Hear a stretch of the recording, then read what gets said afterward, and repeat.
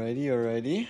We are almost ready. Let me just quickly get the links out.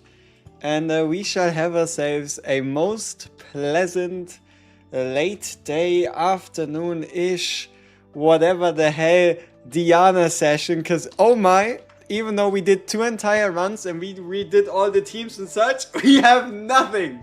We have nothing to show for it. Nothing. But surely all combos, all good teams, they start somewhere. So I quickly need to fix something on my end and then we should be ready to go. I just need to quickly check this one out. Yep, that is fine. That is looking alright. And then let me just quickly... there we go. Bang, boom, bang.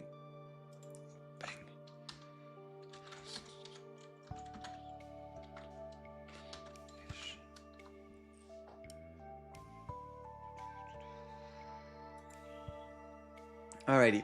Hello, my favorite German. Hey, Guitar MC, what's up? Macaris, welcome. And who do we already have here, huh?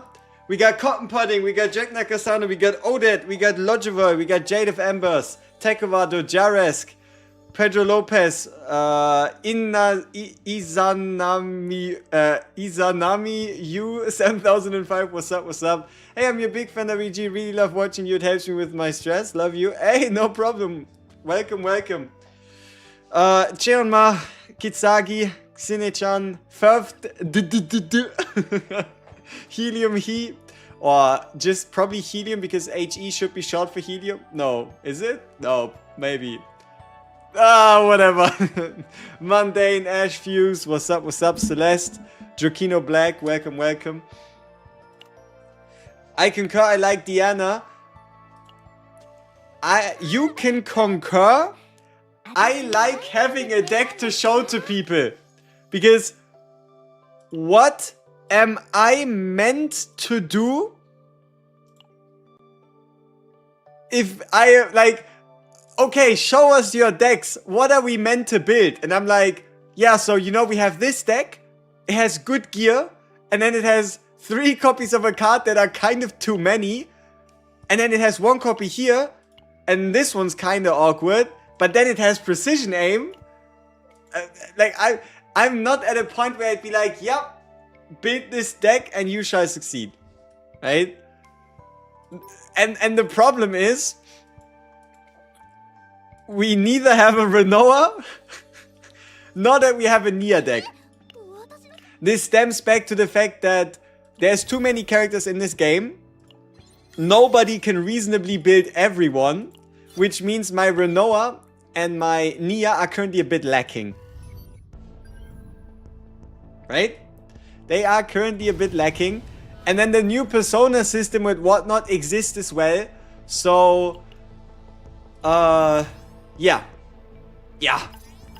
Shit's tough. Okay, let's see if we can refresh ourselves another tier 15. But I feel like today, or this time, it should be a lot easier because we are looking at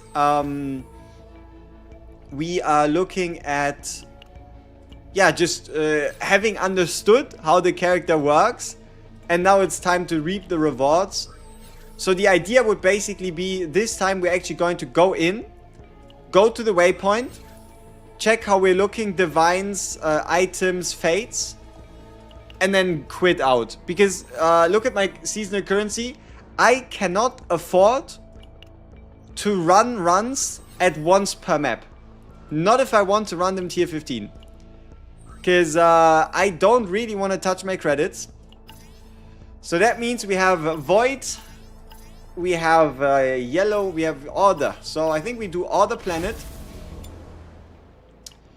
We obviously buy ourselves with a crit damage food. Be careful with the resources. Exactly.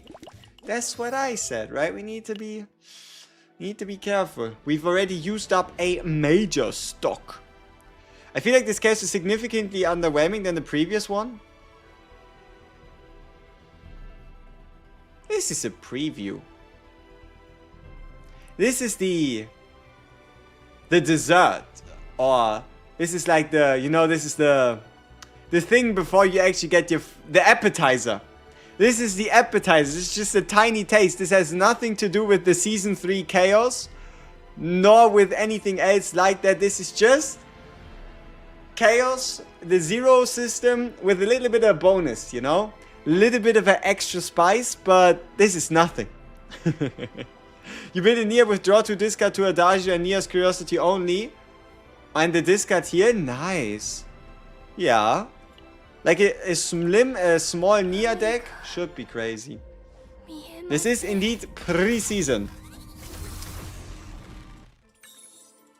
Right? Like, this is finally giving you a chance to once again play the other planets instead of having to always play the same seasonal planet. So, don't you worry about it. We are, in this case, I guess 19 days, 20 days away. But there will also, I mean, I don't know. According to what the devs have said, holy shit, we are about to get like everything. So, our goal, did you see the speed at which the minimap popped up? Do you see that? Do you see that? Do you realize how great that is? I mean, look at that. Holy. This is speed. This is perfection. But yeah. What we want to do is we want to go to the waypoint. Potentially one further. And based on that, we might already want to make our decision on if we keep the map or not. Optimization. Optimization. One step at a time. I put the game in turbo mode. I mean, did you see the characters jump in? Holy. Insane. Does anyone have a bug with the persona card engineering selection? When it comes on a combatant, you can't choose which persona card to equip even if the combatant is compatible? Does anyone have a bug with the persona card engineering selection? When it comes on a combatant, you can't choose which persona card to equip even if the combatant is compatible? I don't know. The only thing I could think of is that you somehow ran into a buff who doesn't match the class, but that can't be the case. You said that it's like not compatible. I don't know what could be the problem. Hugs from Argentina. Hey, Argentina, shout out. Appreciate you tuning in, man. Come on, 15. Oh, shit. Please. I don't want to spend... Oh, no. Please?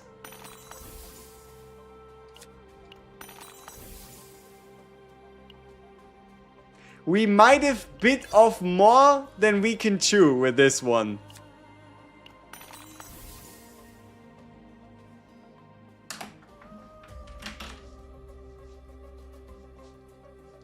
How? How do we get the number 1 3 times? 3! Like what? Come on. Okay, they extorted a couple gems out of us, and all we get as a reward is a couple credits. Was that worth the trade-off? No. Did we do it anyway? Yes. They know what they're doing with the feature? Yep, they're taking all your gems. Yeah, you know, this discard at the start of the turn with a team like this can be very confusing. Ooh. I wonder. Upgrade card? It kind of makes sense, right? Like, if we play it and then every time we discard, which we do like a lot. But I also like the one that activates when you discard it. I like that one as well.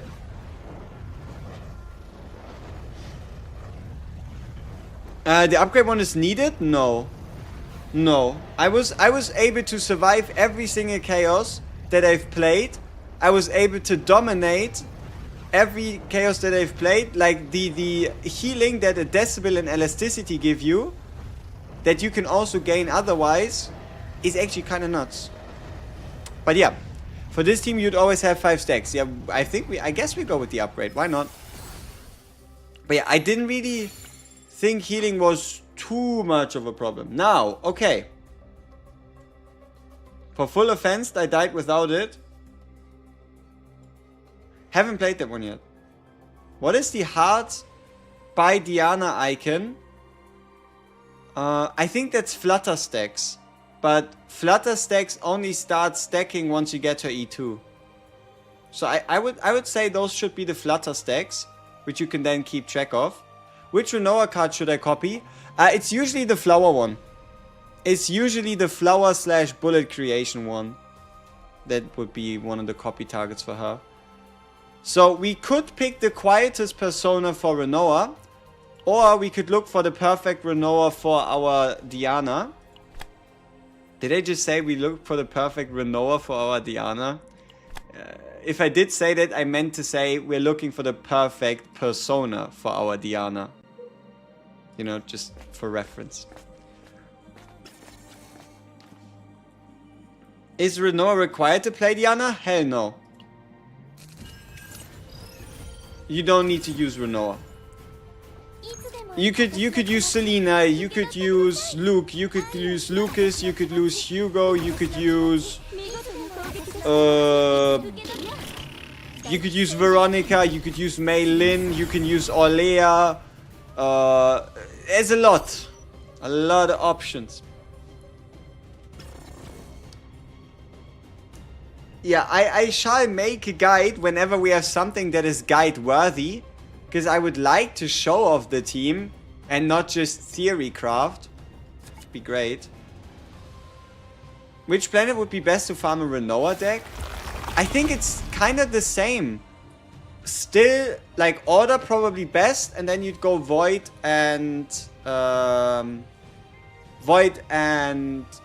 Justice. Order should be the most solid, and then you go like Void and Justice.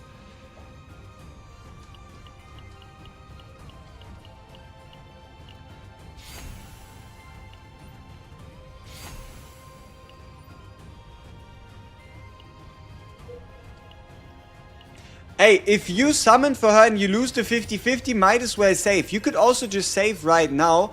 If you still, you know, aren't too sure, saving right now until in 10 days, right? I mean, it's even only 9 days. So yeah, the 18th should be pretty nice. Should be pretty nice. Would be the dream team with the Diana? Probably this. I mean, just from what I've seen so far, you might just be able to do... Oh! A Divine! In my game! And then again, there's a slight issue! Why is it a cost reduction one? Right? If something is a bit more unfortunate, then it is cost reduction on Quietus cards. Yeah. Oh well, maybe that means we get more Divine Luck later.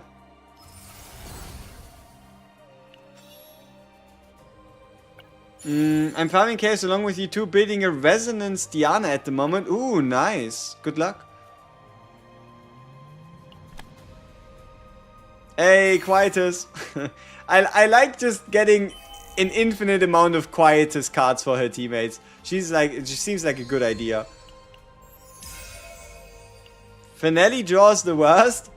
Usually you don't get a lot of finale cards that then happen to run into draw though. Alright. Ooh. Like, this is what I mean.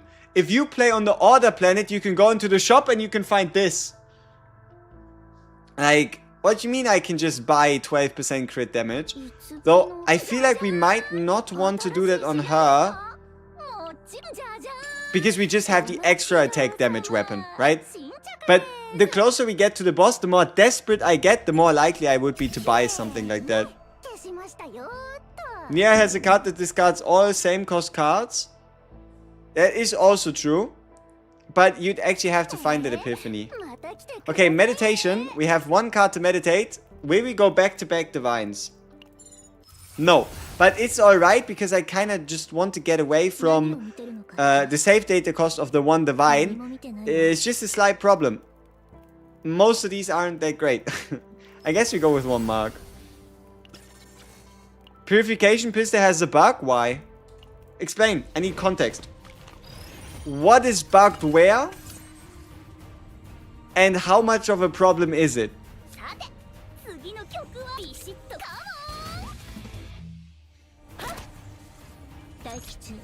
Holy, we still grinding? Not quite. We stopped grinding, got some food, and we're now back.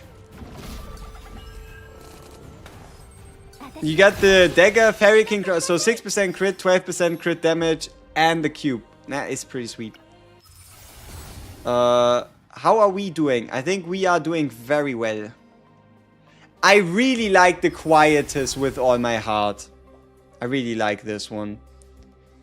Neglect is actually crazy with these characters. It's less egregious, but there could still be a case where it cooks you a little bit.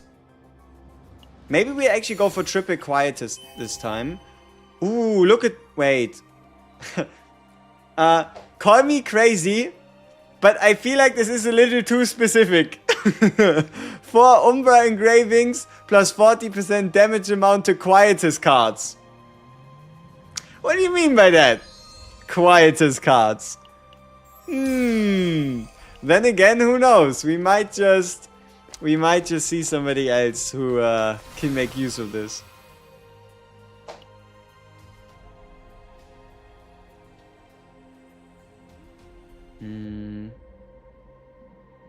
Is this a chaos run or the event where you cannot record save data? This is a chaos run. We are actually building save data. You sent something in my Discord. Alright, we'll check it out. We'll check it out. We'll see.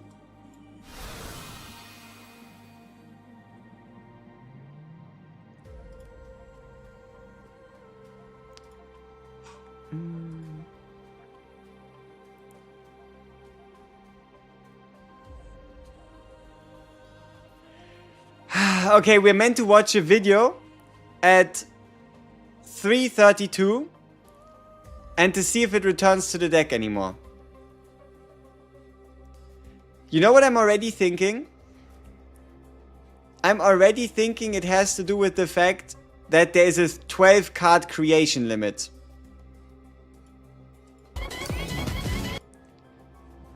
That would be my idea.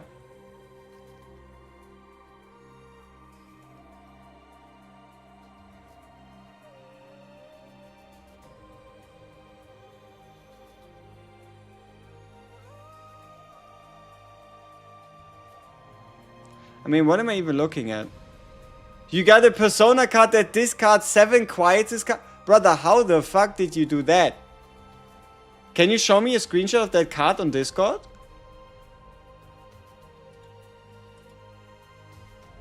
I would like to see the one that actually discards 7, because that sounds kind of insane. I guess we're attacking him because I don't really like any of the drop rewards.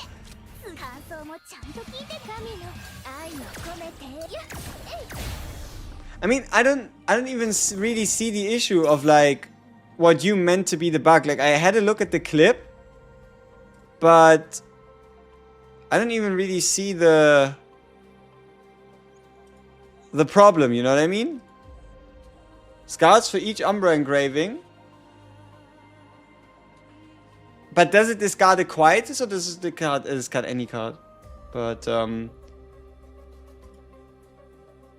no, so what the Resonant Blue Killer. So what you said the timestamp was 3:32 for the Pistol of Purification. Right? See, how am I meant to see anything here as in the card not returning to the deck? So you mean... Okay, so you mean here that it says 18 plus 2, now it says 20, now it says 18. I mean, there's still 18 cards in here, no?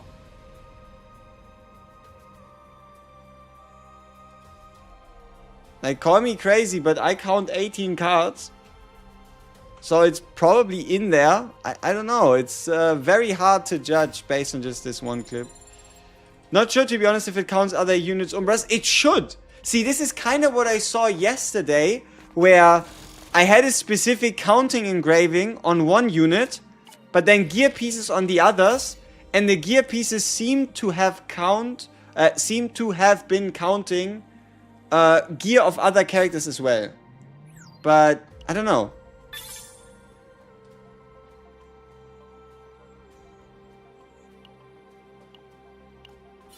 But I mean, in theory, yes. In theory, the highest amount you could get on one unit would be, hypothetically speaking, 8. That is 2 for the Umbra card, and then you would have to roll the Umbra engraving that gives +1 Umbra 3 times. That shit ain't realistic. Like, hypothetically, you could get 8 on one unit, but how are you getting the same refinement equipment 3 times, right? Yeah, without that, it would be impossible to get 4 Umbral. No. 4 Umbral is pretty doable. I mean, define pretty doable. For 4 Umbral, you pick double Umbral on the persona, and you pick up a gear piece and another gear piece. And both of them have Umbral, and then you have 4, right? Diana cards are the only cards that should be drawn, right? So theoretically you should return to the deck for the draw next turn. I have no idea. Like, the clip, it doesn't really look like a bug. Nothing really seemed out of order too much. But also, it's not like there was a specific, like, zoom in on action order, on what is left, on turn order, all that stuff. It's way too hard to just jump to a conclusion and be like, yep, that's what happened. Hey. I hope at some point we'll be able to take only the engraving from the return point instead of the whole weapon. I mean, the idea here is you take the item and then you replace the item with something else to then retain the engraving. It just, I would assume we're going to get more ways, just in general more ways to get these engraving points. But that is not currently here in the preview type of the season. Huh? What is your copy target for Nia? Yeah, I think Adagio. You know, Adagio or Nia's Curiosity. Yeah, I had a case to give up the engravings instead of purple gear in that spot. I mean, usually you don't end up with purple gear by the second waypoint. Yeah, I mean, at that point, it's just bad luck. Imagine if it was a different slot. Like, yeah, it's not perfect, but I also don't think it's too crazy a situation, you know?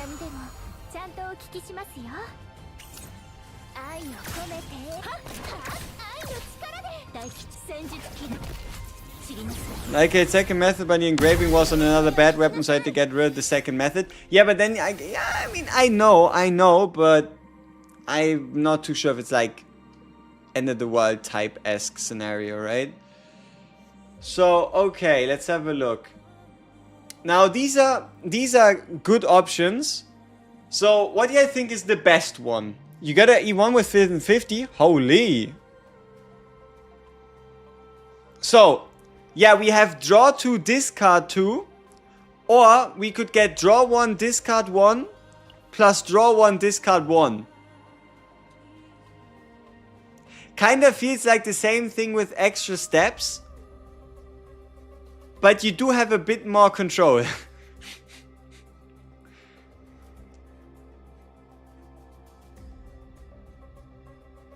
Three would be Biz with Glory's Reign, because it would give Adagio exhaust. You're not wrong. The 3 would indeed allow her to use the Glory's Reign set. I mean, I think both end up in pretty much a similar spot, right? It's just the fact that one of them, like this one puts just 1 card on the top of the draw pile, whereas this one would put 2 cards on top of the draw pile. Yeah, both of them are draw 2. If you think about it. This one is draw 1 and it creates a draw 1. They both do the same thing. Both do draw 1, exhaust 1. It's just one of them puts 1 on the draw pile, the other one puts 2 on the draw pile. And also one of them allows you to draw 1, discard, draw 1, discard. The other one draws 2, discards 2 without like that in between.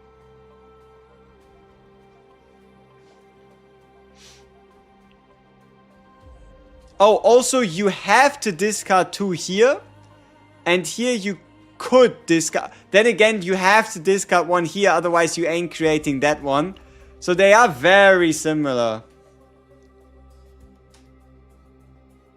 The first one could combo with the G chord, which would discard the 3 from the top of the draw pile. You are not incorrect. The draw 2 would be interesting. Do you like the complexity of the latest characters? Rito's already a bit complex, but this one here is even more. I mean, would you want characters that are like entirely one-dimensional, where the only thing they do is do damage by playing a card? I don't know.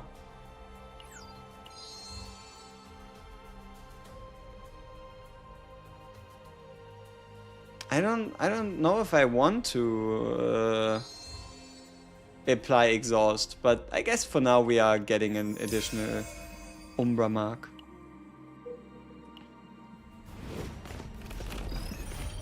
You like Serenia, Ooga Booga?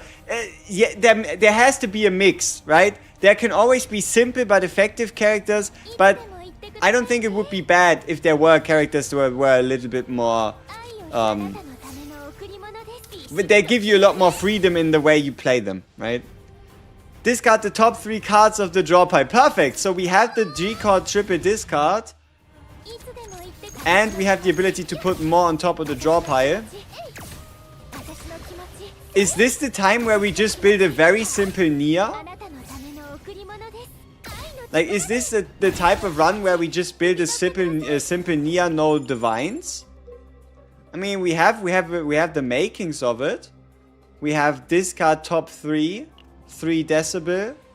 We have the upgrade card when discarded. And we have the draw 2, discard 2. The only thing we might be missing is what? Like the discard all cards of cost X. Not going for divines. I am going for divines at some point, but I also feel like I have 3 characters to build, so I gotta start somewhere, right? Like me having 3 characters to build, I gotta start somewhere.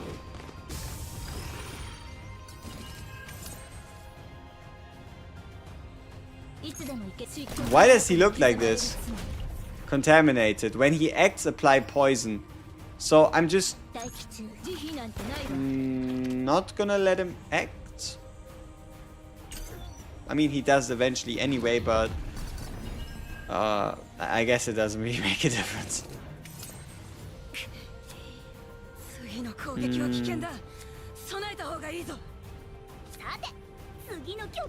Alright, let's discard a Quietus card. How the fuck did that hit me?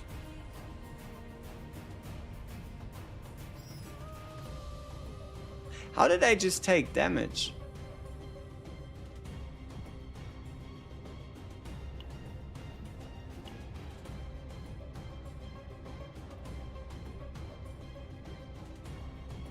Why is he using Volcan? No, he got hit.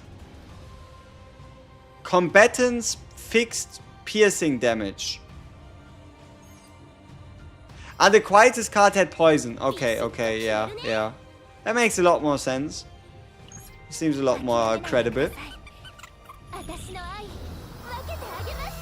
Nia has one of the best 2D models. Her guitar is really well done. It looks pretty clean.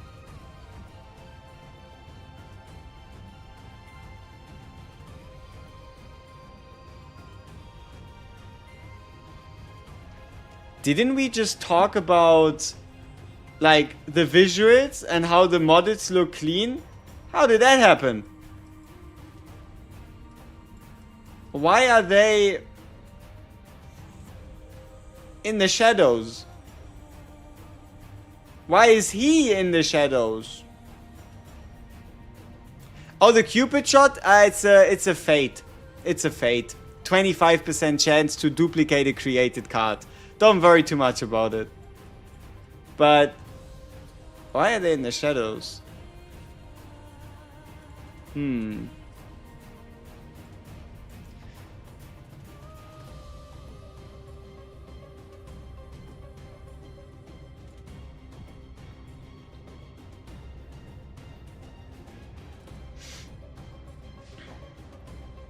Because the lights are off, duh. Oh! The lights are off. I don't. What are we talking about?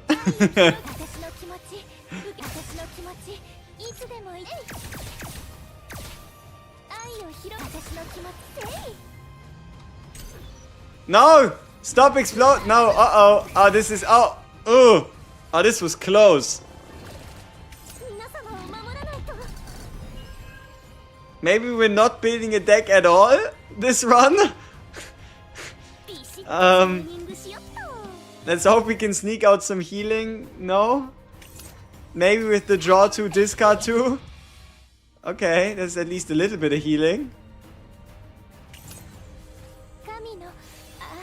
No valid card, very great.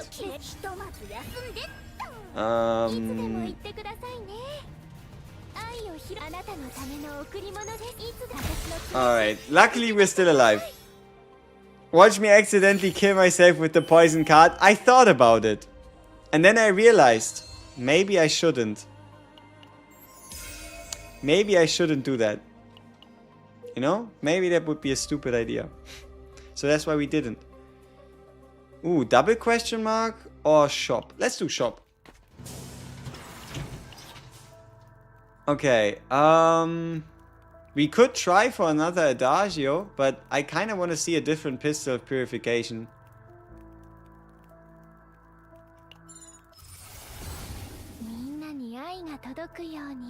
Ah, that's a good one. I'm still unsure who I'm building this run. It's not a good sign. Not a good sign. Okay, I get you. Oh, if we could get a Key Fox for our. Hey! I might just be sold here. Somewhat. Like, I think we can work with activate lowest cost card. Because lowest cost card means there's not a lot of zero cost, right? Renoa cards are 1. The Nia cards at 0 cost we're basically playing. So it would always be one of the Diana bullets. Unfortunately, we're losing like the extra attack effect, but at least we're gaining a heal and we're draw. Okay, then again, how important is that heal, right? But I think this is a nice divine. Seems like a good, like just a good target overall. Ah, no, wait, it activates, right? Ah, shit. It doesn't discard. But no, it always activated before. True, yeah. I mean, we could technically still work with that. But this makes it a lot more difficult, yeah. Then again, do I have too much of a problem with activating a card? I guess, nah. It has one draw. It has one draw though.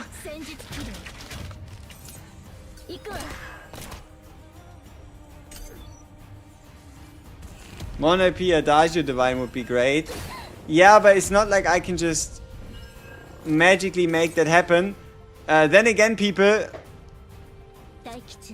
things aren't looking too good in the will we survive this turn department. Because I kind of fucked up that last encounter.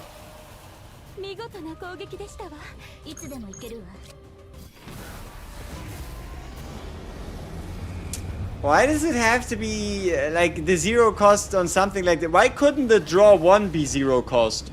Why couldn't this be a 0 cost 216 damage amount draw 1? Huh? How about that?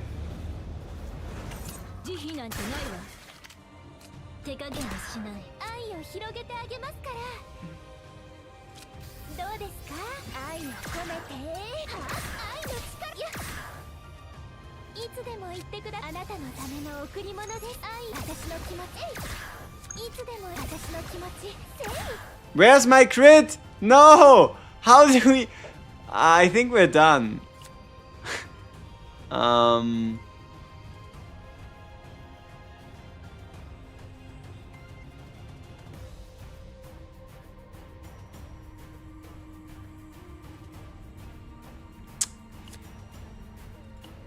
But I would feel very bad if I weren't to not even try to save this turn.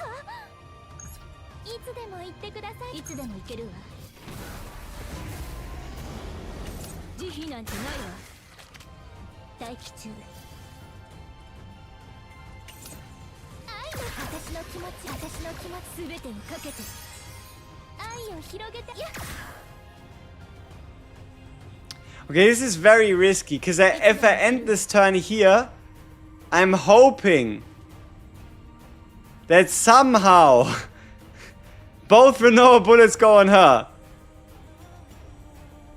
Maybe they do. You know, on that one enemy? Yeah. It would have been enough damage if it hit the proper enemy. Then again, luckily we're not looking for... Why is she shaking like that? I did not consent. I feel violated. Nothing better than losing a chaos run. I mean, I misplayed and I wasn't really that attached to the run, so that's alright. I misplayed, wasn't really that attached. I blame myself.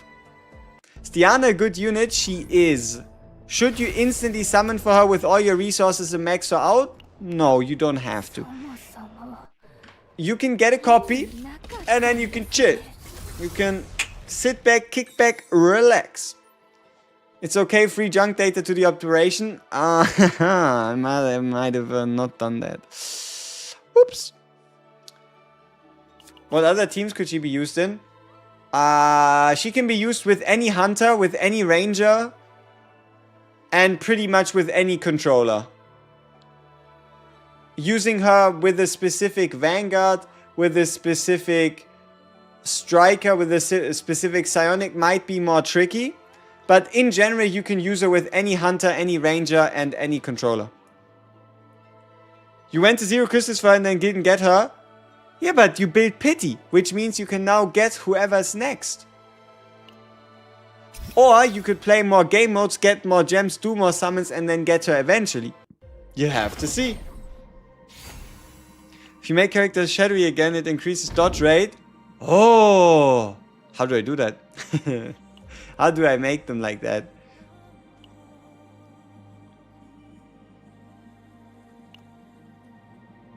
You hard pitied her? Same. Same. I hard pitied the last 3 characters in a row. But don't worry.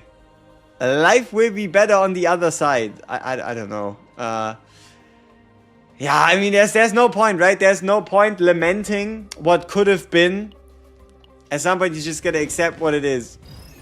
You lost a 50-50 to Yuki and gave up. It's alright.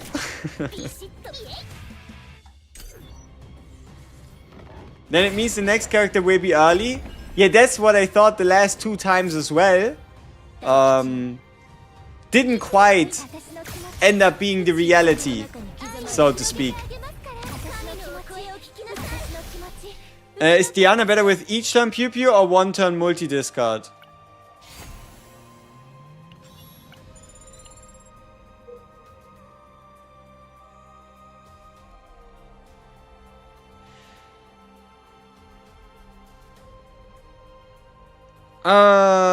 You don't have the resources to level Renoa or Lucas.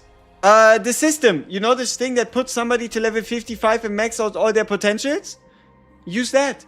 The synchronization feature thing.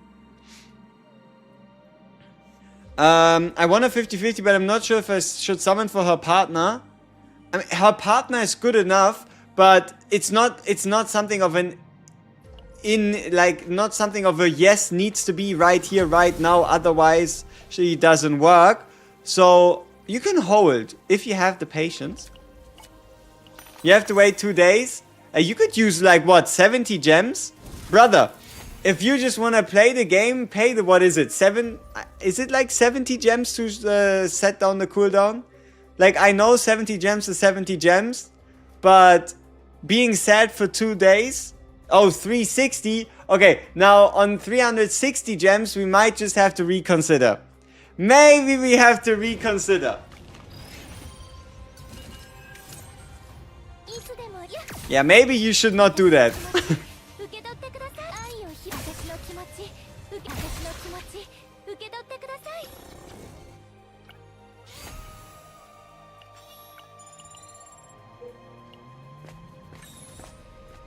Ooh, reincarnation ritual. We could get a dagger that tricked the shadow, or we could get an epiphany. Or we could fight. I guess we'll just go with the dagger. Would I pick a card or a Yuri for Diana as a free-to-play? Ooh, I think Yuri might just be a bit more beneficial just due to the skill. It does get lower the less time is left, but that doesn't help. It's not necessarily about the price, it's about getting it here now, right? It's not necessarily about the price getting lower over time, it's about the you want it right now, right? What chaos level is this?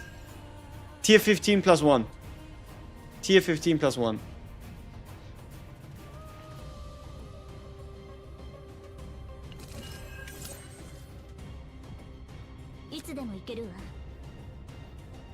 How good do you think the Persona cards would overall be? Feels like you need more AP overall to play them.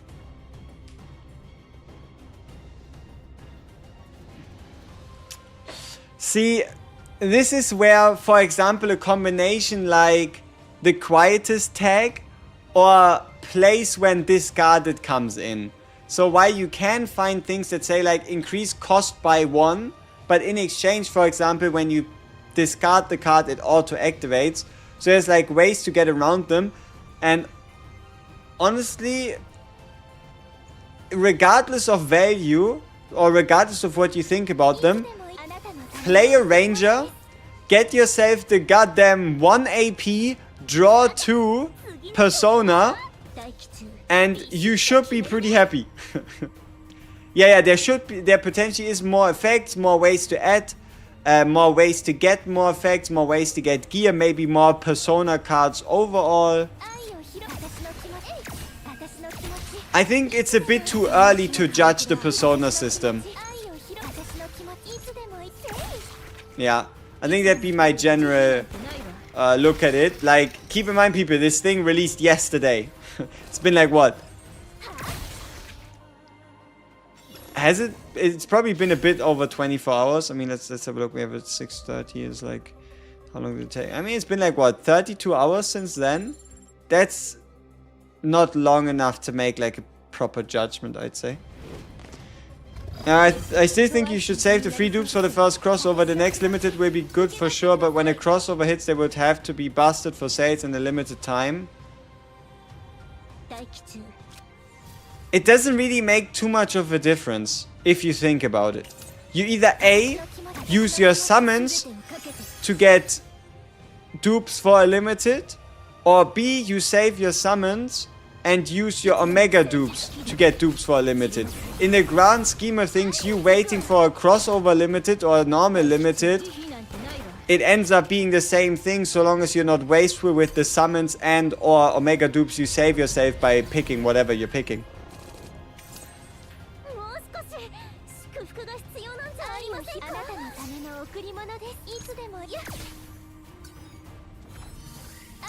Isn't this interesting? Whenever a game gives you a consumable that is valuable, you kind of feel like you're never gonna use it.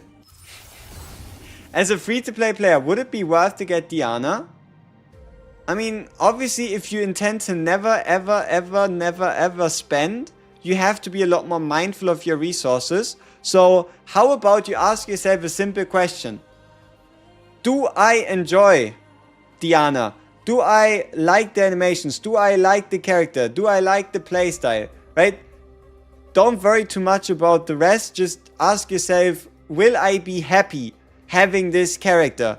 Yes, no. If the answer is no, don't summon. If the answer is yes, get her.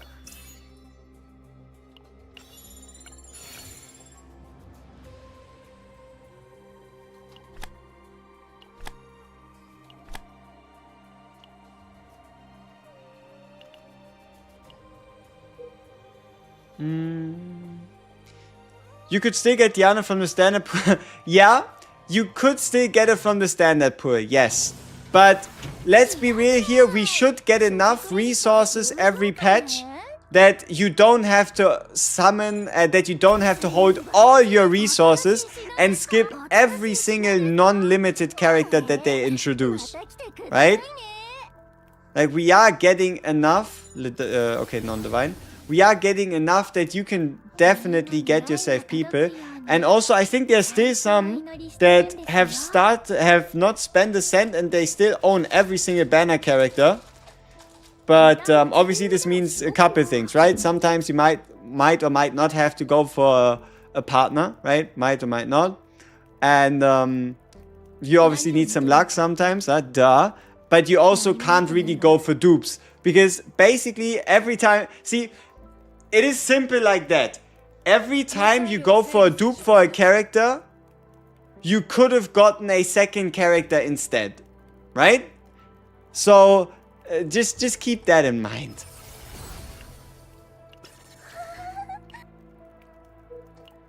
Like, there is certainly a lot of things that are possible. You just need to be conscious of your decisions.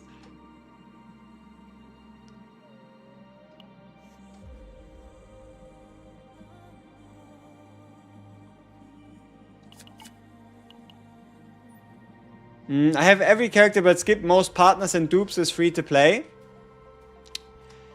Is very much a, if not the way to go. Colossus is busted with score reduction. For me, it's the only one near impossible to 900k. I still haven't yet had the time to check out a single one of those. Imagine owning Magna. Imagine owning Hugo. Couldn't be me. Why would my stream be lagging? I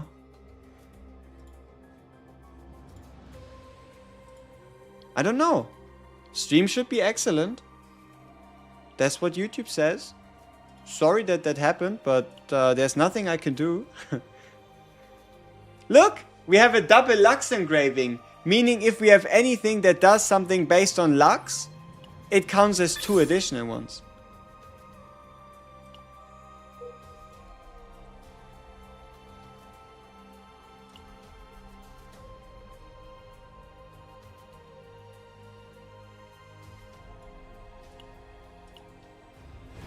You miss only Magna. You'll get her eventually. I mean, hey. I'm not gonna say it's going to happen. But I'm also not going to say it's impossible for us to maybe get a selector at some point. Right? Maybe we'll get a 5-star selector at some point. How awesome would that be? Then again, hey, you never know, right? We'll have to see.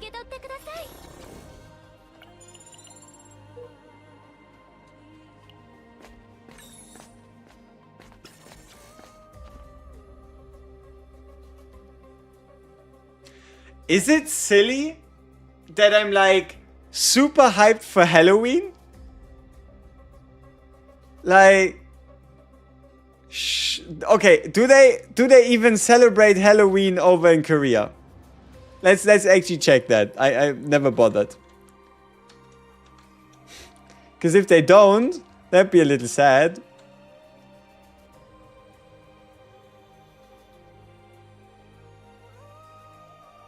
No, looks like they are. So that's great. No?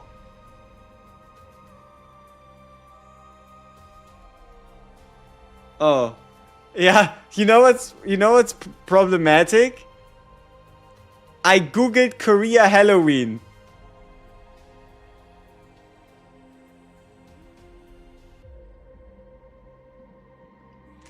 The first 4 things you see is talking about how in October of 2022. Aha. That's okay. All right.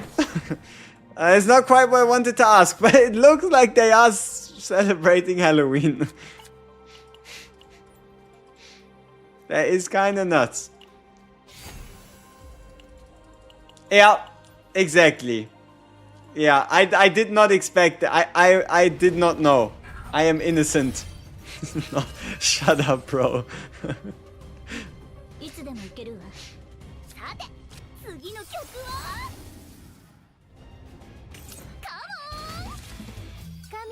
A few Korean games I've played, like Elsewhere, they do event Halloween. So yeah, the reason why I said I'm so excited for Halloween is just it fits this the theme, but also think about the date.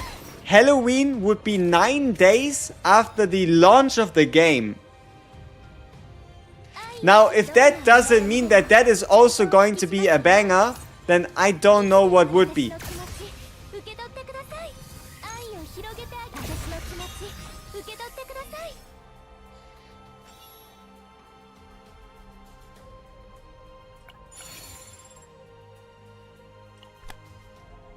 Hey, we're gonna make a full Quietus deck.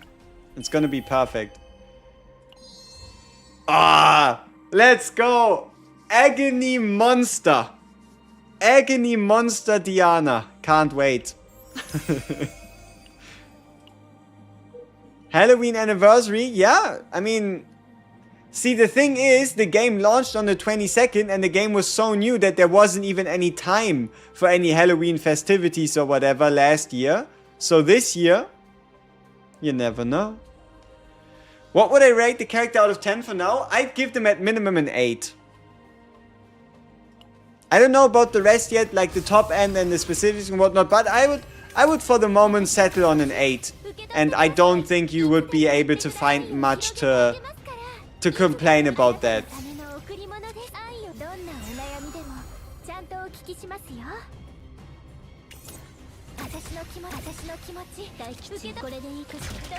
What be the ideal Diana deck? See, that's the thing. I've been on a mission for the last whatever since she released, and I have yet to find what you would refer to as the ideal divine. No, it was worth a try though. It was worth a try though. Like, imagine if we could have gotten maybe the middle one with like 0 cost. But okay, so what do we have? We have the create 2 120 draw 1, which is nice. We also have potentially the upgrade to also create 2. The upgrade one, it goes quite well as well. Like, I think the upgrade one definitely has value. Create 1, draw 2, 2 vulnerable. Yeah, no. Vulnerable is God. The upgrade is better than expected. It is really good. It's kind of like playing the base version of With All My Heart without having to draw it, without having to pay for it every single turn, while also getting an addition, like the additional version of it, so long as you don't have too many hard bullets in your rotation. 私の気持ち受け取ってください。いつでもいけるわ。戦術切り愛を込めて、愛の力で愛を私の気持ち、私の気持ち、いつで私の気持ち受け取ってください。漆黒の中に刻まれる罪。 You have 3 copies of that and it makes a big boom. Big boom. Yeah, but there's only so many cards you can get at the beginning of your turn. Because think about it like this. If you have 2 copies of this, imagine the upgrade card. If you have 2 copies of the upgrade card, then you're gonna create 6 at the start of your turn, meaning your natural draw is only 4. Right? Is there a reason you're farming the Order Planet instead of Passion? Yeah, better gear drops. Overall, just better gear drops. And due to us not really be looking for any events, it's just about the fact that we have the 6% crit chance chest piece, we have the 12% crit damage weapon. It's just yeah, gear, right? The damage is kind of mid. Is it now? Will the new planet be weak to passion? Maybe. Hey, Cthulhu! Been a while since we saw that guy. What did they do to Cthulhu? What do they feed him? What the fuck? How is that? That is insane. What do they feed this guy? 17,500 health? We are in the first half of the Chaos Run? Rainbow Premium Deluxe Cthulhu. Holy shit.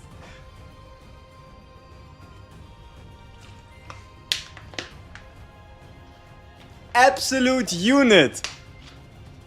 Gigantic menace. What set are recommended? Okay, you have 3 options. 2-piece plus off pieces with good substats, so attack crit damage. Then you have the option to go with the passion set plus crit damage if you decide to pick up one of the upgrade cards as her epiphanies. And as the third option, you can pick up the support set, the Glory's Reign set for the 15% team-wide damage bonus. But yeah, rip Rainbow Cthulhu. Let's have a look. What is his buff? Like, I know he is buff, but what is his buff? Nah! When Cthulhu acts, he is reducing our damage by 25%? So you mean to tell me, not only does he have 17,500 health, but the moment he acts, our next 2 turns are 25% weaker.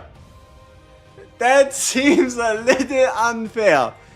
And also for reference, yeah, he does have 40% increased attack. So he's gonna hit us for a casual 508 damage. With his standard opening move. That is, yeah, currently half of the entire health that we own. This is gonna be fun. Okay, so if you want to beat Cthulhu, first you have to discard your fear. You are bigger than this. This is all or nothing. To beat Cthulhu, you have to get rid of your fear. So that is what we'll do. And then we draw 1. We discard 2.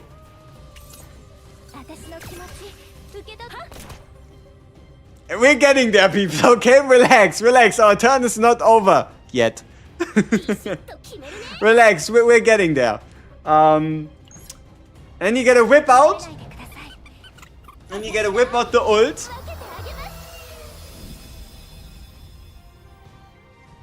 Now, is that not a hand to die for? I mean, okay. Is this not a hand to stop you from dying? We got hella lucky. We got hella lucky. And that is because the card effect, the fate, triggered on the ult, giving us double ult. Doubt? I mean, we'll see, we'll see. So this does have Quietus, but if we don't get this discarded, I feel like we're still better off playing it. Okay, maybe not.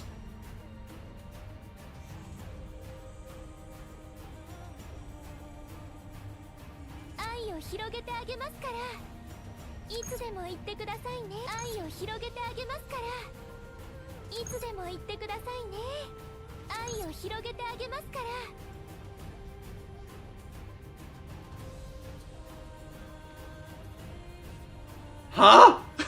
Oh, because we're playing 2 in a row. Oh, fuck. Oh, yeah, Cthulhu, he has a mechanic. I forgot. He actually has a mechanic. No! How dare he?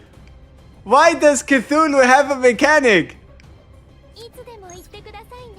That is not fair. Why does Cthulhu have a mechanic? No, no, no. That's he can't do that. Somebody call, I don't know, 911. Because I think this is abusive. Though, I will be honest, we can take a hit. The only question here is, what is the punishment for doing 2 actions in a row past his first action? Right? That would be my big question. What is the punishment? Dying. Dying would be the punishment. Yeah, but does it trigger damage or is it just stress? You see, exactly. I thought so. It would be a stress proc as well, right? Like, stress would not kill us. Right? Like, me playing multiple cards in a row and getting more stress hypothetically wouldn't kill us. Okay, let's test the waters. He's at least not gonna murder us instantly. Let's test the waters. Let's get a damage. Let's get a taste of the damage.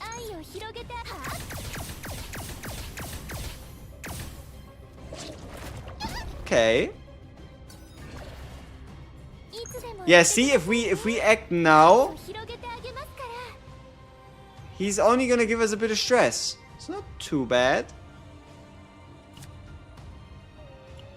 So what if we start off with this? Okay, non-crit is kinda not good. Maybe we don't play this card after all, because non-crit is kind of unacceptable.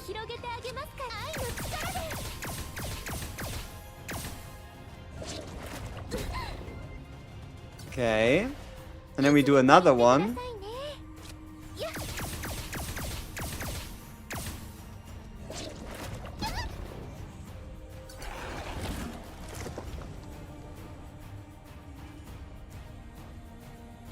I could have sworn my HP bar did not turn red.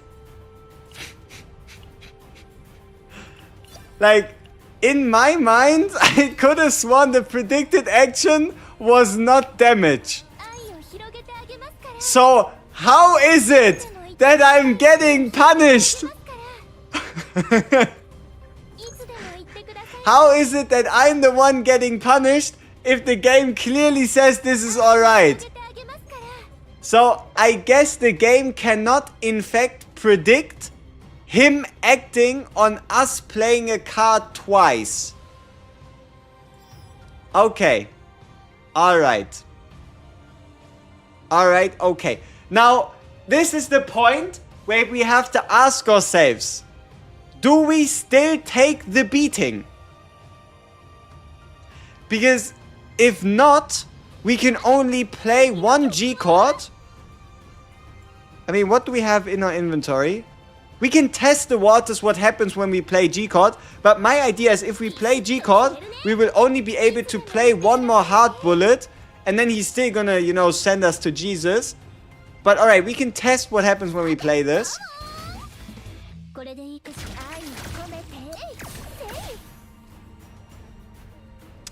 So the answer is nothing much. Nothing much happens when we play this. Yeah. So I feel like we are in fact better off risking getting punched again. And then hoping we can somehow deal, what, 6,000 damage in one turn?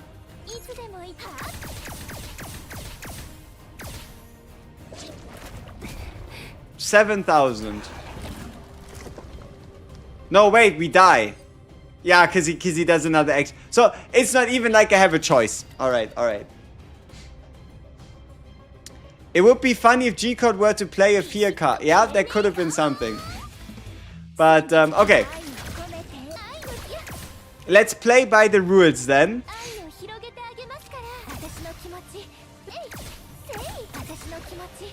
Okay, nice.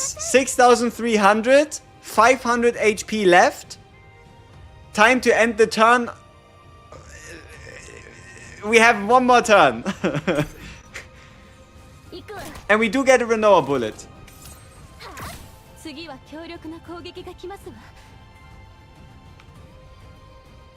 What is that hand? How am I meant to magically create 5,700 damage with this? Basic, basic, basic hopes and dreams.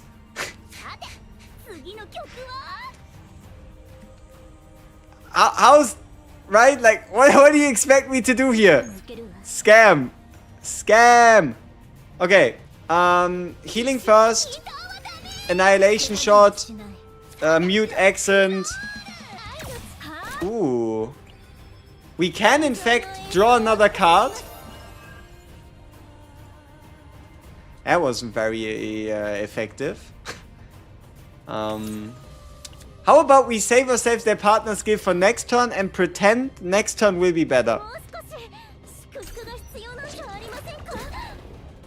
Renoa breakdown. Perfect. Just what we needed.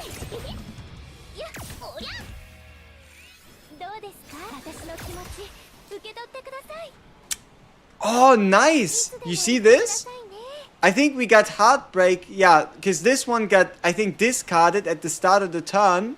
No, this got discarded at the start of the turn, leading to this card getting discarded, leading to us drawing one and getting two Heartbreakers. Okay. How about we discard 3? Okay. So we discarded a Heartshaker, not bad. How about we do a Heartbreaker?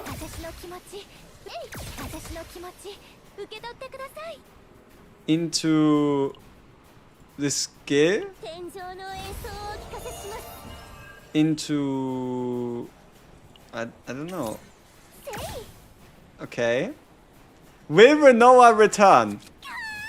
No. Maybe? Yes! Is it a damage card? Is it a damage card? It is! Is it enough? Only if it crits! But we do have the ult. Okay, we won! We won! We have beaten Cthulhu the Great. Okay. I just need to be safe. Which card did I play last? I don't want to die on something stupid. Here? Will this be a crit? Then we don't have to play the ult. Yes! We did it! We beat 17,500 double weaken motherfucking Cthulhu in just 2 turns.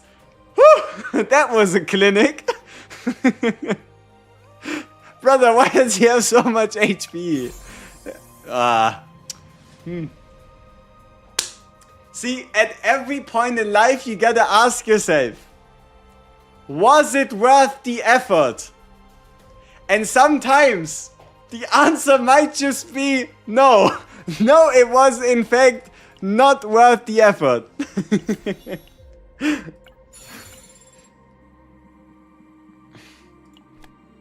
But hey, who knows? Maybe we create the greatest Nia deck to ever Nia. Right? Doesn't look too good. Increase cost by 1 when this card is discarded. Activate the card. There's a slight problem with this. And that is both our cards are already Quietus. There is nothing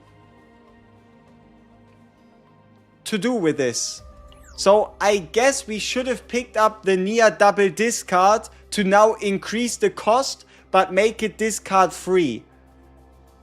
I guess we sold the bag. Can I go back in time? No? Reward has already been closed.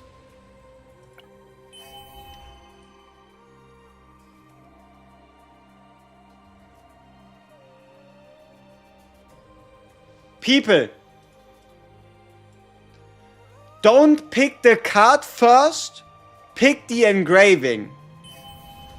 For the engraving, you can see what it is and go back. For the persona card, you can't. So if you don't want to land in this situation, get into the habit of looking at the perk first, picking the card after. Because if you know what kind of perk you get, and depending on what it does, you can pick a persona card you usually wouldn't. Learn from my mistakes so that you don't get something as pointless as this. The more you know. The more you know.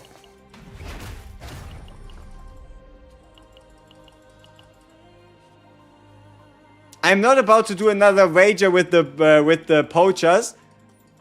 They humbled me real quick the last time around, stealing my gems in exchange for semi-permanent round coins. The side boob on Diana's lobby art is diabolical. It serves its purpose. I think we can all agree on that. Pick one persona card, then every time you can skip another persona card to farm.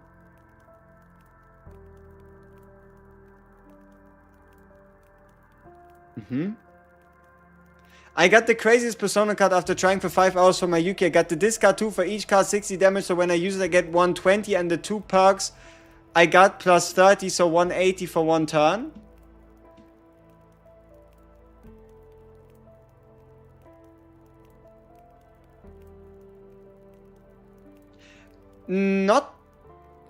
Not quite. I think you're getting plus 60 and by 60. You're actually getting a bit more than that.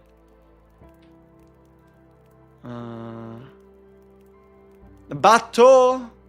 Yeah, Yuki content. Crazy, huh? Okay, Re-Epiphany. If yes, who?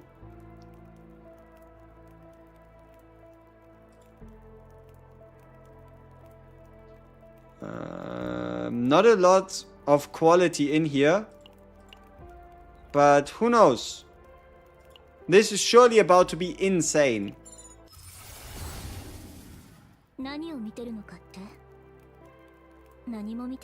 Yeah, nope. Okay, now the question is this one even worth completing? Maybe not.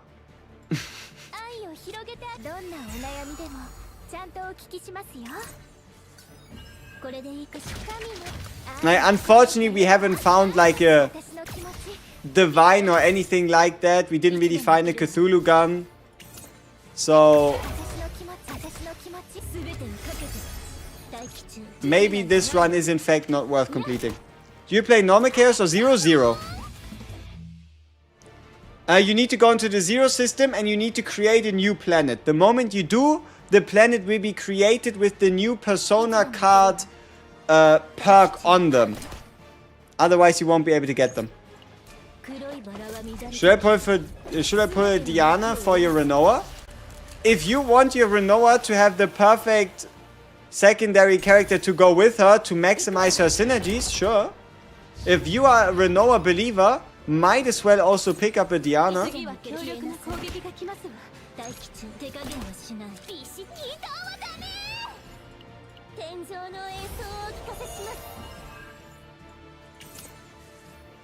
I mean, who knows? There's still a mute accent divine in here. I'm not too sure what divine this would have to be for this to be worth it. But at least we're beating the boss and we're getting some currency. Does haste still activate the counterattack of the same card mechanic in Cthulhu? It should, yes. Because it's not based on haste or whatever. It's just based on the concept of playing the same card of the same combatant twice in a row.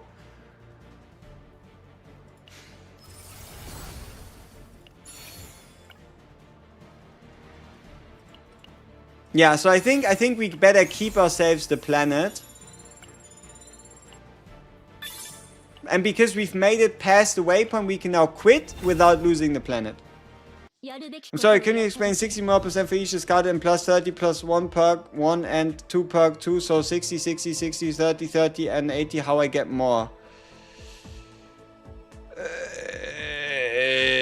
I thought you got the buy 30. I mean, like, the plus 60 is base, right? Isn't it...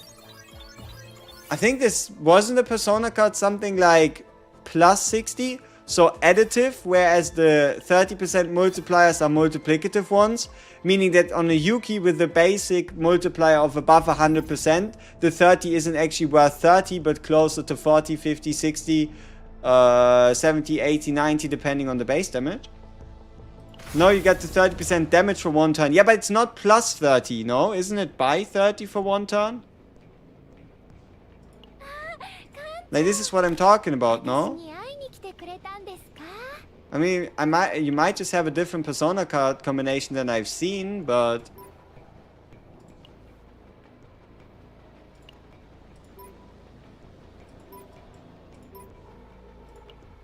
Here, look. Increase damage amount of attack cards of this unit by 30. Multiplicative 30.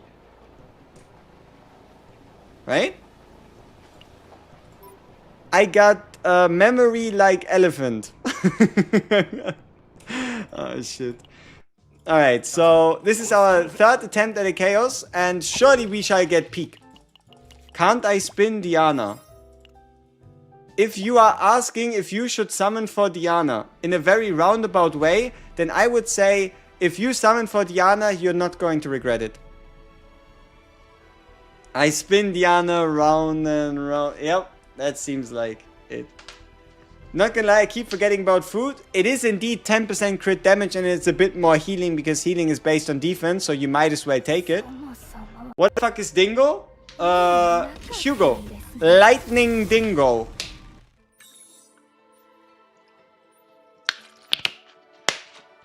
Holy shit, you're right. It's a multiplier, so how the fuck I can calculate this shit? It's super simple. You pick yourself whatever card you get. Okay, so let's get some things straight, okay? You have a Yuki card, and that Yuki card at base does 200% damage, okay? Then you play out your card, and then let's say the card adds plus 60 to the card. Then you go from 200 to 260. And then you get 2 additional 30% multipliers, so a times 1.6 by 60%. So from your 200% base damage, you take 60%, which is going to be 120% additional damage. So you go from 200 to 320, and then obviously you have your additive still, so from 320 to 380. So by playing one card, you go from 200 to 380. You lost the 50-50 to 9. You do the thing. 262 flash slash. I mean, same example, right? Whatever you have additive on a 262 flash slash, you say, okay, 262 plus 60 makes 322, right? That's just additive. And then from the 262 at base, you add 60%, 60% of 262, 10% would be 26.2, 52.2 times 3, around like 156. So 256, 156, 412, 413 plus 60, so like 470.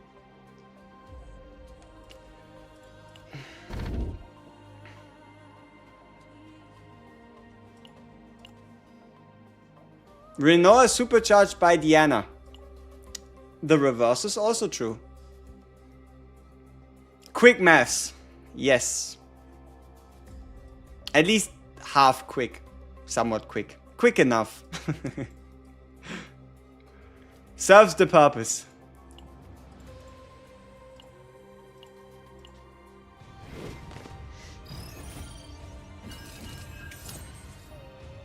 Ten pulls for guaranteed pity here. Brother, try your best to resist, okay? 9 days. 9 days until we get the reveal for the half anniversary. 9 days. Just 9 pitiful days is what you need to wait until you know exactly what you will and what you won't be summoning for. Nabarunba. Just got her. In single pulls. 3 times in a row. Yes, he is saying he got 3 copies in 3 pulls. Nabarunba, I appreciate you. We all love you. We are all happy for you. The only problem is we want... Oh, no 3 single pulls and you got 1? Okay. Because otherwise I would have had to ask for the receipts. Otherwise, I would have begged you to join the Discord, because otherwise nobody would ever believe you. Now, getting her in 3 single pulls is still pretty awesome. And now we are all very happy for you and nobody has to be jealous. Because while it is good, it is by no means enough to kill you over. So we are all a little safer today. Alright.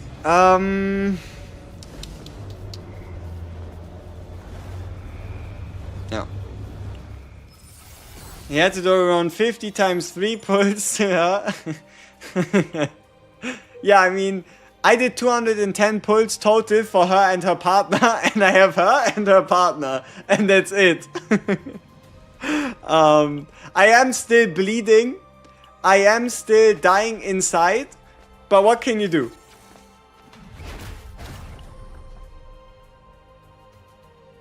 $120 pulls, lose 50-50 to Haru, then got Diana. All my savings gone. You had to know what you were getting into, right? Went full pity only to lose to Hugo. Yeah, but now you could technically guarantee her and use her alongside Hugo. You pulled to 150 for the free 10. I mean, were they really free if you had to do 150 to get them? Were they really free after all?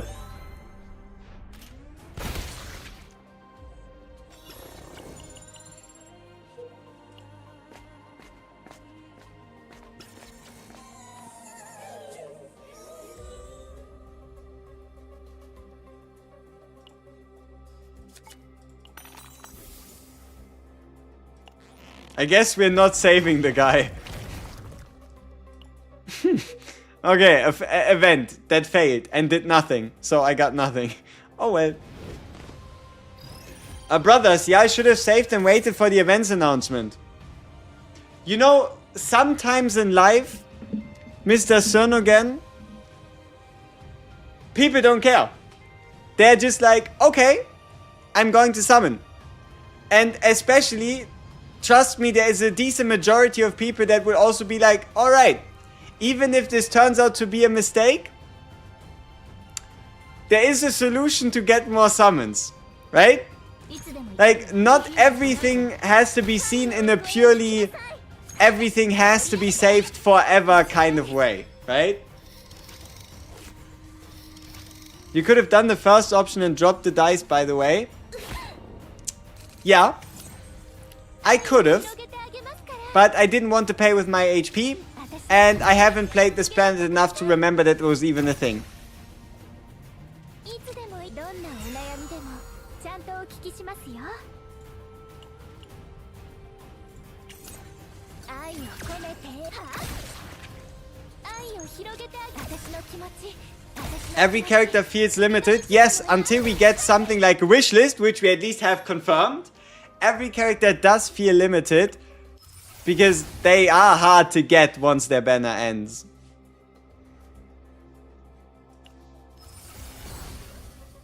I've been really enjoying the game except the story, so I basically want all. Even though I really don't like Diana. I mean, sure. Right? Like, sure. Why not? Okay, give us something spicy. Yeah, I mean, it's the best basic version. Should you pull for dupes? No, you don't have to. If you want to pull for dupes, you could get her first dupe. You could get a fourth dupe. But rather than pull for a dupe, I would recommend saving your summons and either just getting yourself the next character or potentially going for dupes for the next character because she really doesn't need them. She really doesn't need them. Can you divine off meditation? Yes. You can even go from a divine into a meditation into a divine. Does it mean a one-time wishlist banner every season? Brother, who knows? Maybe the standard banner will have a wishlist permanently banked in. Who knows? Like, the only thing we know is that they are working on implementing some type of wishlist. How will it look? I don't know. I am not a dev. Even though some of you might think that at certain points, I am in fact not a dev.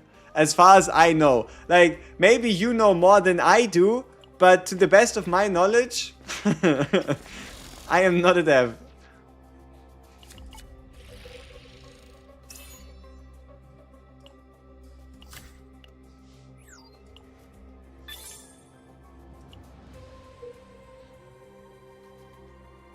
Who is the best in slot unit for the Marin partner? Oh, yeah, that's Veronica.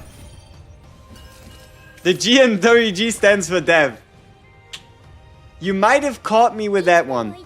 I didn't think y'all were gonna make the connection, but now that you did, I guess the secret is out. I guess the secret is out. I have a hard time looking for engraved equipment more than personas. Any tips on those equipments? Oh, at the moment they're impossible to get. Think of it like this.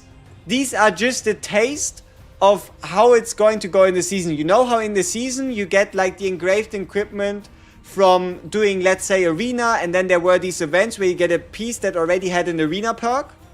That is similar. Here, the only way to get engraved equipment is at both waypoints, which means per run you will only ever get 2, regardless of anything.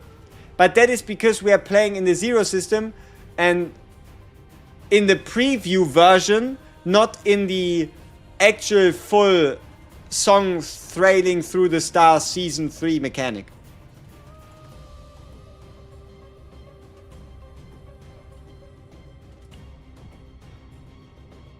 Is the current partner impossible to miss out on? That might be a bit too much. Impossible to miss out on? No. Good enough to justify you spending the summons to get them, because they could, for example, also be, let's say, the Renoa best in slot partner at the moment. Yes, it is a very versatile partner, but it doesn't mean you have to, under any and all circumstances, get them. Really, I thought you can get equipped for events too? No. Like, you can get equipment, but that equipment will never have a persona perk at the moment. Pew!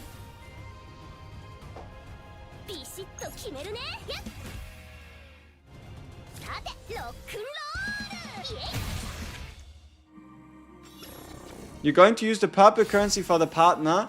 You could do so. Though at least in a strictly, completely strictly, entirely mathematical scenario, spending 300 on a partner is worth less summons than spending 400 on a guaranteed dupe. Like, just from a raw number standpoint. It also always depends on RNG, luck, so on and so forth. But that's kind of the reality of it. 慈悲なんてないわビシッと決めるねさて次の曲は Anyone doing Spiral Tower of Screams? I mean, they didn't update it, right? Still, stage 75 should be the highest.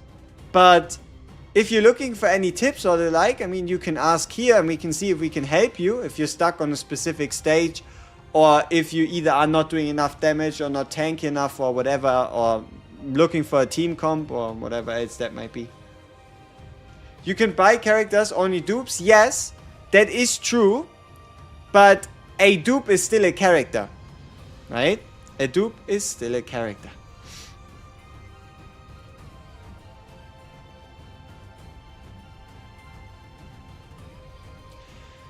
You look like the you don't wanna see me rage dude. Can you twerk like him too?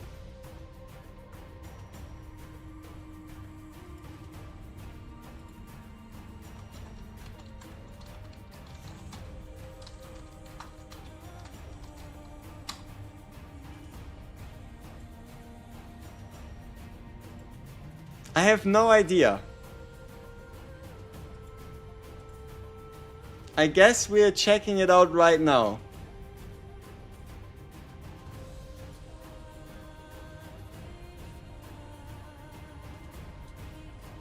Yeah, I don't know about this one. Yeah, I'm not getting that. Mister, you don't want to see me rage.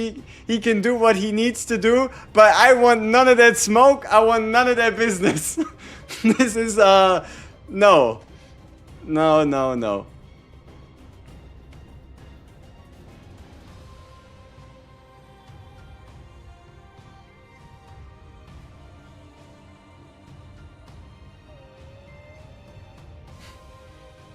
Can you please explain why in the 5th memory fragment attribute damage works better than attack percentage?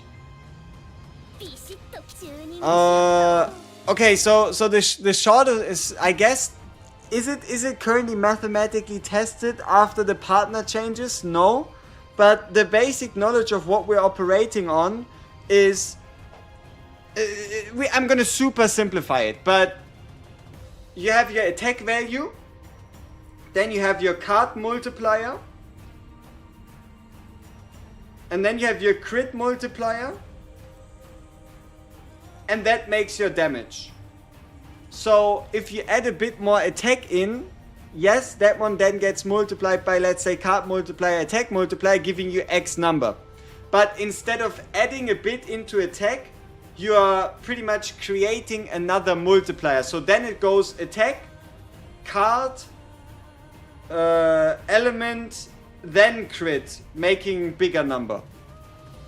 Is it entirely 100% accurate and has it been tested after the new partner changes? No, but that is kind of the short and simple of it and the reason of why it would make sense. Yeah.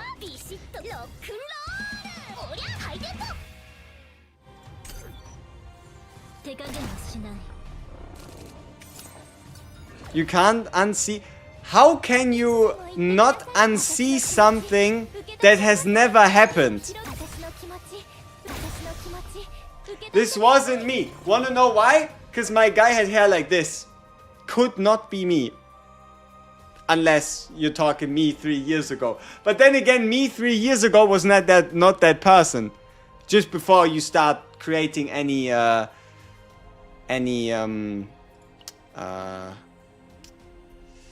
I forgot the word. I ate the word. I don't know. Fanfics. It's something like that. It is me 3 years ago. See, this is what I meant. Shut up. Confirmed that Whip was 3 years old. Was it? No, I'm not gonna check. I'm not even gonna give you that. Fuck that. This is not me. Any Cthulhu? Yes, we just had the most intense Cthulhu battle ever. It was very fun, but it didn't turn out to be very rewarding.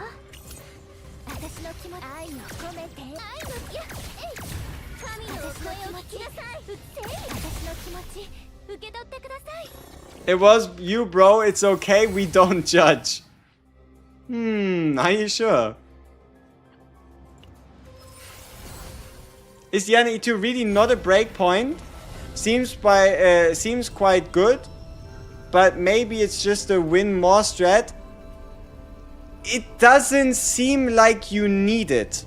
And the reason for that is because it's just end of turn damage based on the amount of cards you discard. It's just one hit at the end of your turn that technically caps out at 400%. Right? It's not like something so revolutionary that you absolutely have to get it, right? And what other characters could you use for her if you don't have Renoa? You could run a Luke, you could run a Lucas, you could run a Veronica, you could run a Beryl, you could run... Okay, let me run that back. You could run any Hunter, you could run any Ranger, and you could run any Controller. Yeah, so just pick. The save data for Chaos, it really goes Order, Void, Justice. Order, Void, Justice. I think those should be the most interesting planets at the moment. But technically, whatever you have available at tier 15. Or I don't even know if you really need tier 15 for her that much. What other skills do I have? What other skills do I have other than twerking? See, me answering that question would establish it lore-wise that I in fact have that skill to begin with. So I am not even gonna deem you worthy of an answer that is gonna even partly satisfy what you just asked of me.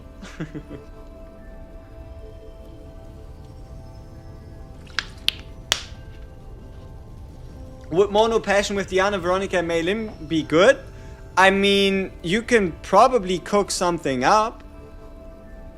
They do go really well together. You have a lot of card draw, you have the discard, you have a lot of card spam, and you have Malin who profits. Okay, so this Divine really isn't that great. None of these are really that great.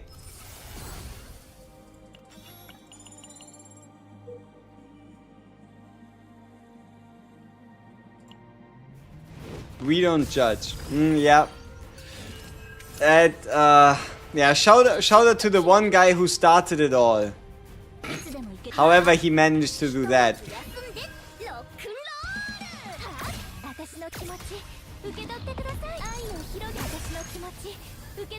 Lost 50-50 to Luke, wrong bullet character. That does mean you have a guarantee, and every time you have a guarantee rather than a 50-50, now is the time you might want to be a bit more careful with what you do, right? Now is the time where you might want to think, okay, do I really summon for Diana, or can I wait for 10 days to see what's on the horizon? Keep in mind, being on guarantee is a resource. Being on guarantee is very much a resource. Even though it doesn't necessarily seem like one, it is something that should be treated as such. Yeah, for me to play my damn cards. For me to play my damn cards.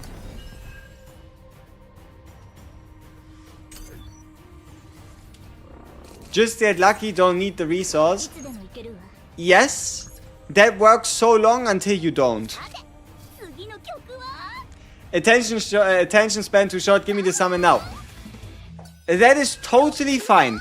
That is a perfectly valid state of doing things.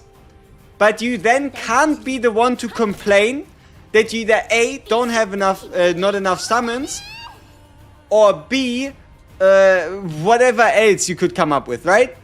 You have to have the balls to live with your decision. If you want to live like fuck everything, then that is in fact what you get.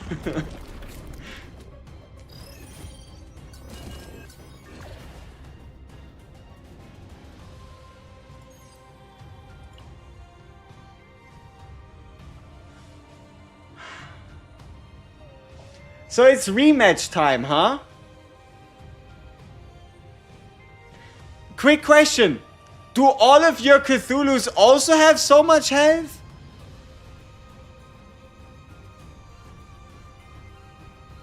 Yeah, you can use Hugo with Diana.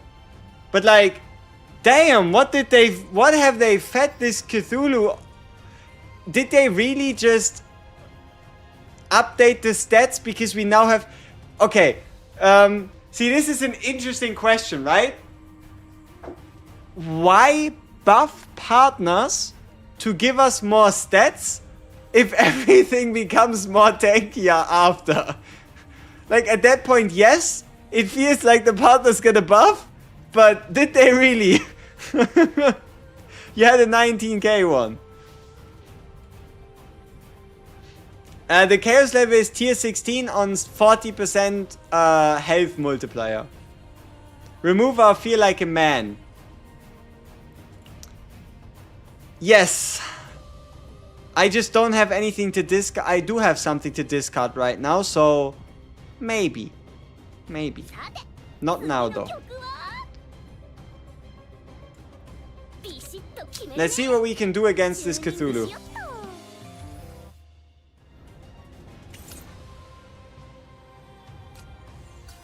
I'm about to restart the game. This takes me way too long for like things to load.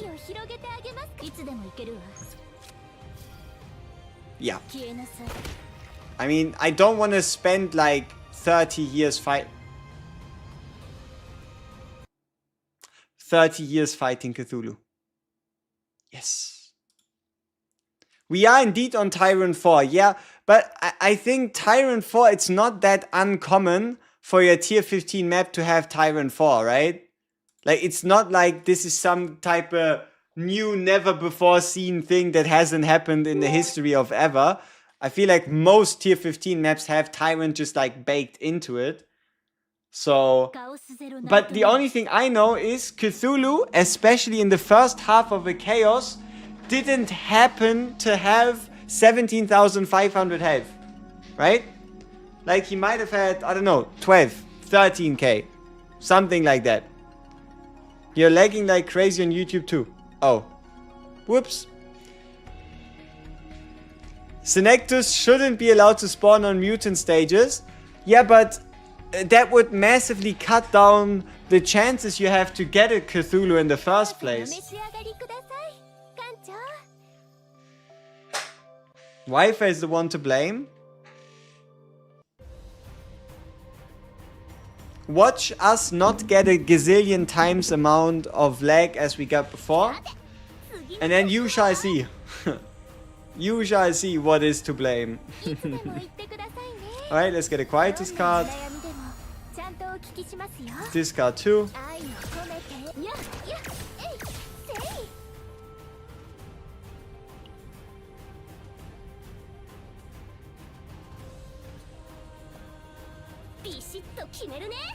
Okay, what is the top of our draw pile? Camille, Milk and Pong. I mean, alright. You gotta discard your fear, otherwise you ain't winning.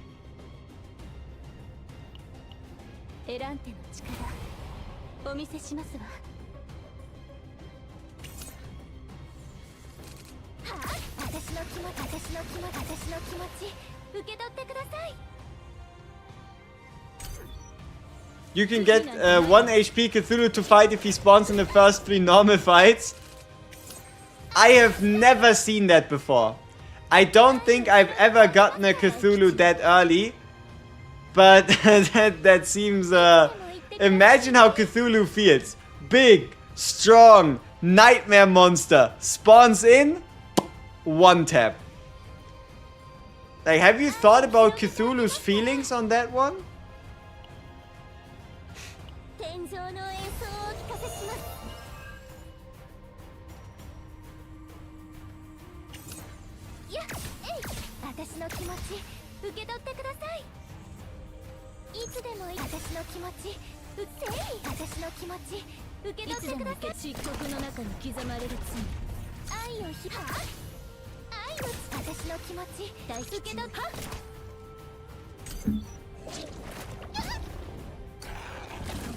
You did once, you killed it without noticing and wondered what happened. Did I?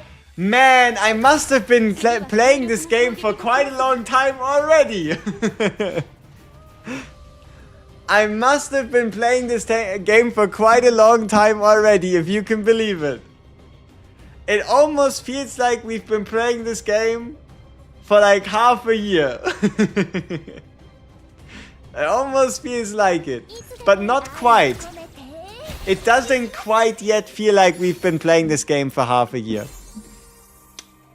Thank you, Brother Cthulhu. I always knew we were able to like be on that same page. Brother Cthulhu, you and me, we just understand each other like nobody else.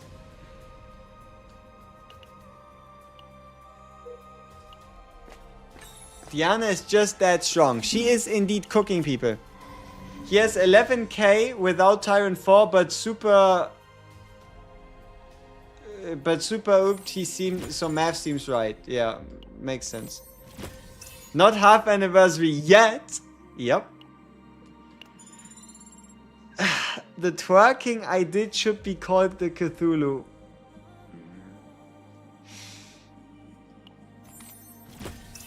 You know what the worst part about these kind of sentences is? You're gonna have people asking, what twerking did I do? And what is my answer to that? It's not like I can just be like, yeah, that one, because you know, this is not fair.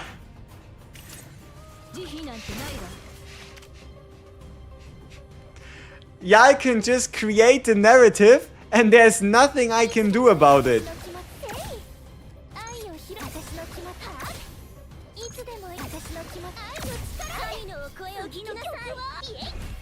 Create the wit for the anniversary. Brother, recreate means I would have... Why would I? Whoa, bro, what are they talking about? See, this makes it even worse. Because now it seems like there's substance to it. Now, if people ask what are they talking about, that means that I had to like justify myself for something. That there's something to it. But like, it doesn't get any better. Help! Somebody help me. My Diana looks like Chang-Li with the tongue piercing.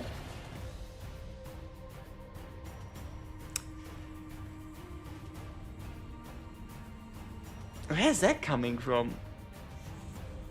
I mean, why does your Diana look different from mine?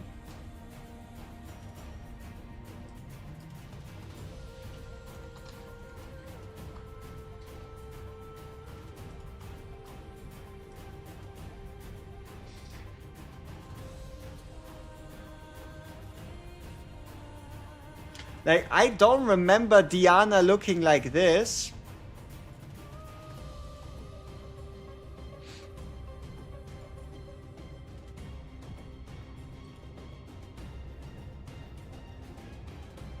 Oh, he talked about Yuki. Yeah, now it makes sense. Oh. Oh, my Diana. Oh, okay. Yeah. I think I was too, I didn't even get the rep. Yeah, this is on me. I take all the blame. I take all the blame. Yeah. Sorry, my fault, my bad. That wasn't my intention. Yuki, yippee!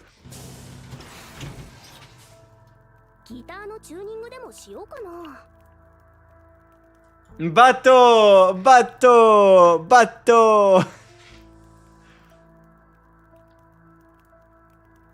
I wonder what they're gonna do with her. What do you think? What do you think they're gonna do with her?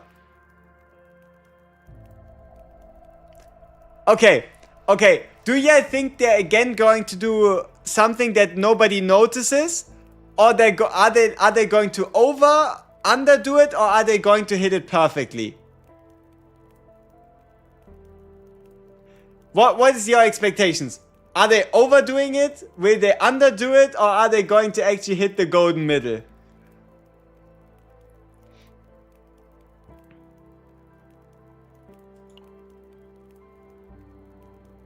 Make it divine.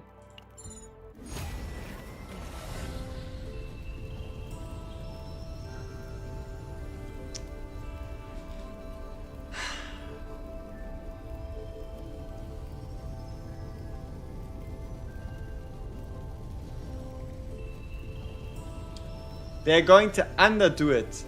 Overdo it. Perfectly. I'm being sarcastic.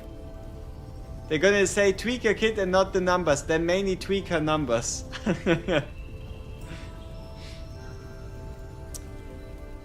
The only problem I have with this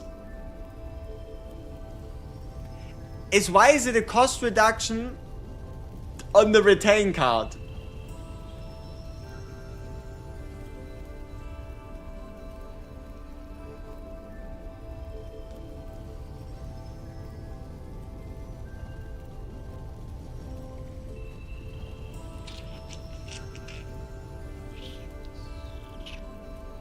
They have to bring her up to 9 levels. I mean, what is the 9 level?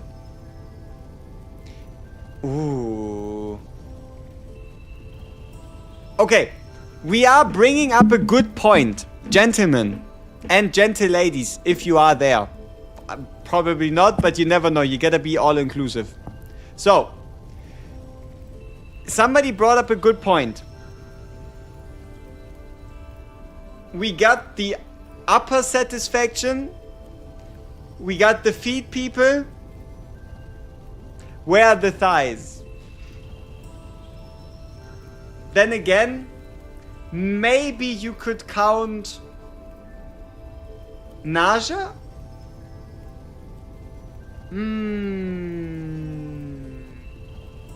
I only speak facts. 4395. I am here as gentle lady.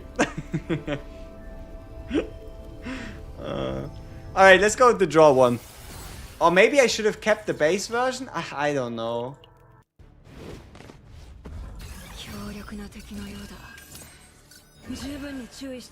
Right here, bro. Sloth zombie. Yeah. Sure. Whatever you say. OP? No. Good? Yes. Serenia's complete package? You might not be incorrect. You might not be incorrect.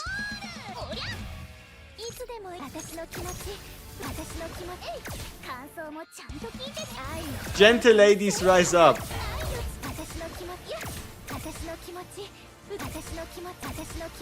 Forehead? Why would we want the character with a gigantic forehead? Why would that ever be something that somebody would be like, yep, that is exactly what I need? I mean, armpit people, you got the 9 lobby, right? What about me? I identify as a helicopter. Why aren't you including you? You know, Helicopter Appreciation Month only starts next one. You love to play tic-tac-toe on foreheads. Yeah, but how is that a good thing? Cause it's funny?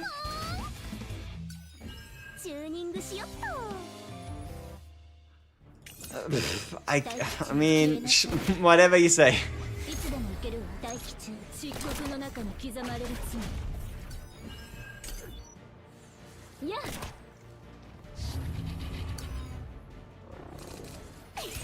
Don't kink shame you.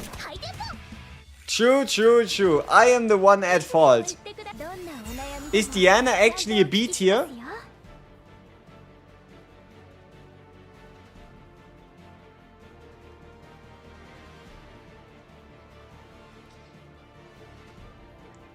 Okay, let's be real here. Who do I need to beat some sense into for you to have that opinion? Like, you have to get it from somewhere, right? Like, unless this is for B like Best or B like Booba, Who needs a bit of re-education? Who needs a bit of a bit of a one-on-one coaching session?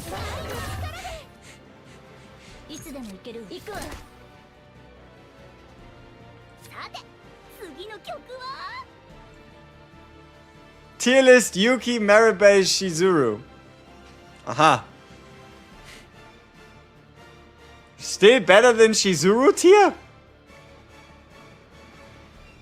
How is Shizuru tier an insult? How would Shizuru tier ever be anything close to a bad thing?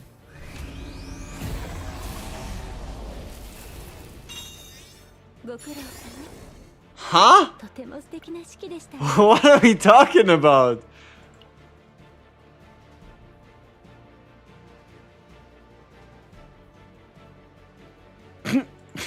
Shizuru tier. I would love to be in Shizuru tier. Does Olea need potentials? Yes, you need the top right potential for the crit chance for the entire team. CS4 Shizuru. Yeah, sure, whatever you say. Sorry for a dumb question, but how come you can pick who gets the dupe? Upgrade. Zero system, upgrade tab, final section, final upgrade. Is this rage bait? Probably. Is an agony team still plausible?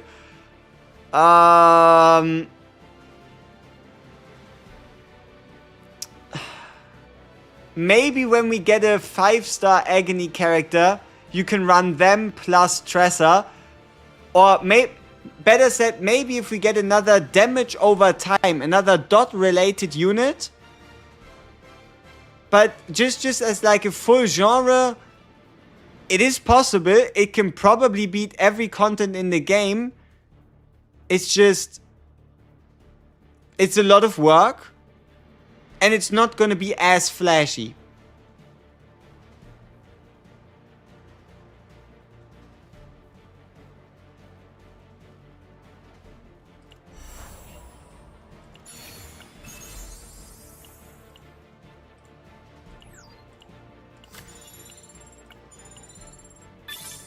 They nerfed Agony so bad. Yeah and no. To some degree, they made Agony a lot more useful. Like, they made Agony more useful in 95% of cases, while making it worse in 5% of cases. Right? Like, while, yes, now if any character gets Agony and applies it, it actually is a lot better than before. But in comparison to a character that entirely just focuses on Agony, and you actually fully play a proper mechanic, and you do end up with, let's say, 20 stacks, and then you reduce them, and then back at 20 stacks, the payoff isn't as big as it could be.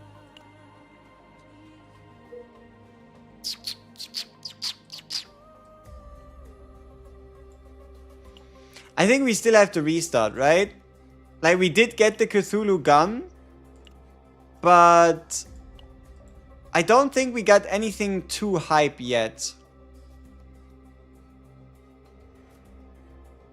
Then again, who knows? Maybe we get double Blooming Love Divine. That could be possible. We'll give it a bit more of a chance. Get Sophia and 2 pulls. I don't feel bad about losing a 50-50 anymore. Congrats.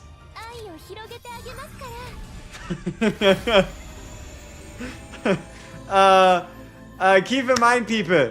None of these streams are scripted. I am playing the same game as you are. But, okay, so it is the same base version, but one additional mark. That is actually okay. So, maybe we'll just take that one.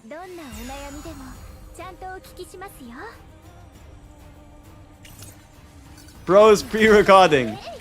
No, I could never do that. Dev account confirmed, yeah.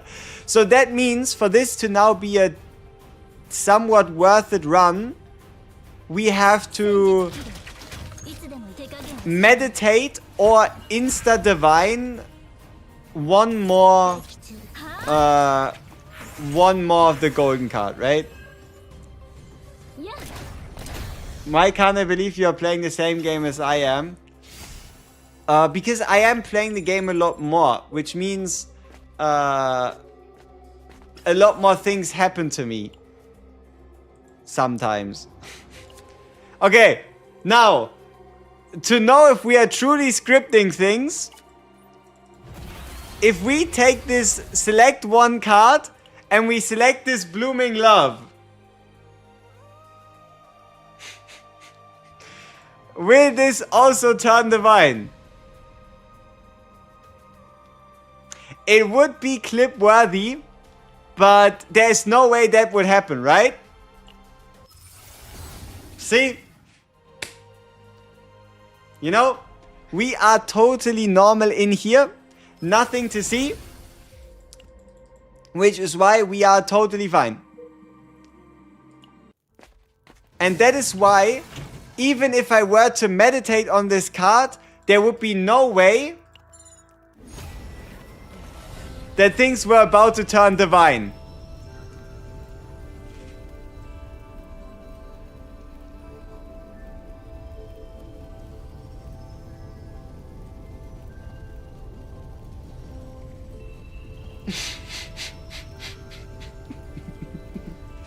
Now this is a very beautiful card. This is a very, very, very beautiful card. This card, I like what I see.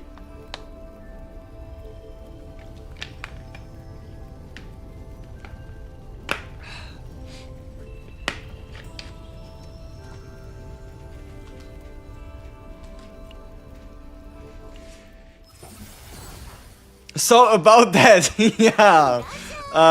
Well.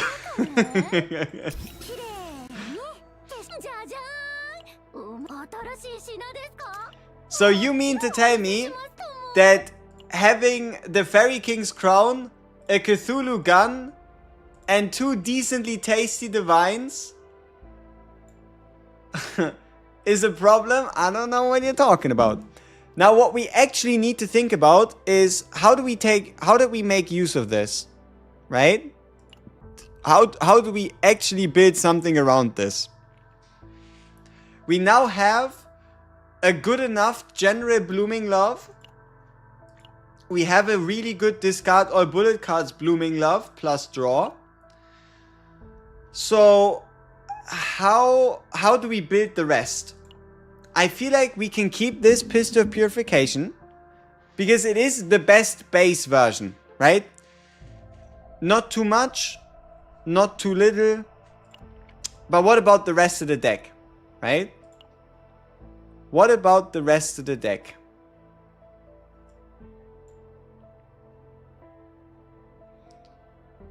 I feel like if you're discarding all bullet cards in hand, you kinda also want the Quietus edition 2 bullet cards. So we do have to meditate on With All My Heart to get the Quietus version. Like the Quietus application version.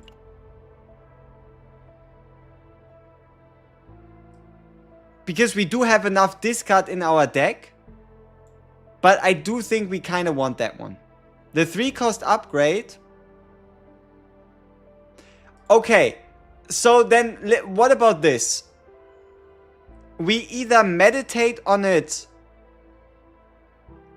now, turn it into the Quietus version, then duplicate it, and then turn one of the Quietus versions back into the upgrade, or we somehow find the copy event before we get the Quietus version, so that we first copy it and then get the Quietus version, and then turn it into the upgrade? I don't know, something like that. Like, I really do want the Quietus version in here. About this, Khmer Milk and Pong, I don't know. Maybe we can just keep it like this. Maybe we can just keep it like this.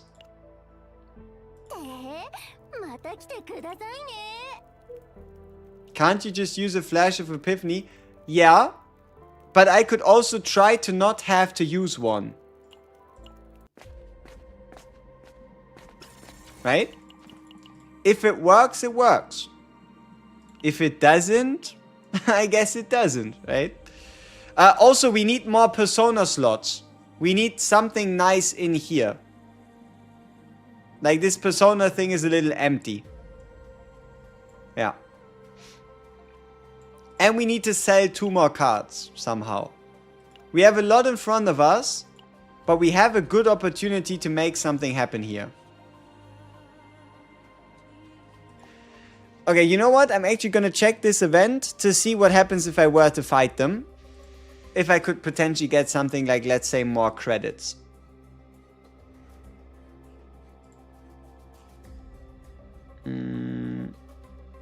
Swamp of Judgment. No, wrong planet. No, right planet.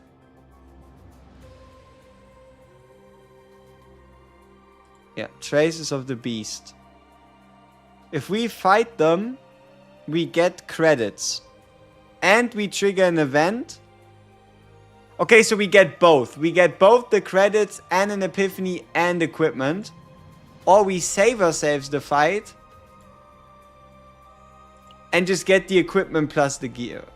I guess we just save ourselves the fight. I'm gonna be real, the empty persona ain't even bad. It's better than giving it exhaust. You can skip it. You don't have to apply a persona perk. Right? Like, is that really an argument? It being better than one with an exhaust. Right? Is that really an argument here? Right? That's the big one.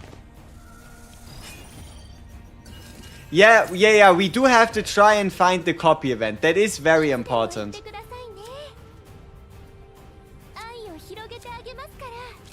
Okay, we create some heart shakers.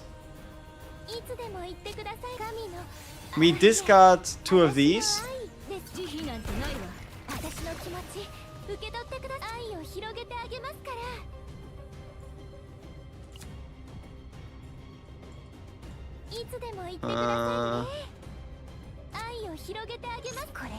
Maybe like this.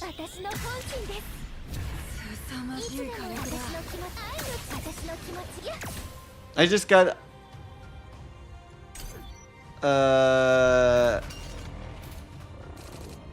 you got Adelheid and Euphemia. Yeah. Sure you do. Good for you. Now, once we, on the global and general server of the game, catch up to your amount of progression, we can all enjoy these characters together. Right? Just wait for us. We will get there at some point. Server reset? Yeah, server reset is in 6 minutes. But I do believe I've done my dailies already for the day. So I'm not too scared. Time traveler type shit, indeed.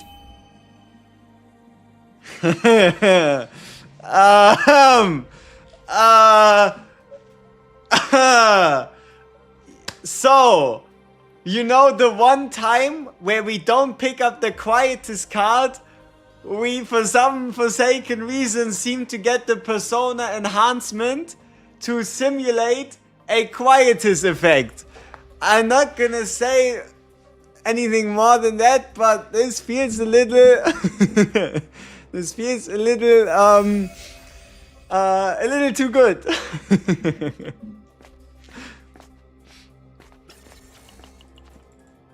But yeah, nice. That is a good upgrade. What is this? Yep. No. What does this do?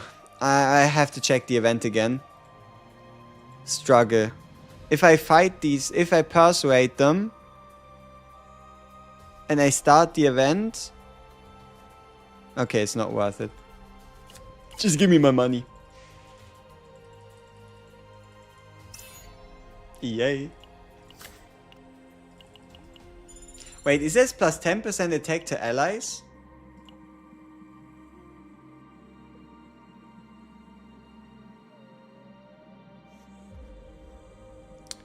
How is this item not a bit more popular?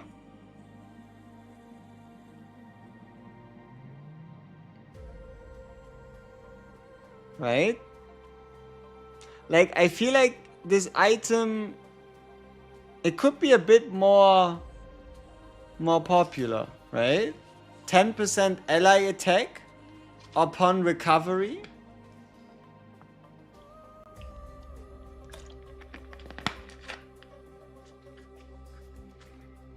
I think that's pretty desirable.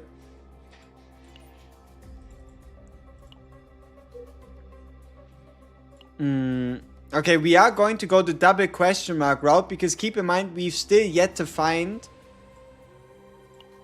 We have still yet to find the copy event. It's like half a morale.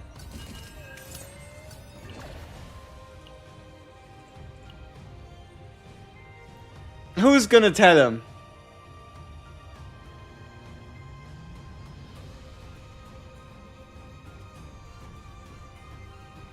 Hey WG, just want to say thanks for all the amazing videos you make across the different games. Appreciate the way you explain things in detail. Keep up the good work. Hey, just cause, thank you so much. 10% attack is not half a morale stack. It's not 10% damage. It's this number. So imagine it like this. I use a Nia card that heals me, and all of a sudden we gain 160 attack on Diana.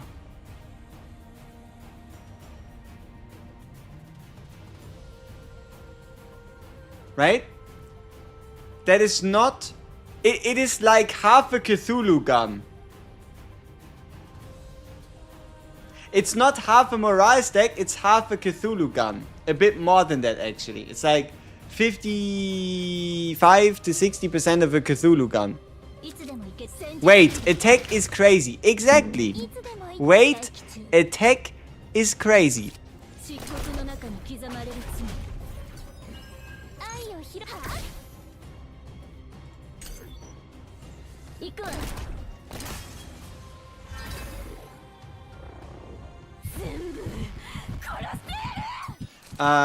Ooh. What would you recommend for a new player trying to catch up? You know what? You've actually found one of the best times ever to start the game. And that is because there's currently an event where when you start the game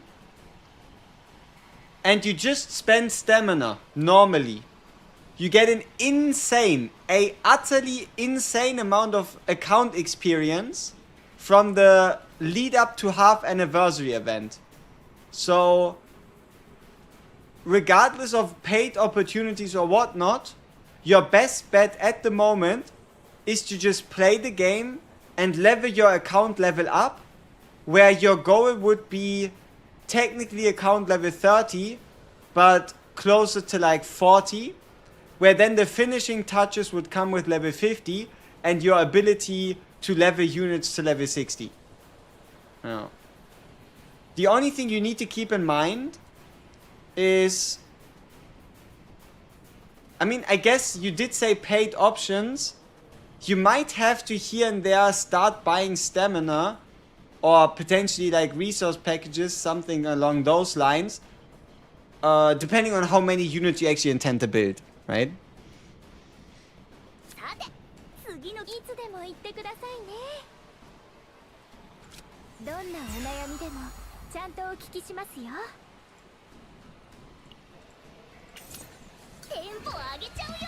My stats are high. They only look that high in K. Okay. Okay, they don't only just look high in that.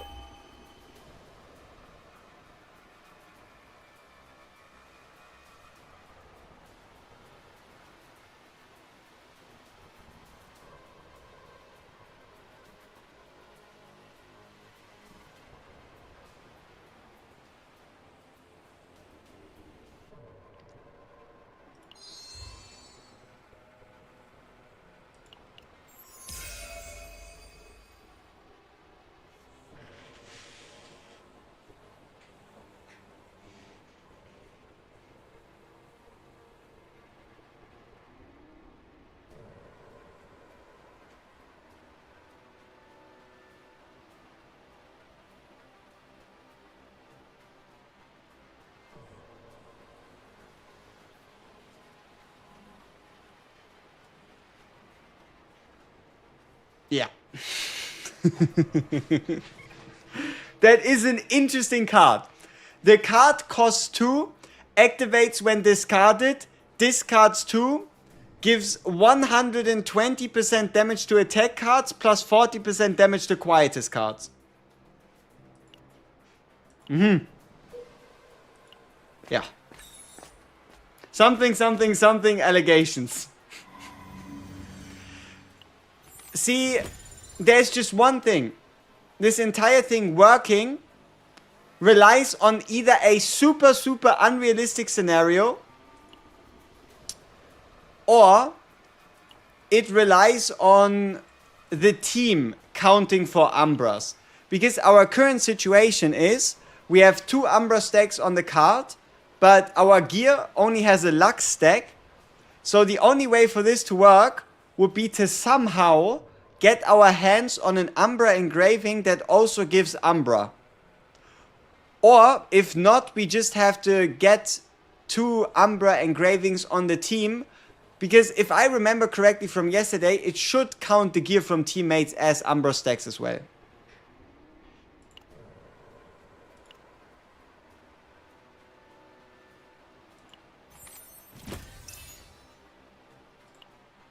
Oh yeah, hold up.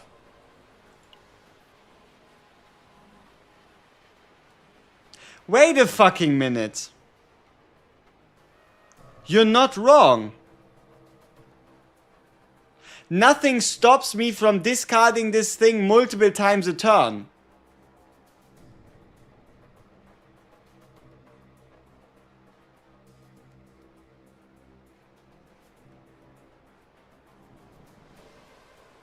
Right? Or maybe it does. No, it does not.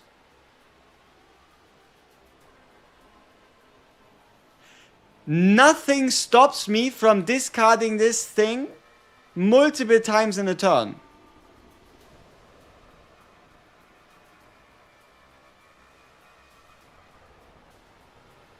Because it's not Quietus, yeah.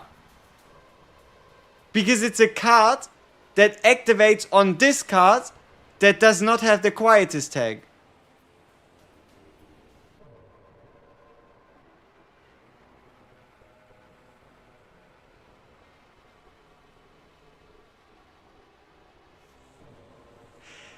That seems like a bit of an oversight.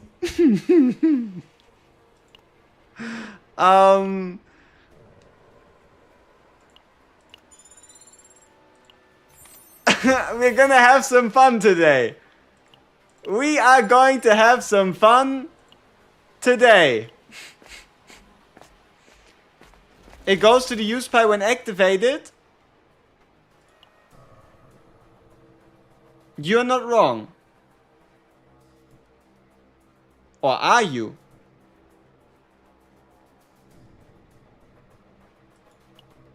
Yeah, I think we might just be mixing things here.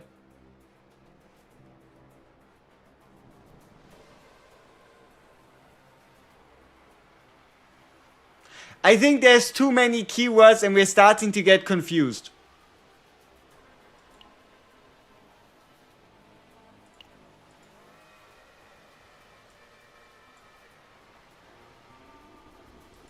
Yeah, because when this card gets discarded, it does get activated, and activating a card puts it on the use pile regardless of if having the Quietus tag or not. Right? So...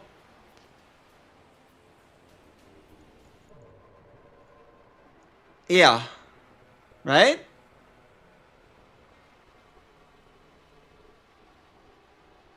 I think I let my mind run a bit too free because I saw a couple people in chat agreeing. Okay. I will accept any and all. I will accept any and all dev client allegations. Should this dimensional cube have the double Umbra engraving? Okay? I will accept any and all past, present, future dev client allegations if this dimensional cube has the double Umbra engraving.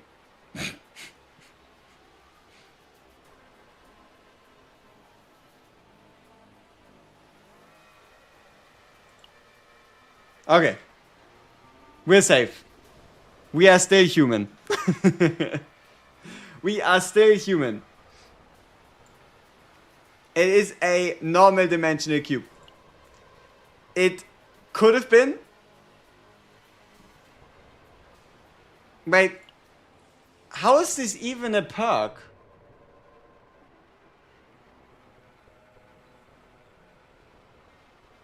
At the start of the turn, 2 weaken on the target. I guess weaken would be per attack, not for a turn.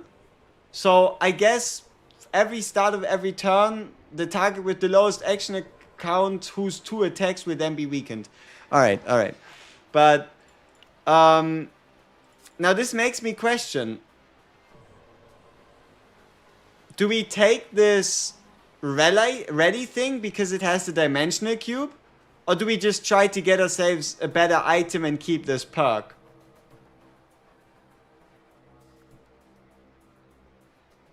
It's all calculated to silence us. The allegations are true. Shh. No. So I think here the way this would work is just the next 2 hits of the target with the lowest action count are going to be 25% weaker. Isn't it like perma attack buff? It's like perma debuff for the enemy, right? The cube is huge. Yeah, the cube is nice, so we might not be able to get it elsewhere. So I guess we just have to trade the engraving for it. Yeah, no. The idea here would be I could potentially get the cube from the shop or from a drop. But it is stretching things a bit. Now, if this was the rare event, things, I don't know. Do we need to consider this? No, right? But we did look for a way to remove some cards, coincidentally. Pure coincidence. No, but where's my copy event? Right? So far, that's my only worry. That's the only thing we still need. On which line? All of them are basically similar, right? All of them are basically similar. On which of these double question mark lines? This one.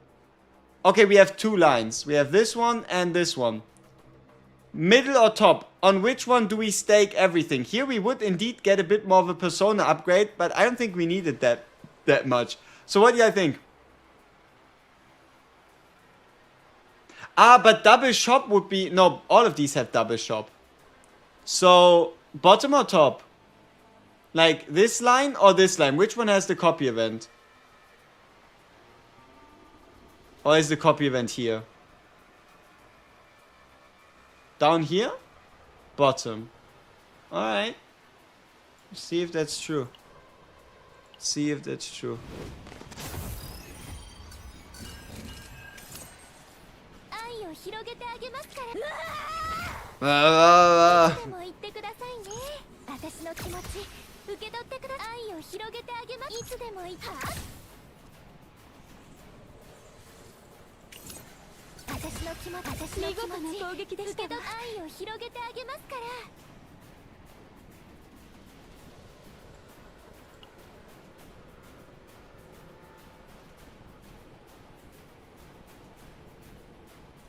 Yeah, that is kind of insane. Playing 1 card and getting that buff. It is kind of nasty. It does make me wonder. Oh yeah, because we aren't even enabling. We aren't even yet enabling the Umbra buff. Because we're still missing 2 Umbra engravings. Huh. いつでも言ってくださいね。私の気持ち受け取ってください。The event of copying is the friends we made along the way. No, no, no. You. どんなお悩みでも This is clearly a dev run. 感想もちゃんと聞いて。 This has to work, 打ちます。愛の矢。 right? Like the copy event, it has to be there.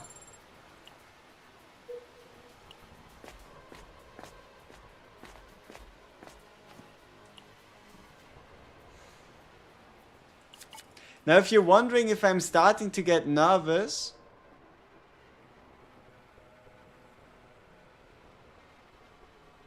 no, no, I would never do that. It's all very chill, and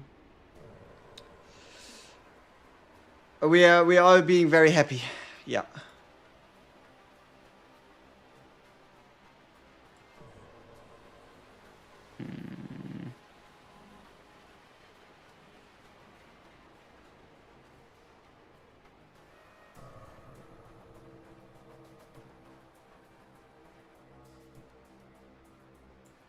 Okay, what exactly am I looking at? Infuse power. Ah, this one. Intermediary tree with the door. I think we take the middle one, right? Tries to open the door. Ah, so we can decrease our health to make the cube thing easier. I should have done that. Whoops. Oh well. I didn't want the rewards anyhow.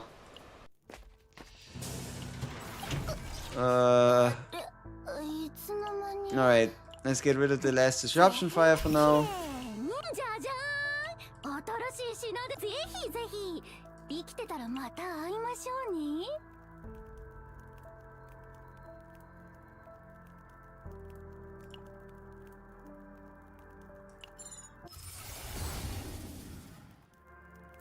Yeah, I'm going to take the quietest thing here now.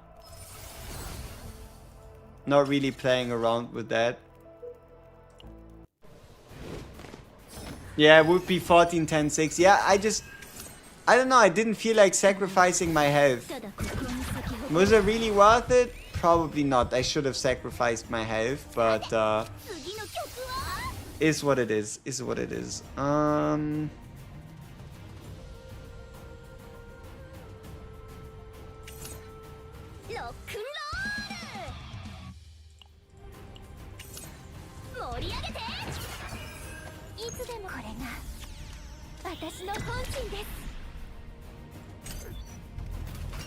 How fun is Diana from a 1 to 10? Probably an 8. Well, you know.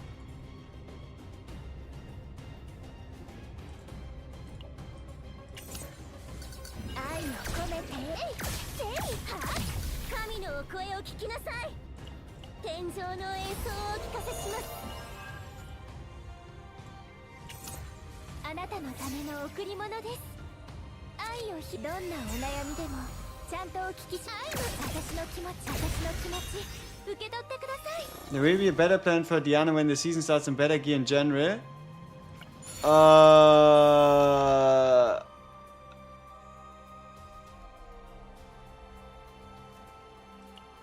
Uh-huh. You see what I see, right?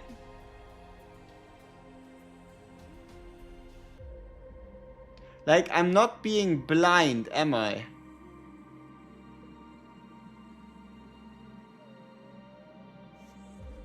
This doesn't say draw. This says move.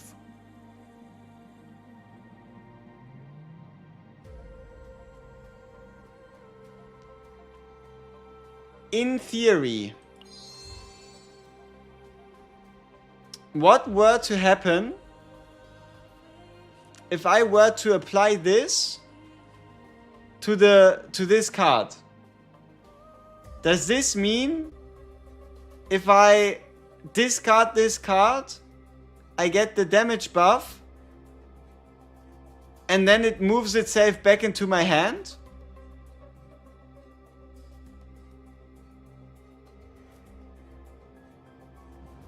Like, just theory crafting wise. Yeah, I know. It is exhaust too. I know. It's just...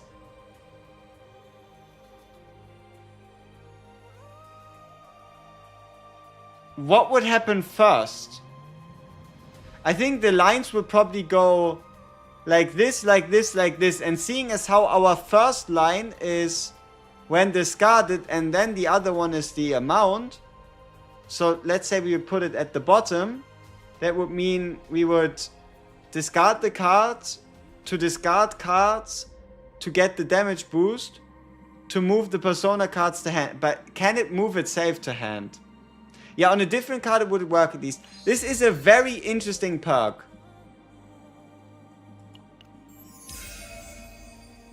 The fact that this even exists. Like, I haven't seen this one before.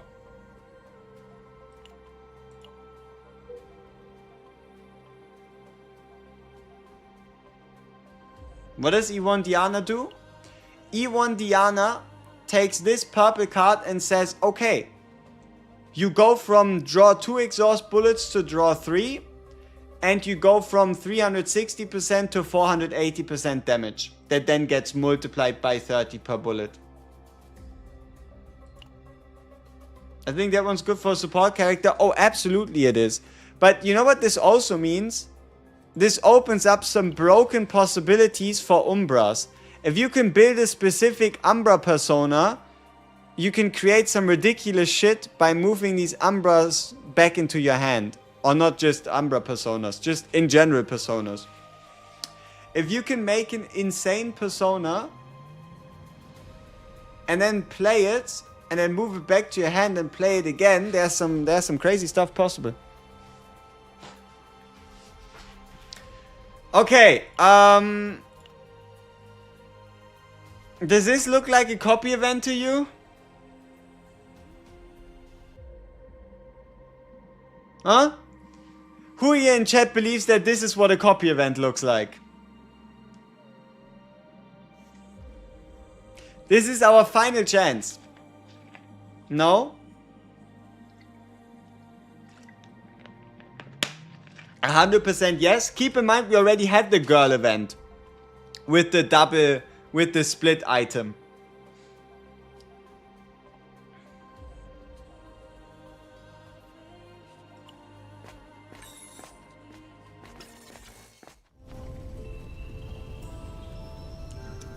Sometimes they say winners win.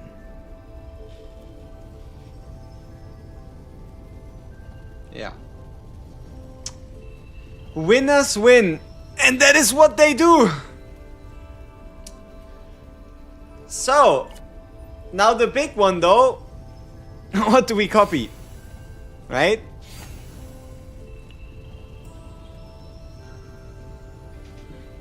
Right? Like, what do we copy?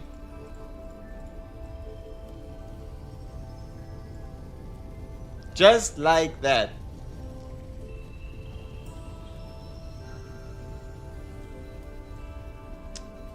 I don't think we have enough coins to duplicate with all my heart and to then change it into a different epiphany, but we can duplicate it and then use a flash of possibility.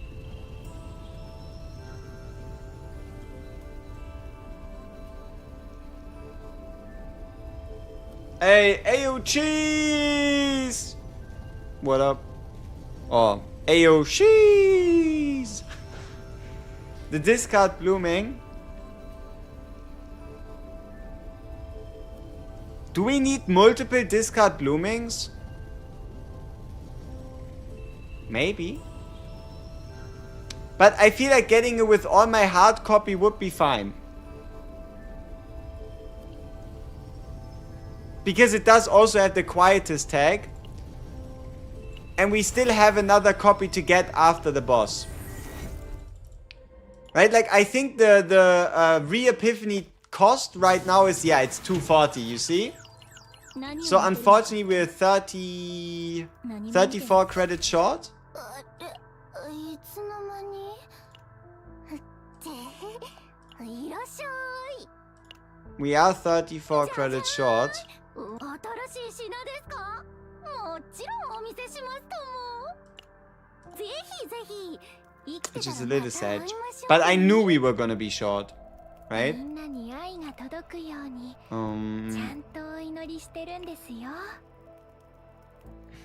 Do I feel like taking the gear back? No. Do I feel like increasing our damage against shields? No. Remove liberated feelings.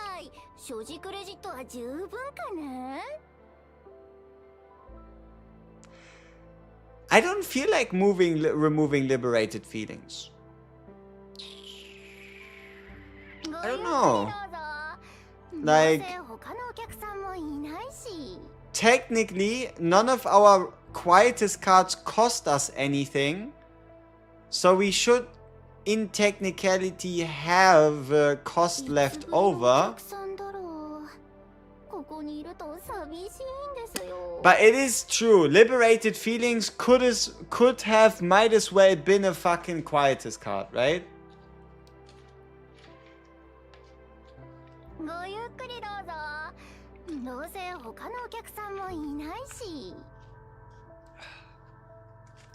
Yeah, the quietest bullets are going to exhaust, but I don't think we can make every single one of our bullets quietest.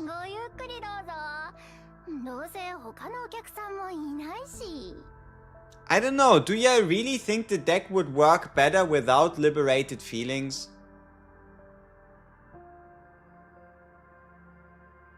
Like, does this card really not have enough value to even justify staying in the deck?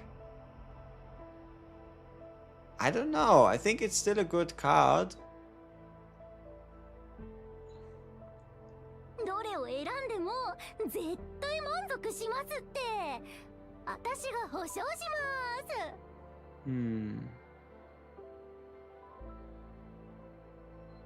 Try it, take it out. Keep it. E1 should have been quietest on liberated feeling. Yeah, but then you would have to get the E1.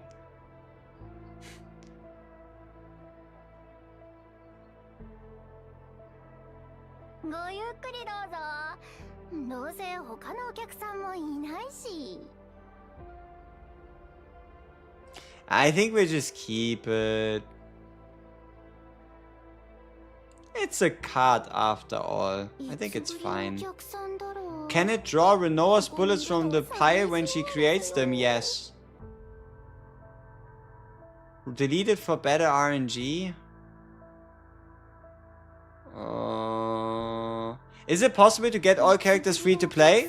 If you've played since launch, there's a lot of people that have every single unit in the game free to play. Yes. Sophia partner is good for Renoa. Sophia partner is good for Renoa.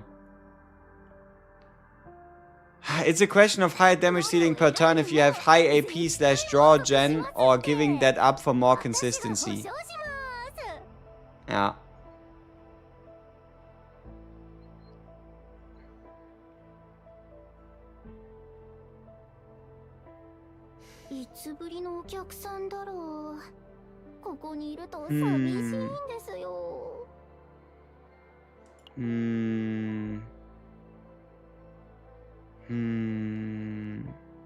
I mean, I guess surely at some point in time you will also have every single character, even if you start now. Is it worth to pull for Diana? Sure. But if you don't have enough resources to the point where you can comfortably pull for her, 9 days is what you need to wait. Don't do it. Yeah, see, this is what I'm debating, right? It might brick our copy. See, this is a good argument. Taking liberated feelings out now does make it only 4 different choices instead of 5. That is a valid argument.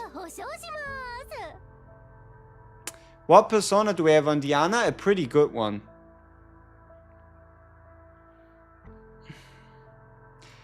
I think we can make another Diana deck in the future and keep it in. Right? I mean, it's alright. We can always just build another deck that keeps it in. Here, this is our current Persona card. It's a... That's the wrong one.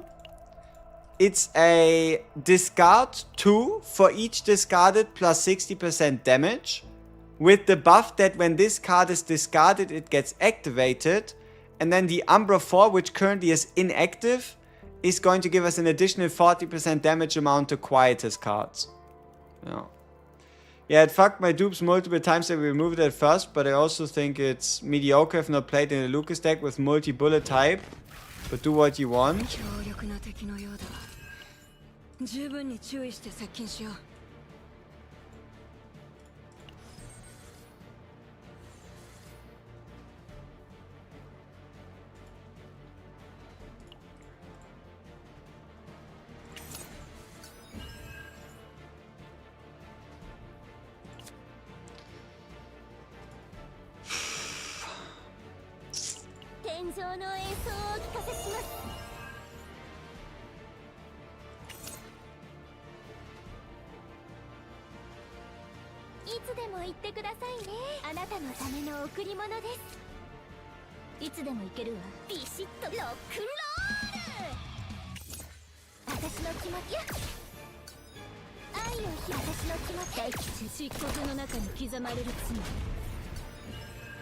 Let's see if you can even beat my guy. Just has to win. Yep, true.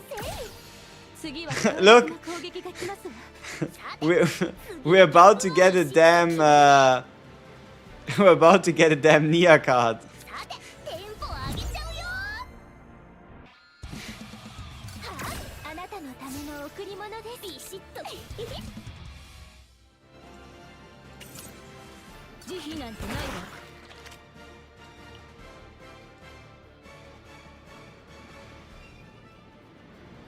Yeah, no, hold up, wait a minute. This does work, right? I mean, if this card can get... okay, no, honestly, we have to test it. Now that I still thought about it a bit more, there is a very realistic chance that this card can in fact be used infinite times. Like, I don't think the chance of this being used infinite times is actually that tiny.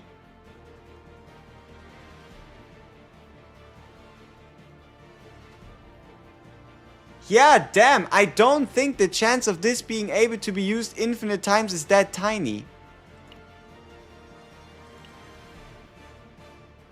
Yeah, because even if it does activate, the only reason why Quietus cards don't is because Quietus cards have the extra line that stops them from getting moved out of the used pile.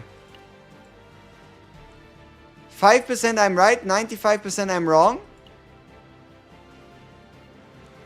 See, that's the thing, right? It does not have the Quietus tag. Right?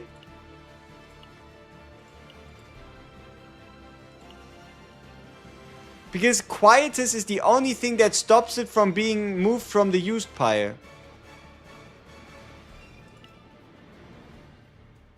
This is going to be very interesting to test out with Renoa, but you are correct.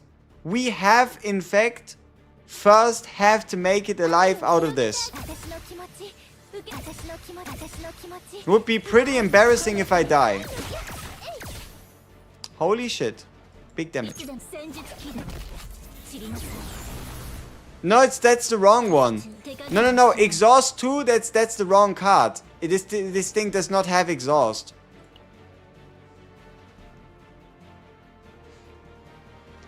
But how do you get it out of the use pile? Adagio. Adagio discards the card.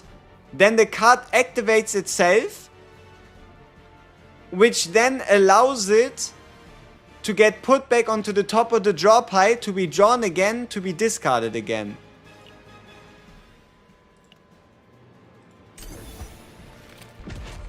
This should work.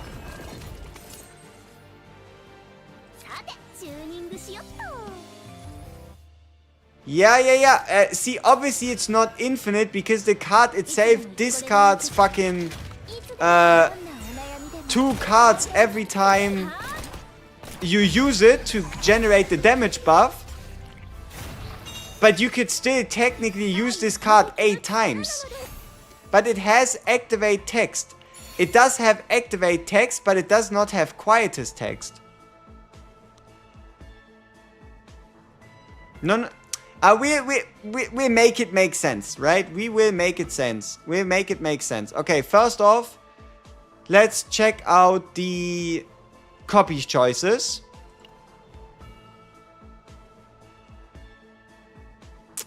What do you think? Which one out of these? Probably the draw 1 and then use a potentially another... Okay, no, not quite. Okay, which one of these two is more valuable for a different Blooming Love Epiphany? Because I think this might be one of those decks where we could potentially invest... Where we could potentially invest 2.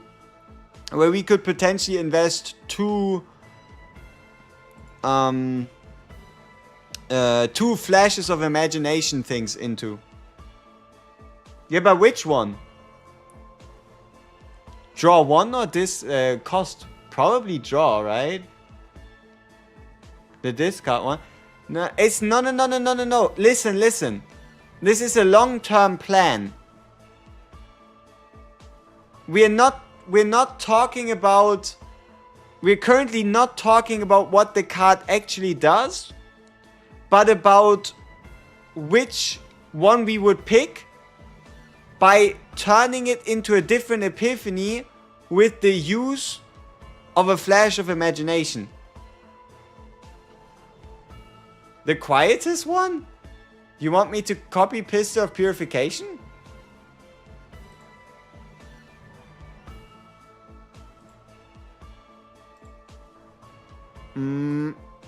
Could somebody do me a favor real quick? I need a list of all Blooming Love Epiphanies. I accidentally deleted my Photoshop document featuring the... Think, brother, think. You have the power of free will. You can just recreate the fucking thing. You did the screenshot yourself.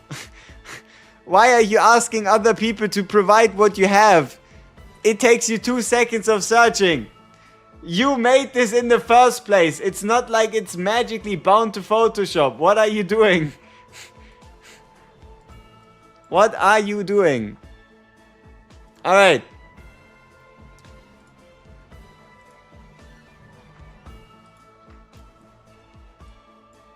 So, now that we have solved this existential crisis, let's have a look.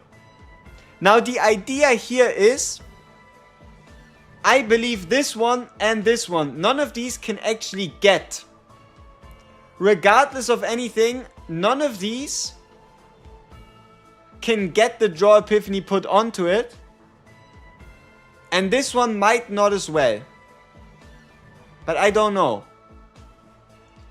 So, there might only be one. Because getting draw on this doesn't work because it's an upgrade card. Can this get draw?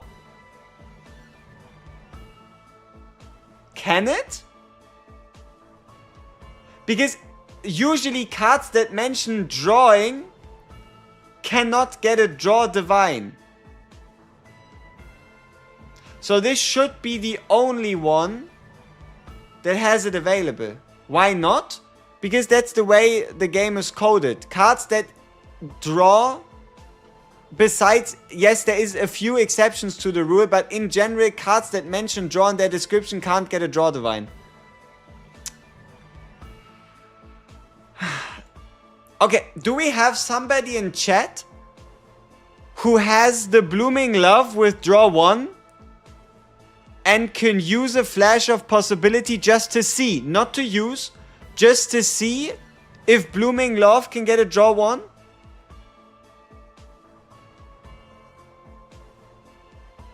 Yeah. As I said, Veronica cheats it, right? For some reason, Veronica cheats it. Like, I'm talking in general. Veronica is the one exception for some reason. Because she's technically drawing other combatant cards. And that counts as... You could? Okay, Mr. Helium, Mr. HE, he can save us. Isn't this a unique type of draw? I don't know. I have no idea. So, for those of you that have a draw 1 divine, just check if a Flash of Possibility can put that on one of these versions. Because that is very important for this decision here.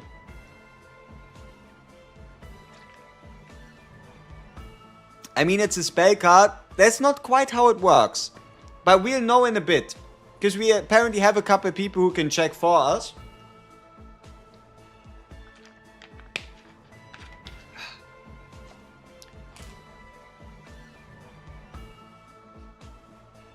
In theory, draw 1 Quietus, draw 1 card. In theory, yes. In theory. If Vero cheats, she should too. Yeah, but that would also allow somebody like Typhara to cheat. And a lot more other people as well. Old WG would gamble. I'm just being reasonable for once. Like, I am pretty sure it's not gonna work. Check Discord. Alright.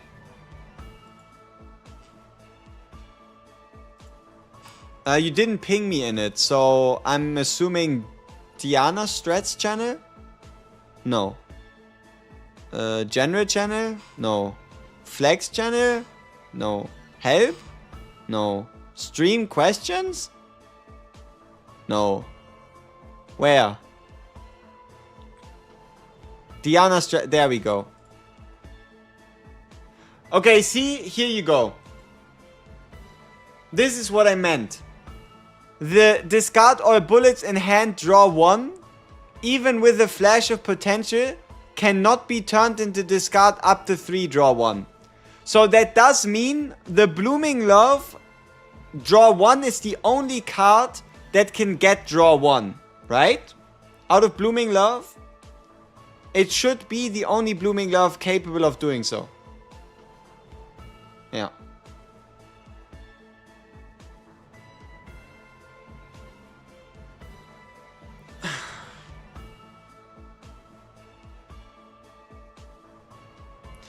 But doesn't that mean...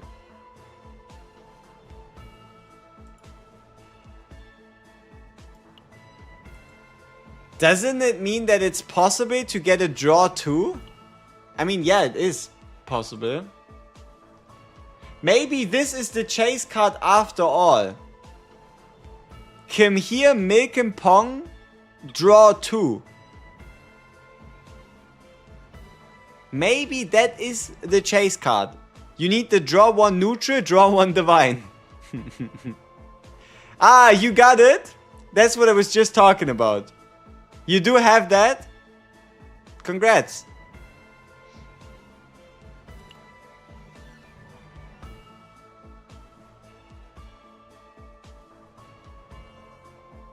So you could go for the reduced cost, discard 2 and resonance for each cost of cards discarded? I could. So if we pick up the Blooming Love in the middle here, we could apply the cost reduction to any of her epiphanies. So we could, for example, get a 0 cost, discard up to 3, draw. Or the 0 cost, draw 1 if discarded, draw 1, discard 1 if discarded, create.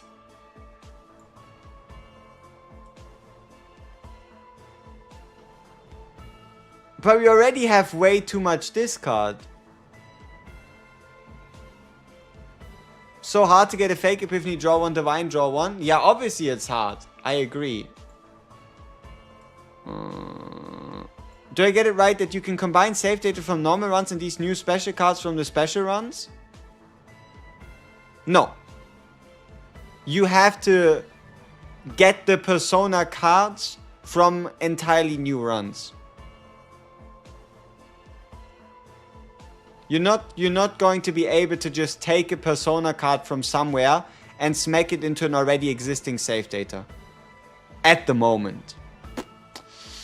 Take bullet more quietus.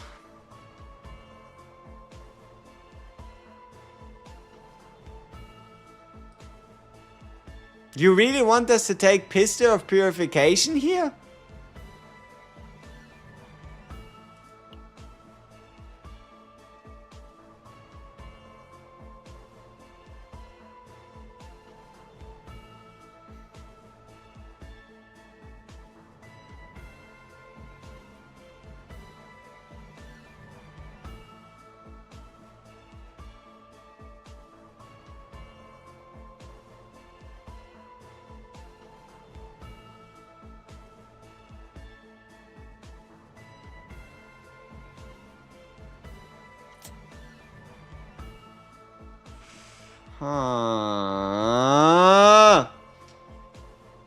What's the current data cost? Good enough to fit another divine. Because we only have 3 instead of 4. So even with cutting all basics and the persona, we are still within the limits. If my math doesn't fail me, we should hit exactly 180.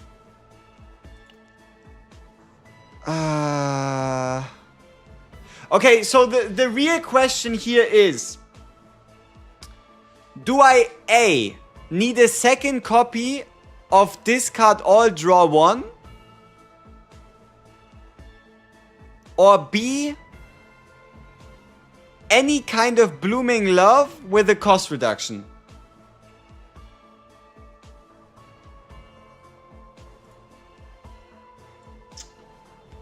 So, it's between getting a second copy of this with draw 1 or any of these here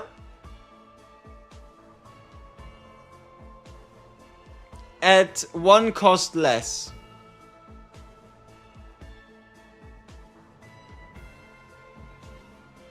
One cost less plus 1 AP 1, it's the same thing. Will you get back your bullets after you discard? I mean, if I have a way to move them into my hand, yes.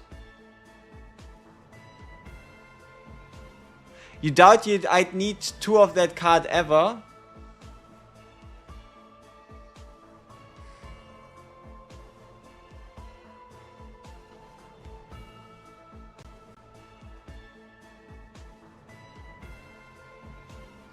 I don't know, I'm not too great of a fan of the additional resonance from Blooming Love discard. I don't think it's that big, or is it? You can't really go wrong with draw 1, yeah. You have an idea, skip it. Brother, you're insane. You're insane. How often would a discard all bullets be useful? Very often. Yeah. In fact, very much big often. What cards do we have duped already? These ones. So technically we could get double Quietus application with double discard. I mean, you know what? That could work. Yeah, fuck it. Let's just go with double draw.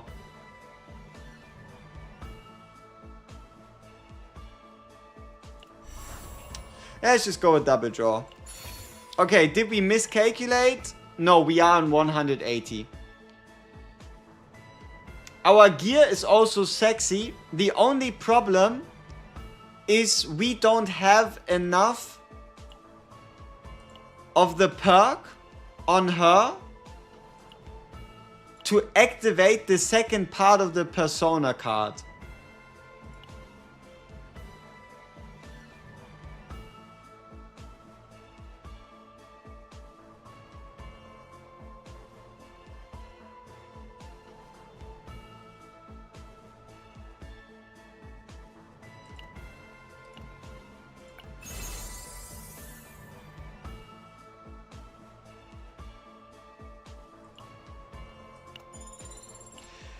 Okay, so people, we need to test something right now.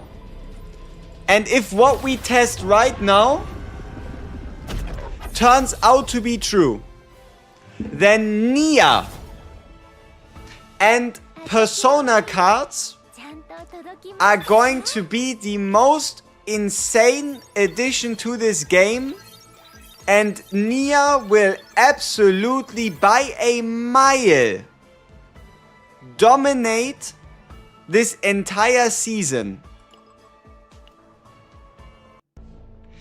If what we are about to try out actually turns out to be the case, that will be the future.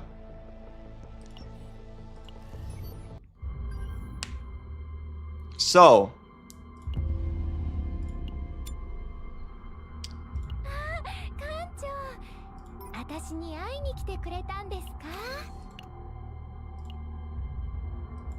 Let's take Nia. Do I have a good save data to test this? I don't think I have I don't even have a multi-adagio Nia. But you know what the good part is? I don't need one. Because if it works once, that means it's gonna work multiple times. So all we have to do is use one adagio. And if it works, then this is kind of disgusting.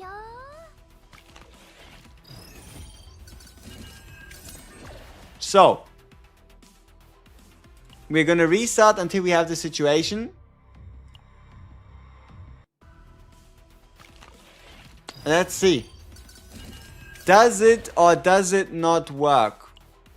That is the question.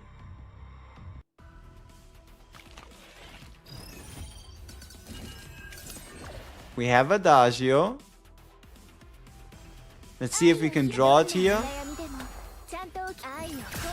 Nope. Maybe we can draw it here. No. Alright. We kind of just need a hand where we have both Adagio and the card, right? With basically anyone, if this actually ends up working, right? If this ends up specifically Nia plus a Ranger would be really disgusting. But we first have to see if it works. Okay, moment of truth. What happens to Persona of Obsidian? Like, what happens first? Draw. Discard. Trigger. Discard. Now, does it get put back on top? No, it does not. Okay, so it works like Quietus. Alright. Even though it's not Quietus, it works like Quietus. Okay. Because this would have been really weird.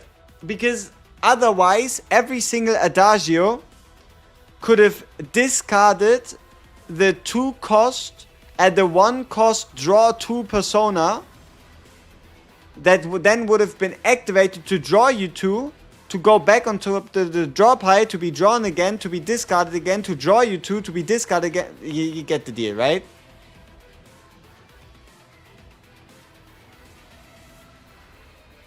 Are the 5 Umbra Persona one? Oh, would that work? Now that's a good question. I guess it would, but we don't have enough Umbra things.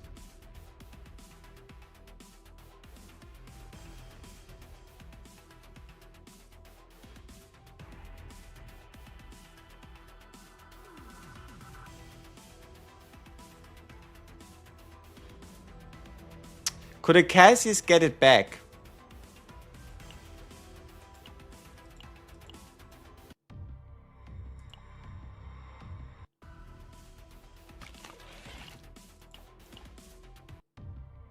No. This is in the used pile.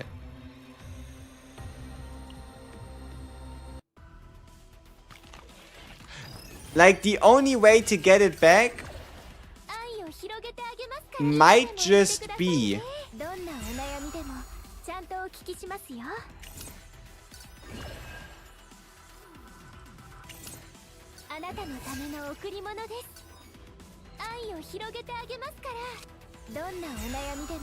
ちゃんと私の気持ち私の気持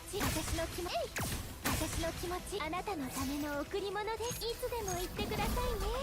私の気持ちあなたのための贈り物です。私の気持ち私の気持ち受け愛の私の気持ち神の Not entirely too sure what the fuck just happened there, but I am happy with it. But no, please try it with Keyfox. You'd be dying to know.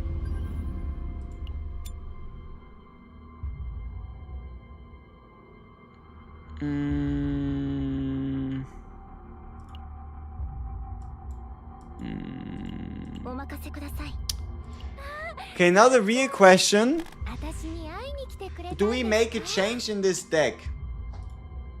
Like, for example, do we change the with all my heart?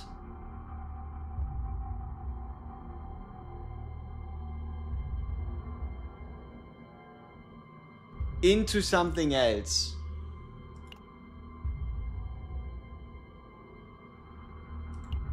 Or do we change this from a Mark 1 into its proper epiphany?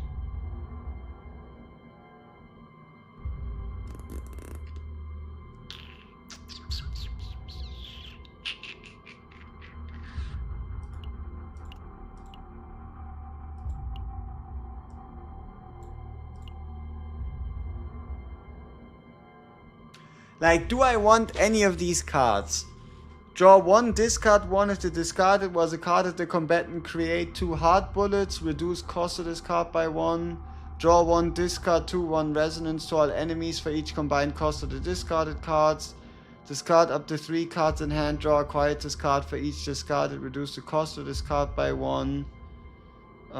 Discard all bullets at 0 obviously wouldn't be the thing. Then upgrade card at 0 cost would be a little stupid. Yeah. We could turn one of these into its upgrade version.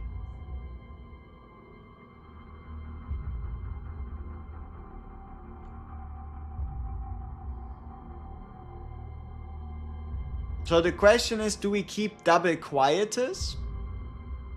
Or do we turn one into the upgrade version?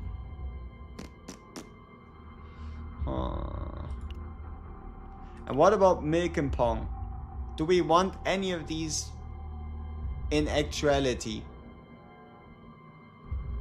Or do we just stick with the draw 1 version? Probably we just stick with the draw 1 version.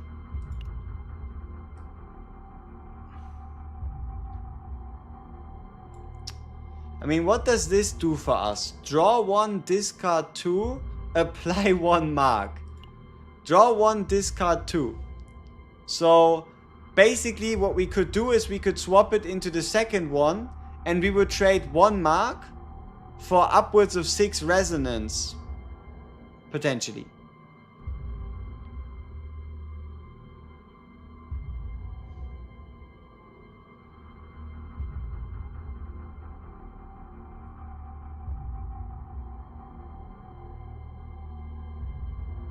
I mean, you know what? I was always a farmer.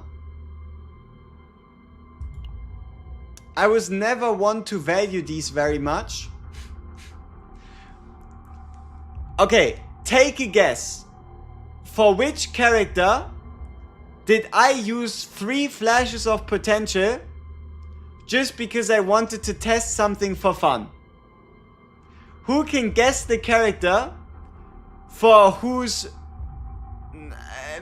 decently mediocre deck I used flashes of potential just to test something?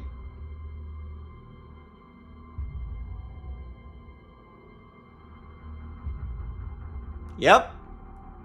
I used 3 flashes of potential on mediocre Yuki decks. Just to test how good of an idea it would be to go for the new on inspiration additional attack trickery strike Yuki. I used 3 of my flashes of potential, I think 2 for one deck, 1 for the other, just to test a couple theories, because I wasn't getting the right epiphanies in my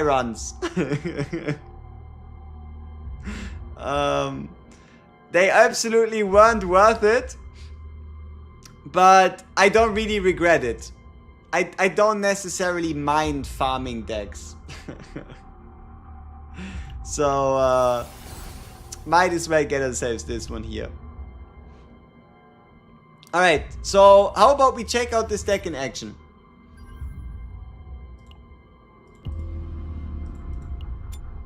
How about we check out this deck in action? Oh, you thought I wasn't gonna do it, Darkstar, huh? You thought I wasn't gonna do it? Yeah. You don't know me. You don't know me, son. But yeah. Alright, let's see what we can do here.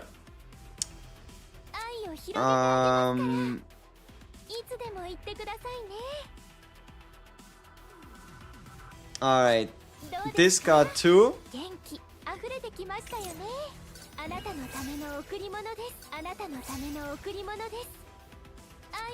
Then discard all.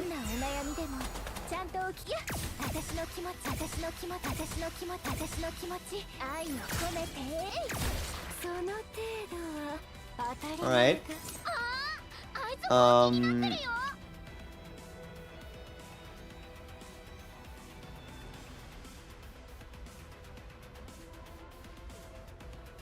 See, this is the curious thing, right? Shouldn't bullets with the quietest tag get exhausted? Right? That's the interesting thing. You'd kinda assume they do.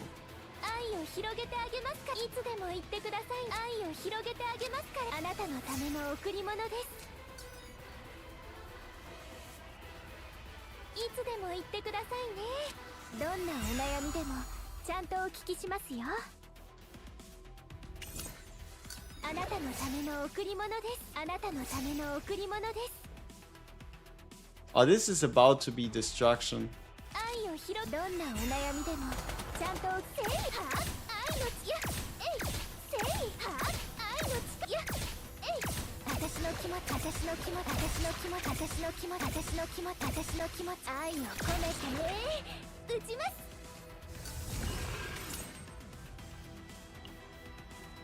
So, is this actually a good idea? To create all these quietest cards that we'll never be able to get rid of?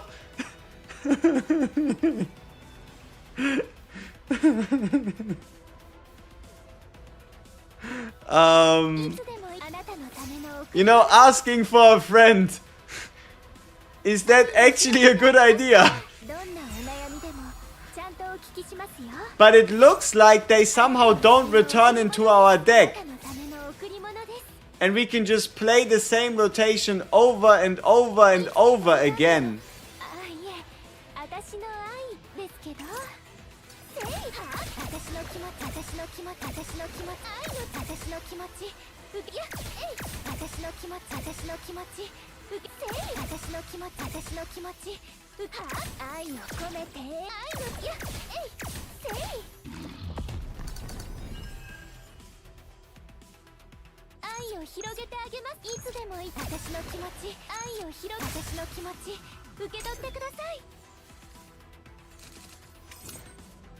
I mean, they stay. For some reason, they stay in the discard pile. Maybe it's a glitch. I mean, these are exhausted. Then what the fuck are these cards? Are they getting exhausted? Are these cards even real? That is the real... Do these cards even exist?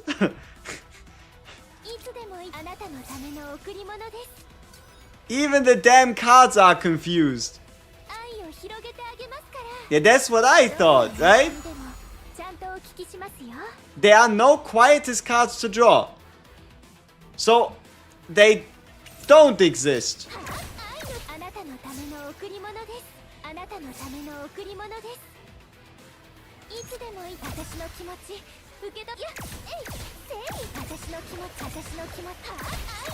Cosmetic cards. I mean, some of these seem to go back into our hand, but that's because we didn't play them. Yeah, it looks like cosmetic cards, right? There's some in the exhaust pile, and then there's just some that are just happy to be here.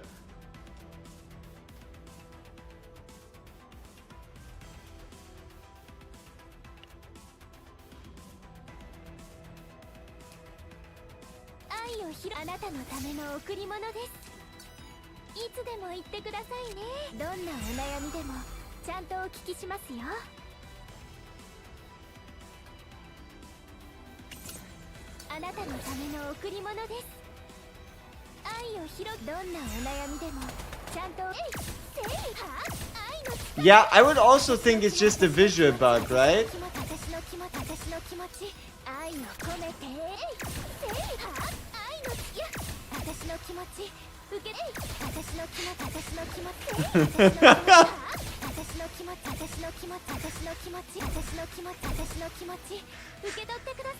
What is this deck even doing?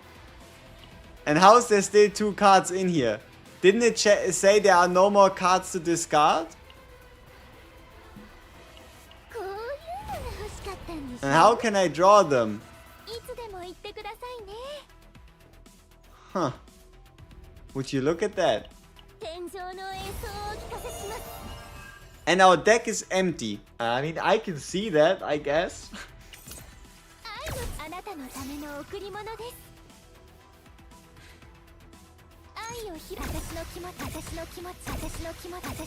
Also, why is the fucker taking no damage? Who allowed him to get negative 200% damage taken? It's not very fair.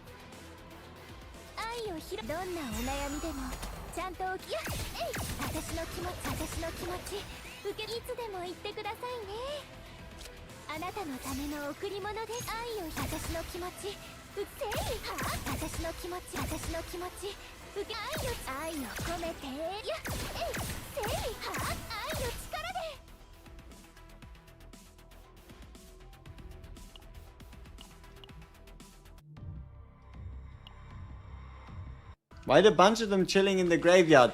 Best explanation is visual bug. The cards are effectively exhausted.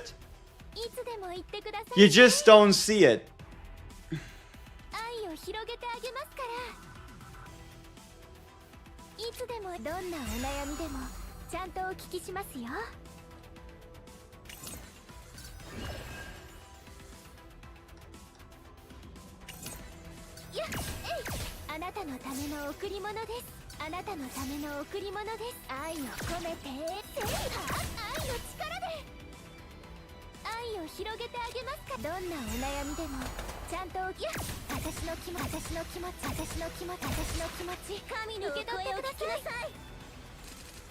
Yeah, look, these 4, they don't exist. They should be in the exhaust pile, not in the discard pile. It's just a visual thing.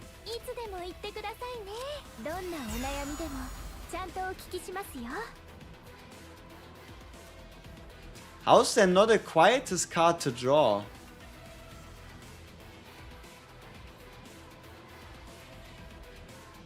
Do I only have 2 quietest cards? Oh, I mean, I guess none of these are quietest.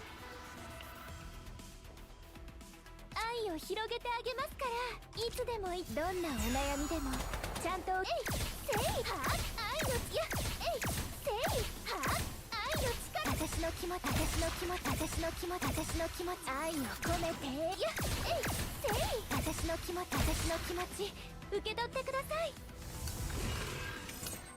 愛をあなたのための贈り物です。いつでもどんなお悩みでもちゃんとお聞きしますよ。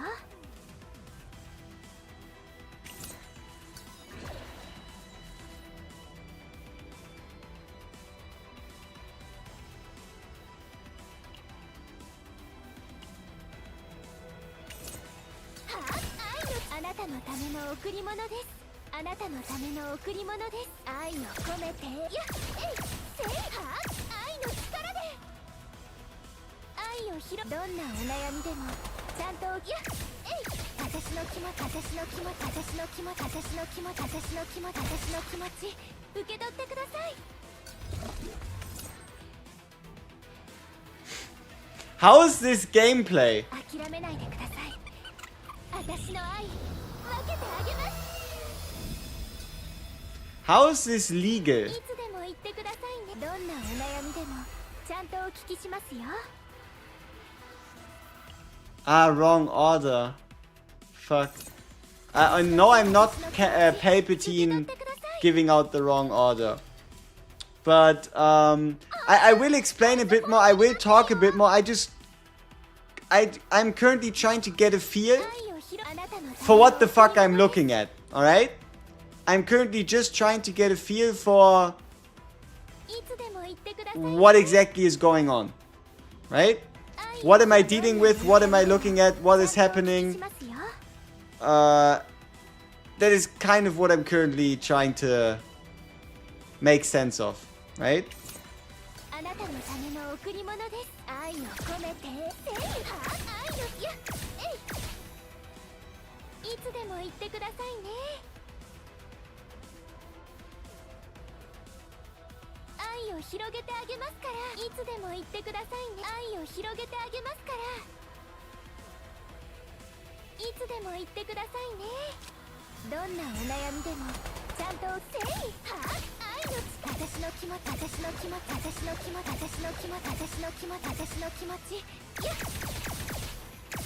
私の気持ち私の気持ち私の気持ち私の気持ち私の気持ち私の気持ち受け取ってください。愛を広げてあげますから。 Yeah.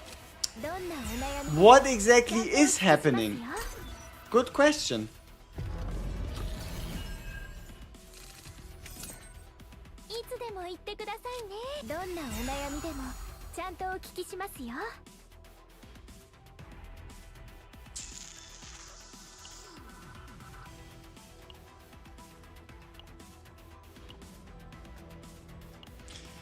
See, the thing is, we kinda have to count. Whenever you think about, ooh, do I have enough Quietus cards, yes or no? You do have to count the ult as another card. Because the ult does create a new card that stays forever, right? So, when you consider how many Quietus cards does she really have, she does in fact have whatever you have, plus 1.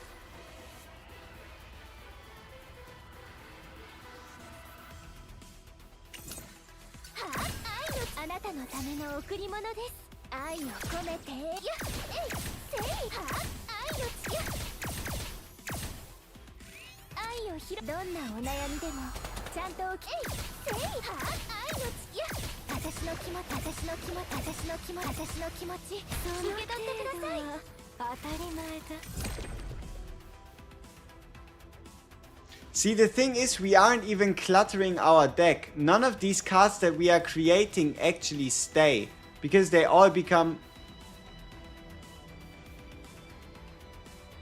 Can someone remind me What was this guy's HP before the patch? Didn't this used to be like 67,000? Like, before the first HP increase, he was at like 30 something. Then he jumped to like, what, 67? And now he's at 97? 6, 7? Was he? I don't know. What was his HP before?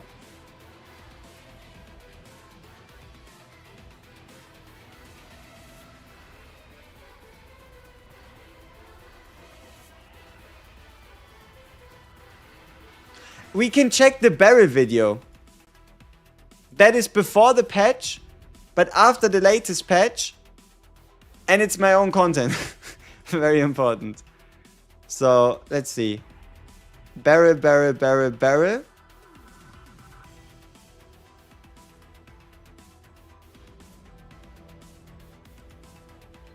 Okay, give me your guesses. From the top of your head. Can you remember? Before we go into this, give me your best guesses for what the HP was. Okay? Give me your best guesses for what the HP is gonna be right now. He is currently on 97,000. Yep. And that is, you know what?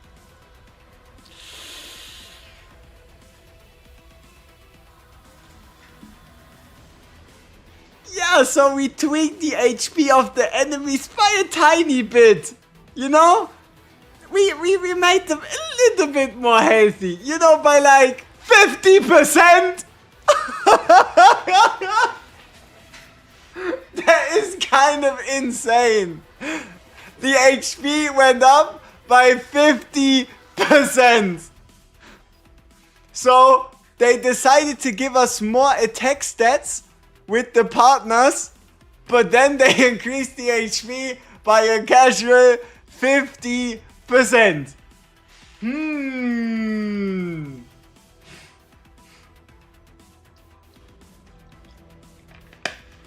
Okay, should we go back?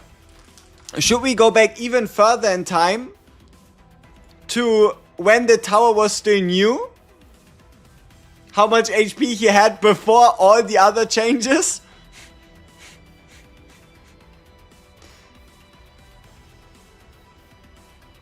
I think it might have been here. 71 to 75 release. Give me your guesses. What was he originally like? Before the character buffs. So the first HP increase happened after the before the character buffs. No, after with the character buffs, I think. Like the Rin buffs, Shizuru buffs, Renoa, Veronica buffs, so on and so forth.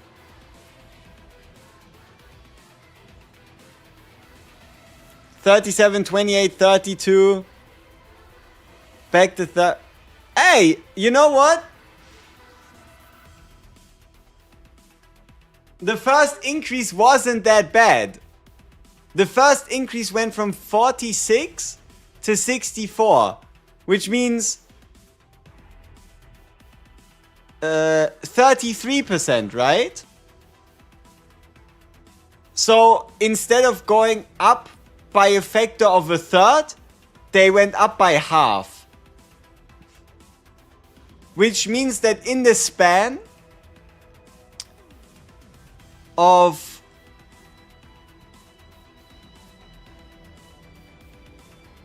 two and a half months. In 2.5 months, this boss has magically gained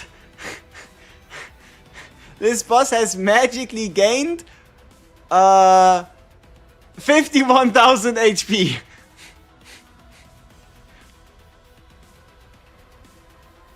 Huh. Did he know?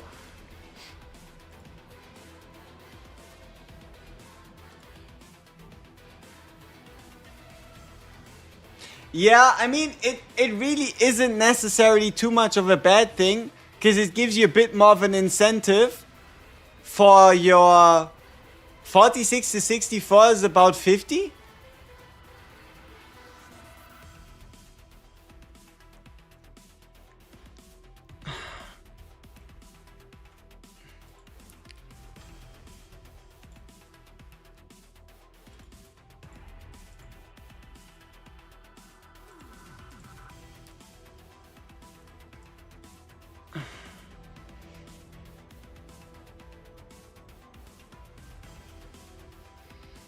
You're not wrong, but you're also not right.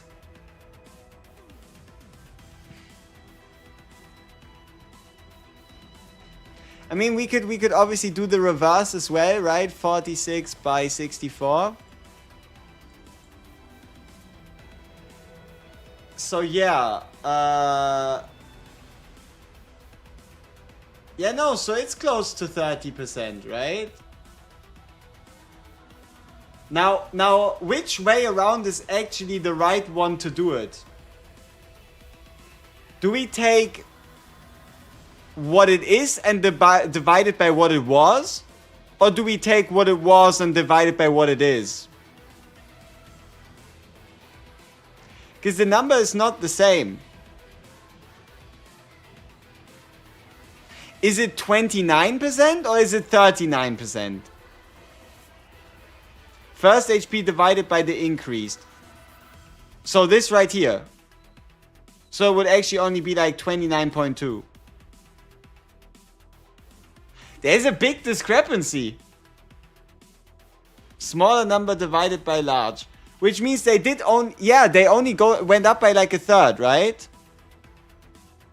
Has to be a 1 point something for the right number.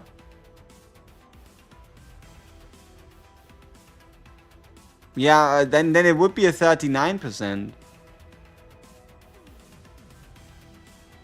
If 46% is 46k is 100%, at the 50% increase and reach 66k ish. I mean,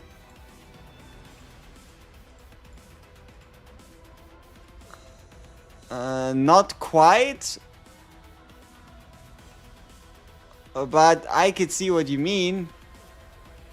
Yeah, 39% would make sense, yeah. So, it is currently 39% higher. They increased it by 39%, but it used to be 29% lower?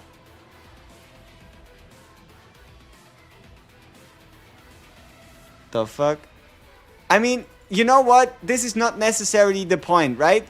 But if big by small is the best one, then what about 97 by 64?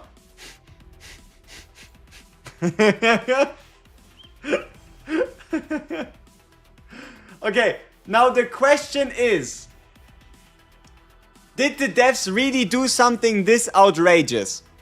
Because once we get away from just the raw numbers, they actually only went from a 39 to a 51% increase. It is actually not as bad.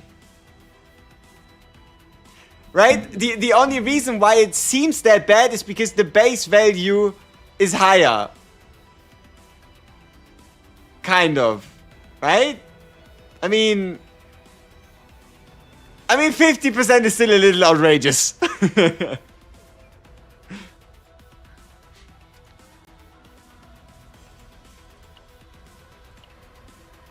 Yeah, but it's not just plus 100 attack. It is closer to plus...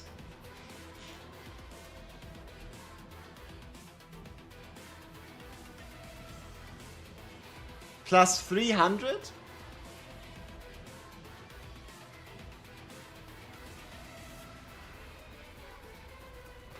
I mean, we can really test these limits after this, but okay. We have a turn. We have a turn to take against Mr. 97,000. So let's see what we can do.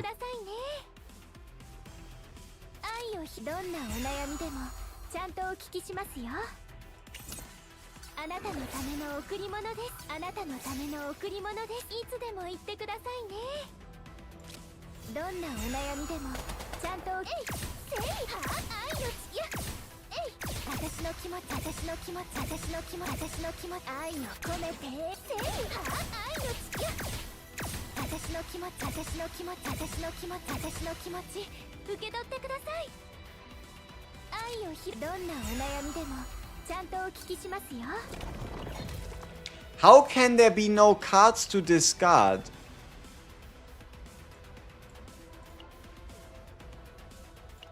Somehow. But no, I think our next turn is gonna be more damage. Yeah, this turn should be a better example. And that is, now we have hard shakers. The idea behind hard shakers is they allow us to discard the rest of our deck. It is pretty important for us to have the hard shakers, so this should be a proper turn. At least close enough. We are technically missing a bit of damage with the Persona upgrade, but this should be close enough to a proper turn. Let's see.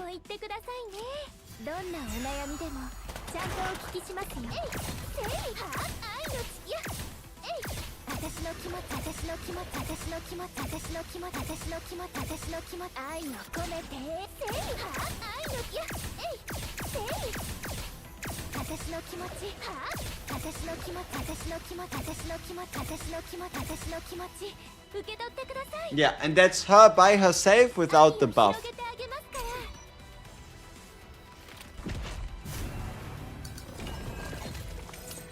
Not too bad. Okay, can we get a perfect turn? I think we might just be able to. Ah, but it's not a Quietus card, is it now? Ah, but now we already have to discard and start this thing. But that's fine.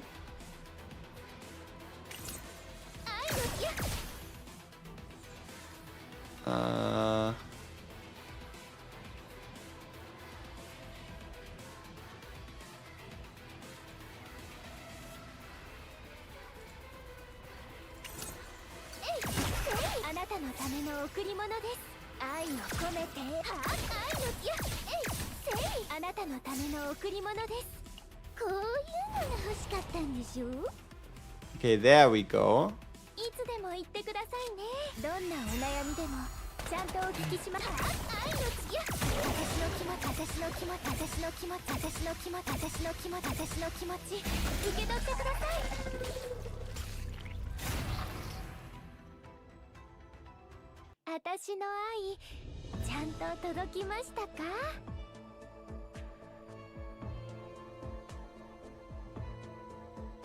Yeah, the Persona card 120% damage bonus to all her damage is a 120% damage bonus to all her damage. Okay, so now this is a bit more meme, but I kind of really want to test the limits of this. And that is... Oh shit, do I even have a 5-star... Do I have a 5-star psionic partner? Yes, I do. Shizuru to save the day. Nice.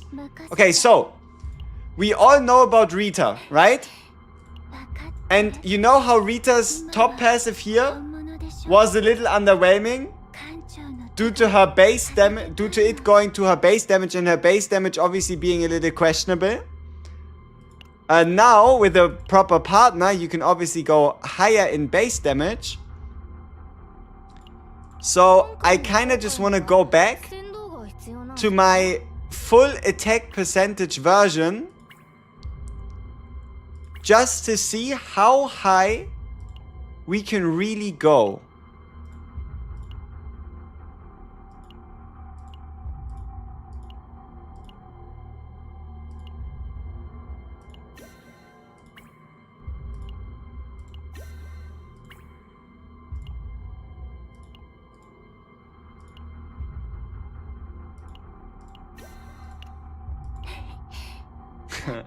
$1,232, huh?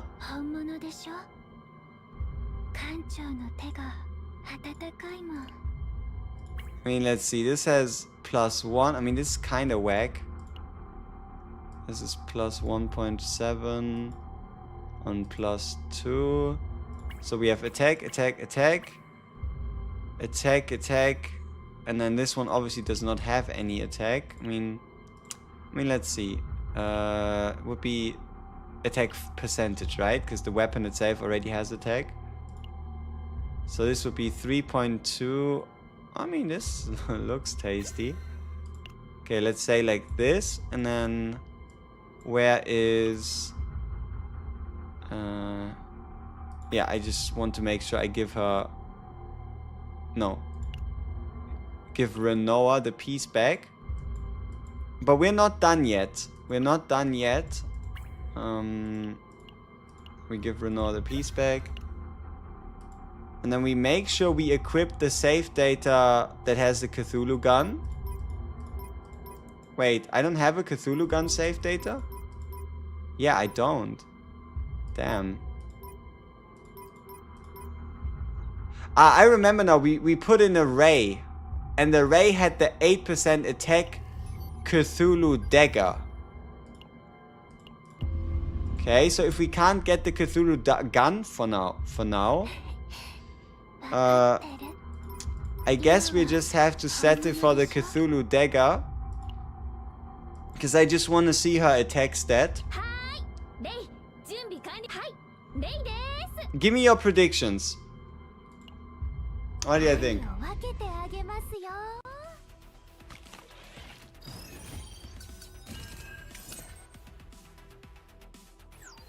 What kind of attack stat could she currently have? 0.5?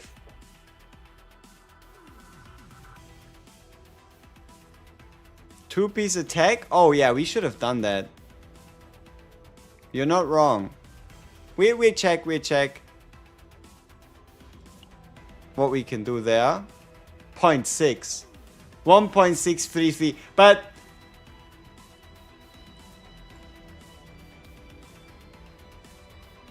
Reminder. Cthulhu gun is kinda nasty. Keep in mind, she has a crit chance neck plus goblet, right? The Cthulhu gun, the reason why this is so good is because it's a final attack multiplier.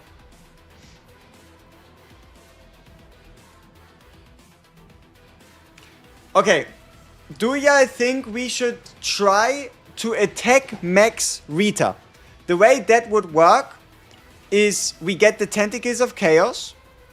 We need to go to the Justice Planet. And we need to get the ring that gives the attack percentage. And the weapon that gives the attack percentage. So we would get 14% here. And then like 16% there. Let me check again. If I remember correctly. That should be quite a sweet number.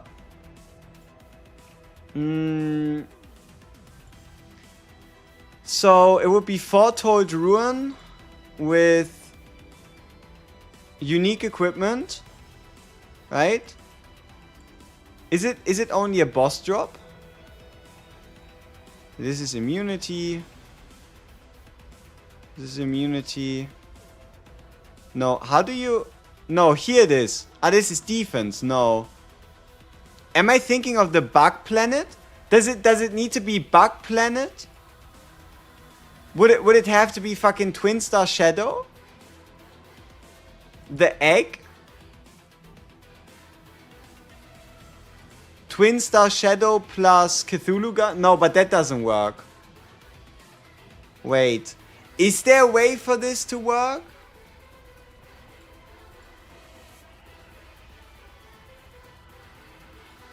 Is there a way to get a non-legendary and a legendary attack buff at the same time? Like a mythic and a non-mythic? I mean, Cthulhu gun, right? But like, No, see, the thing is with Four-Toed Ruins, it has this beautiful gun. This beautiful sword. Where is it? I think this one. It has this sword. You see this like 15% attack increase.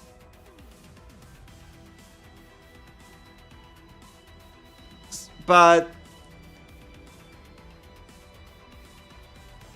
so it is okay, now then it's Swamp of Judgment, right?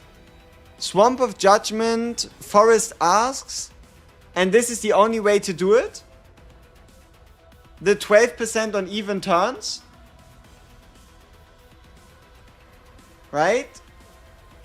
Would that be the only way to make it happen?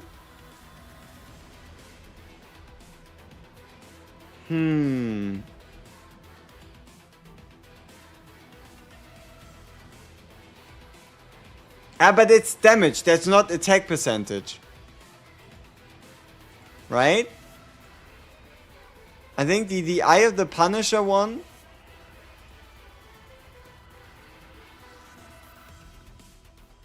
That should be not attack percentage, right? Or Season 2 and be lucky with the God's Hammer. Maybe we'd have to do both. But is there a way to get Season 2 on the Order planet right now? No, right? Wait, doesn't the Season 2 planet have... Wait, did the Season 2 planet have access to that event? Yeah, no, maybe? I don't remember. Probably not, right? I guess the Burning Life didn't have it.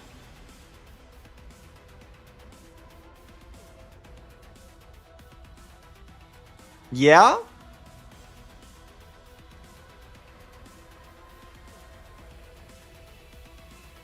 I don't think it had it.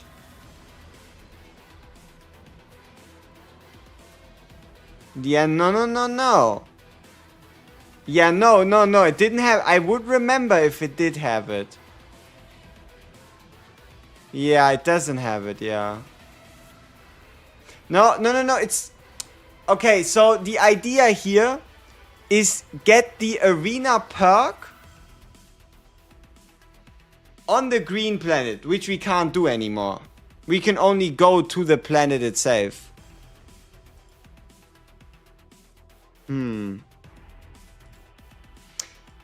That's a little too complicated, right? So, to get double attack Rita, not only would we have to find Cthulhu and get the gun, but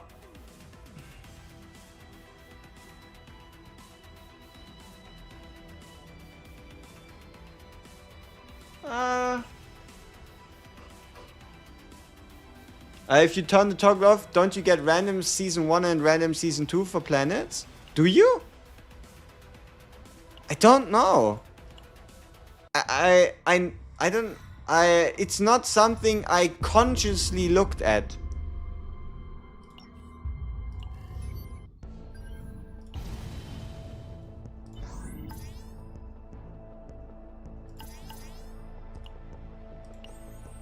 If we deactivate the toggle,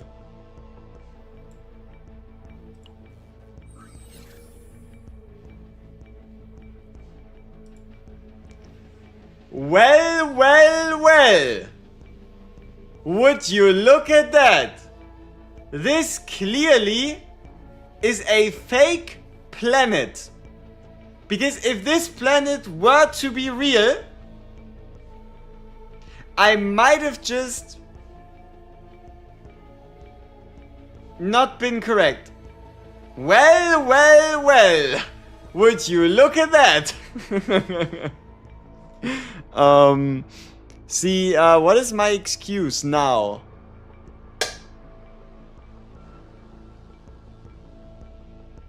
What is my excuse now?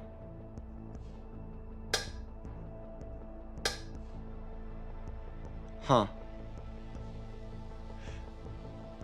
Okay, so if I see this correctly, nothing can now stop us from gigamaxing Rita by finding the event, by finding the Cthulhu gun, and by getting an attack percentage God's Hammer.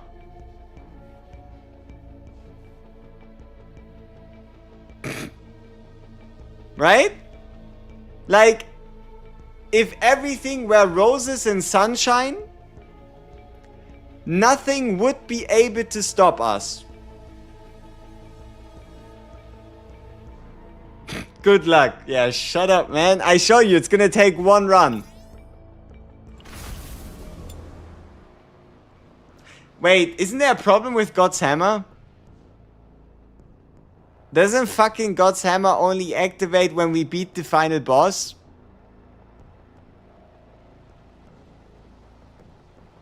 That's annoying. That's annoying.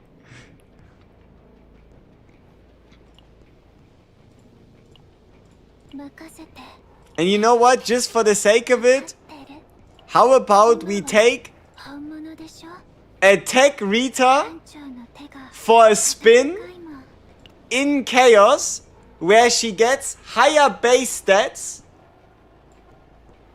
just due to the way this all works out.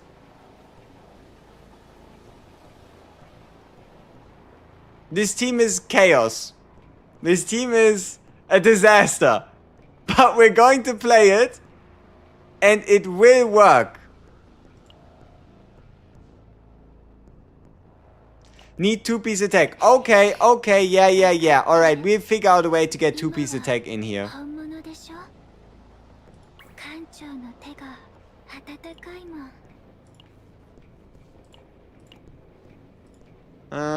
Maybe we're not gonna find a way.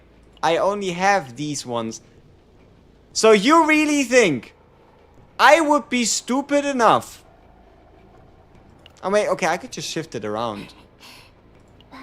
Man, I just wanted to do a stupid decision and rationalize it by saying that it was what you thought I was gonna do. I was about to spend a creation on making an attack percentage goblet. I was close. Alright, let's not do that. Let's stay reasonable. So far.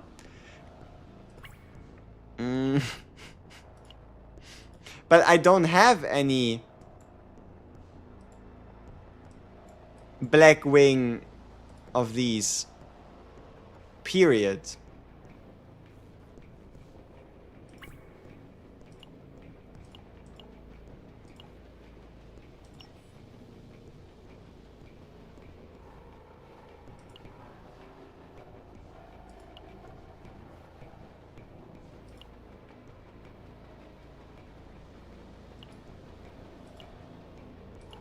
It would be a lot easier to just craft one of these, but it would be a lot more fun to craft this one. But no, we need to stay sane. We need to stay sane, which is why we craft this one.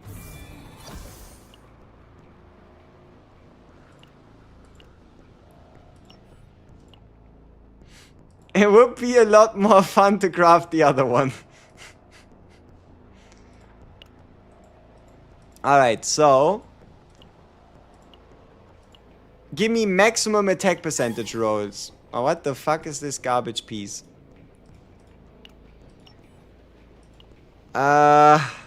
Just please in the future don't remind me of where my shards went, okay? Just okay, just forget, just ignore this here, okay? We didn't just spend 900 shards on making 9 attack set fucking weapons, alright? Or I guess 1,000 even. And we need to check these pieces to see if they're garbage though. Huh, would you look at that? Eh.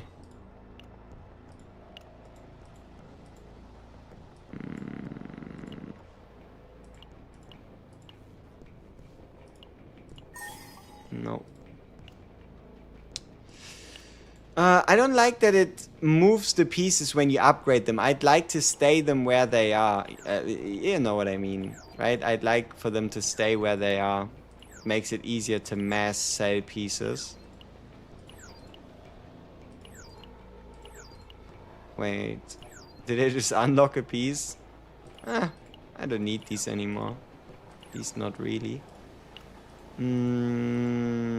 Alright, so can any of these turn out well? This one is complete hopeless. This one could get attack percentage.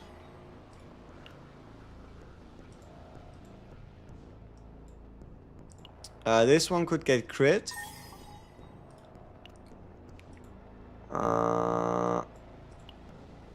This one could get crit.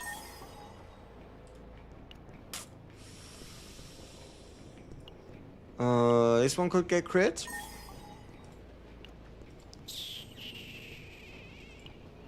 This one is hopeless. This one's hopeless. This one could get attack. You know what? Let me actually sell these fuckers, because there's no way I'm keeping them. I'm gonna lock that one for now. Yeah, I think we're about to craft a couple more of these. All for the sakes of memes. Memes. All for the sake of memes. Alright, let's see. Yeah, this one's garbage. Okay, let's sell all of them. So how many more can we craft? Two. We can craft 2. They better be good. You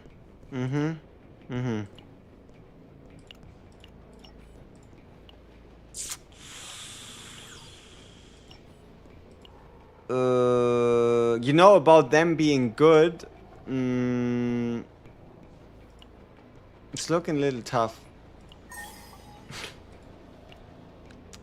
Now, did I sell the thing I upgraded to +5?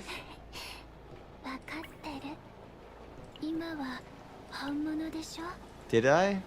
Because that would... No, probably not, right? Yeah, I kept that one. But it's only 1% attack. I mean, fuck, who knows? I guess it's better than nothing.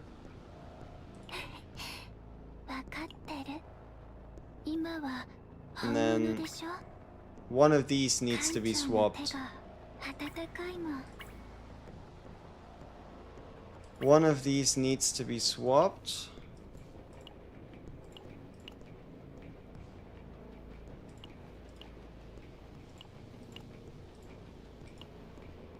Yeah. Okay, perfect.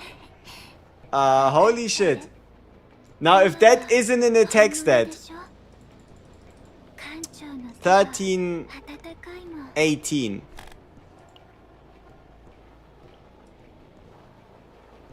We're using Itsuku partner. Shh. Whatever we need to do to get the attack stat higher. Not enough crit, unfortunately. Are you sure about that?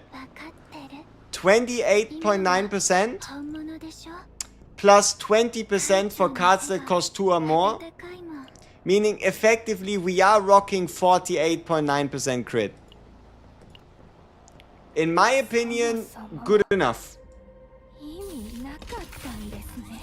I saved this message just for you, Mr. Streamer. You use 1K... Shut up. I don't want to hear it. Okay. In-game attack prediction. No weapon. Just chaos stats. Current, Rita, full attack set, full attack right side gear, attack prediction. Go.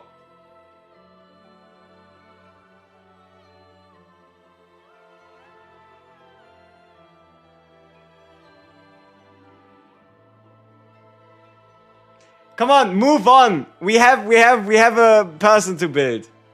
2,100. Imagine. What's the creatures you usually go for? I think 50 is fine. The fuck? How are we already on one? Keep in mind, we're in chaos. She doesn't have a weapon. Wait, people, chill, relax. How is it 2000? How would it? She does not have a weapon. How would it be 2000? Like, there's no way that's 2000.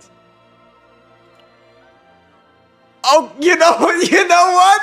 It is closer than I thought it was gonna be. It is closer than I thought it was gonna be. It is closer than I thought it was going to be. 1800 attack. Alright, Rita. 1800 attack, huh? I guess we were unfamiliar with her game. Which means with the blue weapon, she is on 1879.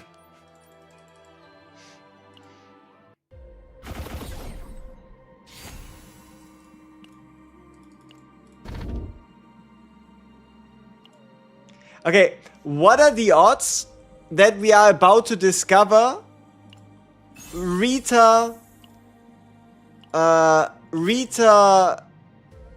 Diana synergy? what are the odds that we're about to discover Rita Diana synergy?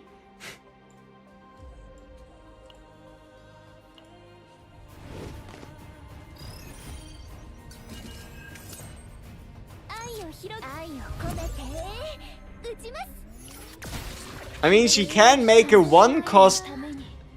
She can make a 2 cost card 3 cost, which she has exactly 1 of. 0.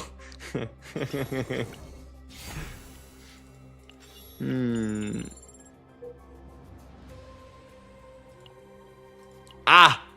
We found it. We need to take that flame card that makes attack cards 1 more expensive, and we need to then put that on her so that her 1 cost attack cards become 2 cost, so that we can then take the future decreed that casts 2 cost cards. Genius. Genius. Surely worth all the effort. That's a lot of shinies early.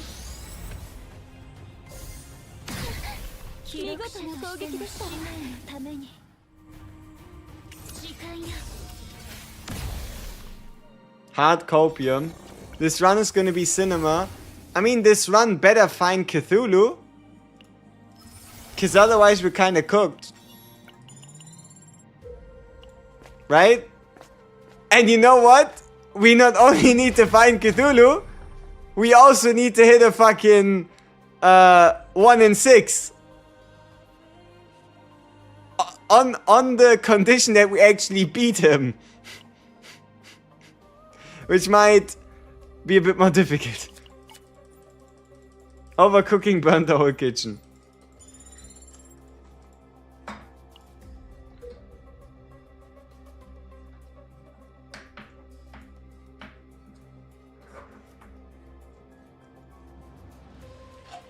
Gotta be careful that I don't cut myself. But we have the brain food. And when you have cashews, all will be good. All will make sense. It will all have been worth it. No.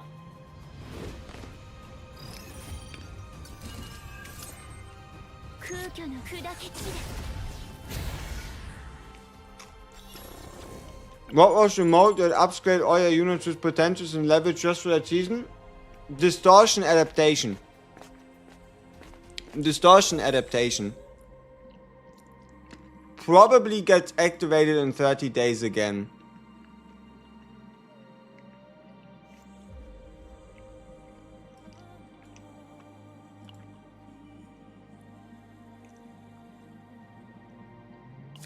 I mean, that's kind of a nice card.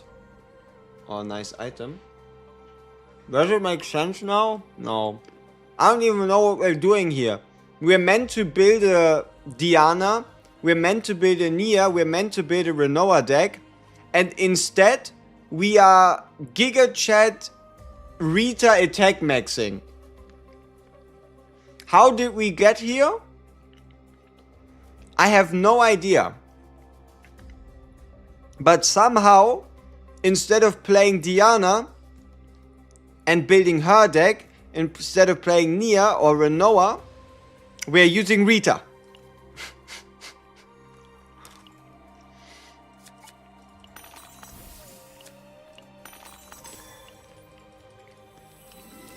What's the name of the girl with the scythe? I wish we had a girl with the scythe. We are contemplating. Yeah.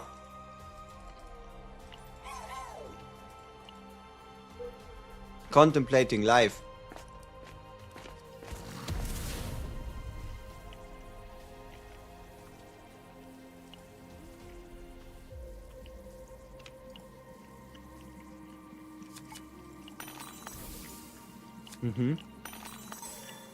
Hey, from a 1 into a 20. Oh, you mean Kise? You mean Epic 7's Kise?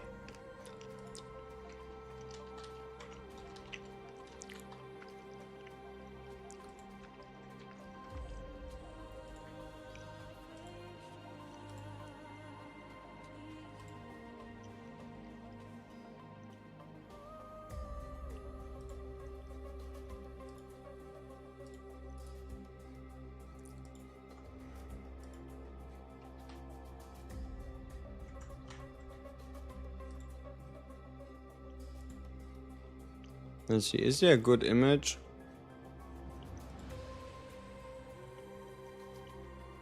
Not really, unfortunately.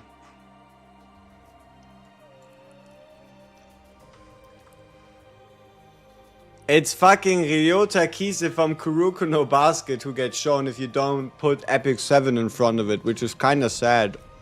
Who wants to see that guy? Just trying to look for a good image.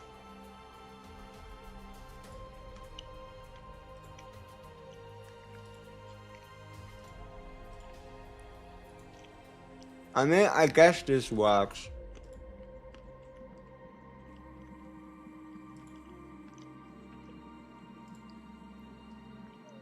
For those of you unfamiliar with her game,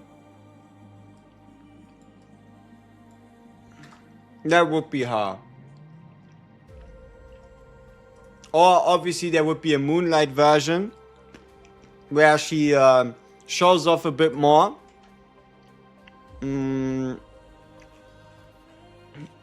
Let me see.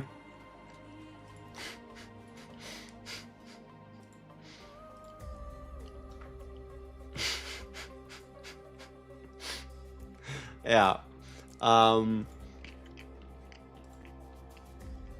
Alright, so let's continue on our quest to find Cthulhu, because this is clearly what we're here for. Right? We are clearly here to find Cthulhu. Boing.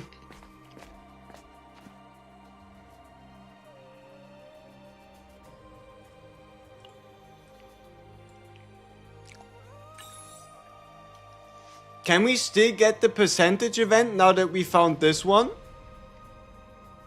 Are they connected?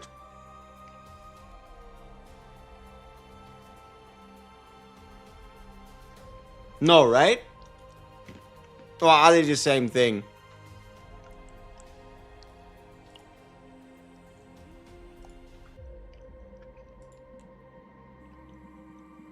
Let's see. It's in second map, so yes. Yes, what? Yes, not connected. Alright. Remove too early here is actually kinda insane. Didn't even know there was a different version. I mean, there is a second version to the other event in the second part of the map.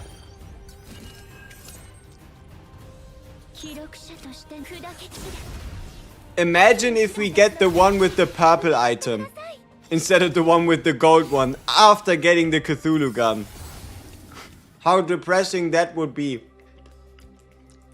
how depressing that would be.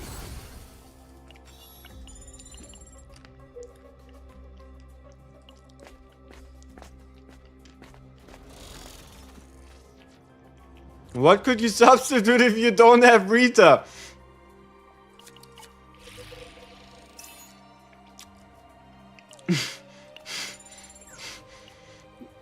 Nah, your Diana is clearly cooked if you don't have Rita. Unplayable. Completely unplayable. There's nothing you can do about this. And I'm sorry that you're missing out on such an awesome combination of two characters. Yeah. Yeah. Yeah. Alright, so besides that, you could consider substituting Rita with other characters like Lucas, Luke, Renoa, basically every ranger, every hunter, or yeah, every ranger, every hunter. You could consider that though. Not sure if I can recommend it. Alright, we better see a Cthulhu here. Because otherwise it's gonna take a long time. Why do you feel like I'm trying to force Rita?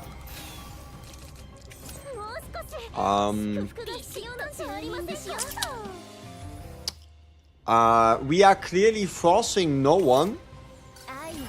This is all consensual. And it gets the job done.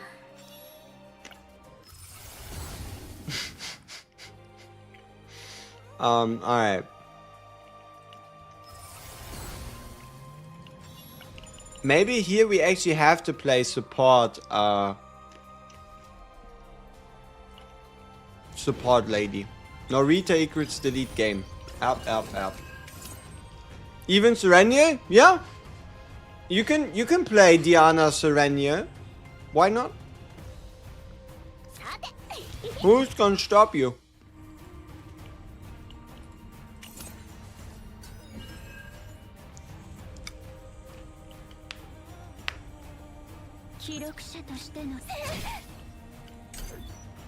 Did you see that?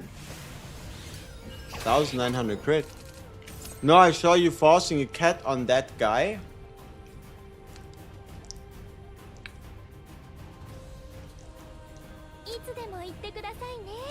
Whatever you say.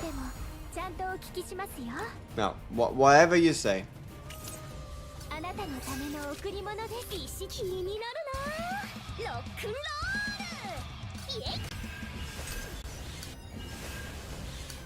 This thing, I think you commented on my last video. It's just because I got Diana accidentally. I have no idea about it. I usually look for character kit before pulling one. Yeah, no, all good. It's just, we are basically in a situation where we're just doing random meme stuff. If you want to have the most fun with Diana, you run her together with somebody. So, like, the one that has probably the most combo potential is Diana, Renoa, Nia. It's just not a team I would recommend for your first Diana run, because otherwise you're not really gonna understand what the fuck is happening on your screen. Whereas other notable candidates are, for example, if you don't want to play bullets, you can use somebody like a Selena, you can use somebody like a Hugo, I mean other bullet characters, right? But Luke and Lucas, always good ones. Veronic, why do I need to roll a fucking 20 anyway? What the fuck am I doing? Who do I think I am? Why am I trying to roll a 20? And how did I think that was gonna happen?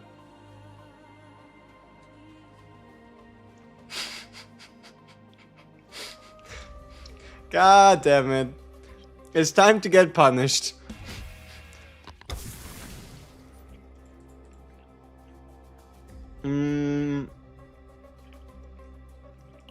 Okay. Maybe not. I'm just gonna leave. Perfect. Alright. One more reroll was right there. Yeah. Winners win. And losers like they just, they just lose out. It's just what happens sometimes.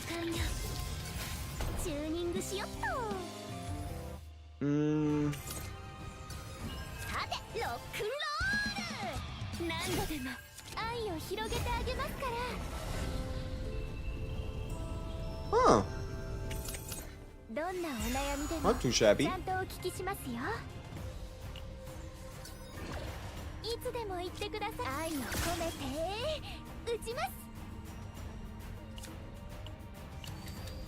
Dev account?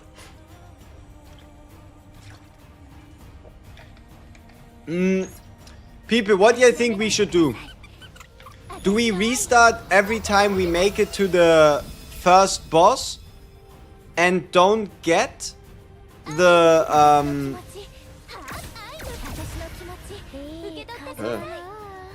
So, do we make it to the first boss and restart every time we don't find Cthulhu? Or do we just hope we get Cthulhu after the first boss? Could Diana get AP Divines? No. But yes, if Diana gets AP Divines, it just reduces the cost of her cards, which effectively is +1 AP gain. So, AP Divines can only appear on 0-cost cards. Instead, if you get an AP Divine on a 1-cost card, it just reduces the cost by 1 down to 0. No new character this month? What the fuck you mean no new character this month? What are you talking about?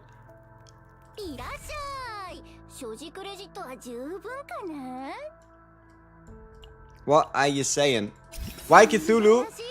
We are currently on a quest to attack GigaChat Max Rita just because we can. Yeah. We are on a quest to Giga attack Max Rita just because we can. No rhyme, no reason. It's just we can do it and we'll do it. That's at least the idea.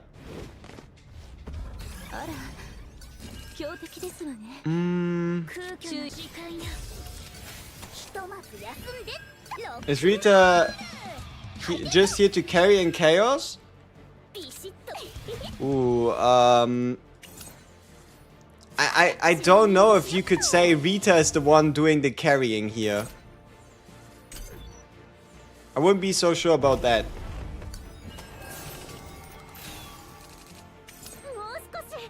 What could top a 3x Serenial AP deck? How about a 4x? If 3 doesn't do the job, how about you make it 4?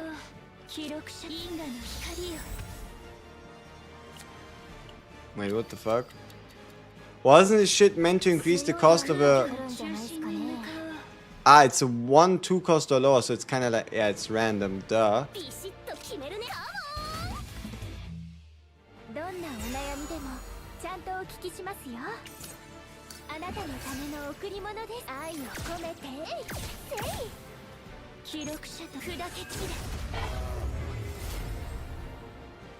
Oh yeah, I forgot she has free AP.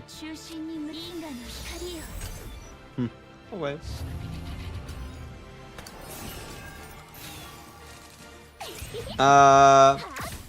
No new character this month, like other than Diana, because she'll be here for 1 month. That's not true. The Diana banner is 4 weeks long, but that does not mean that the next character is in 4 weeks. The Diana banner will be the first banner ever to run alongside of another banner. Diana banner now, 3 weeks, new character. Diana banner will still run for a week.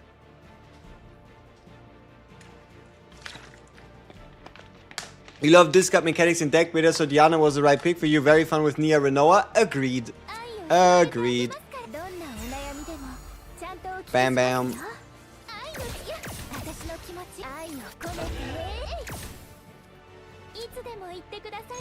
Bam. Bam. Bam. Would you look at that? They are doing things. Am I sure about that? Yes, I am sure about that. If you want official dev confirmation, either watch the entire live stream and listen to their wording, or you wait until the 18th, where we're gonna get the official announcement.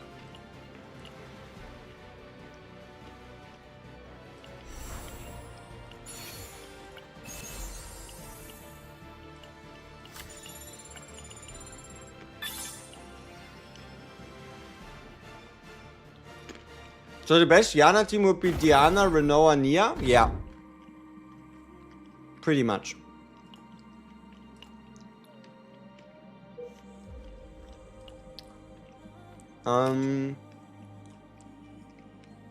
We missed the fucking arena, right?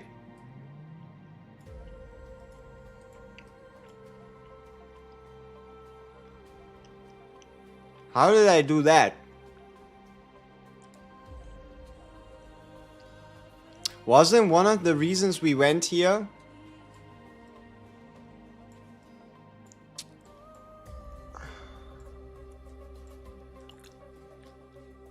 Oh well. That also means we cannot get the core of Discord boss, right? Because we didn't do the first arena? Oh no, wait. Wait, what the fuck? Hold up. Run that back. We could have never gotten the core of Discord boss, and we only care about the God's Hammer, so we're still on track. We are still on track.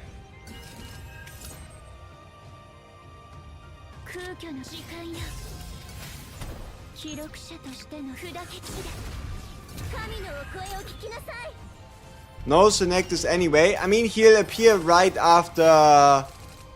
You know, the stage after this stage, that's where Cthulhu will appear.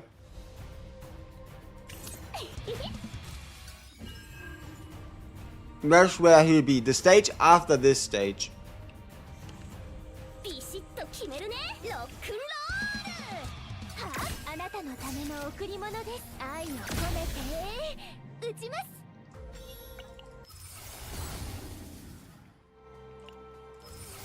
Any thoughts on the next character? I mean, there's a good chance that the next character happens to be a swimsuit wearing limited time character. There is a good chance. Anything more than that? Who knows?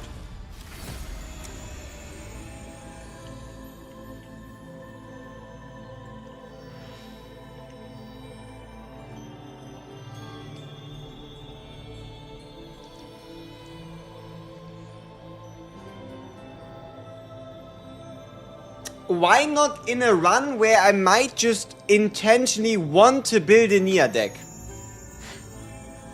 Why not in a run where this actually, you know, leads to something?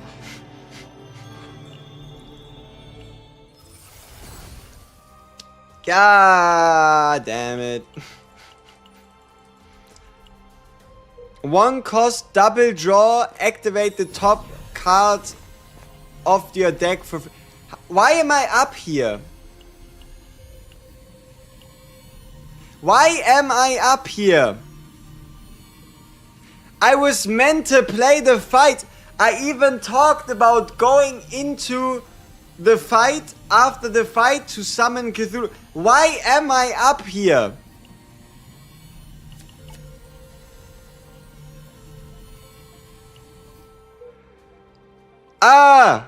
My pathing is automatic. My pathing is subconscious.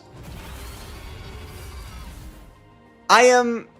My brain... Like, I've played Chaos Zero Nightmare so much, my brain is making the pathing decisions I would always make without me actually consciously thinking about them.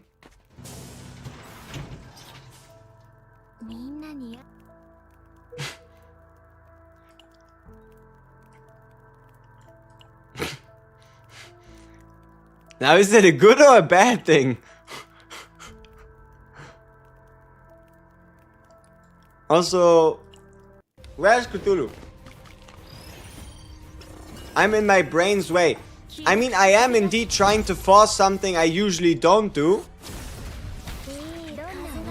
Like, I usually wouldn't want to path into as many monsters as possible.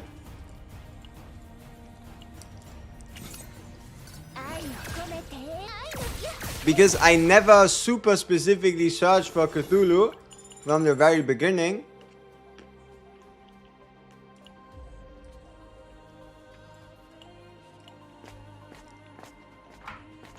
But you can only get Godshammer if you have an arena perk.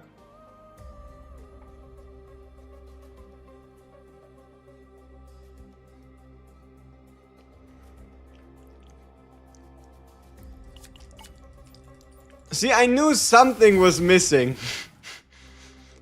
Maybe my brain knew what I wanted without me knowing what I needed.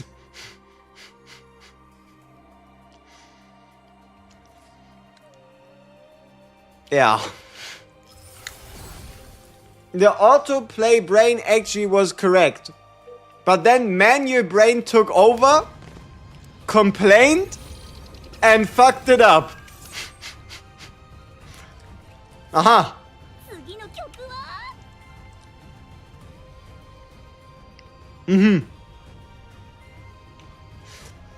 Also,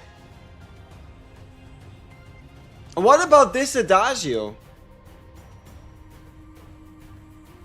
Isn't this kind of a cool one?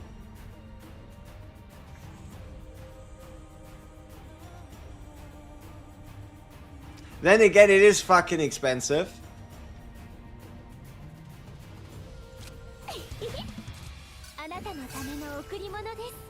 I don't have any cats.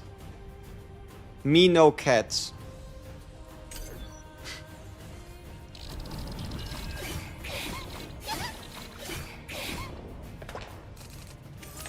Bro, stop thinking you are somehow high from playing Chaos runs. No. Why would I think that?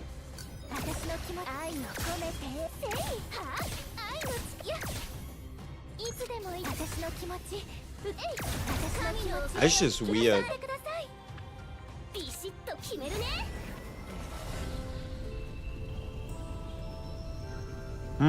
So deactivated even when discarded gets cost reduced. Huh. Alright. I mean, will we really find a Cthulhu here? Probably not.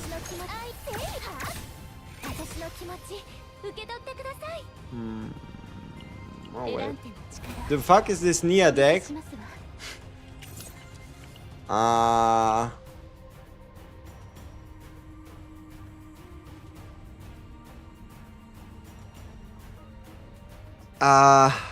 We don't talk about it?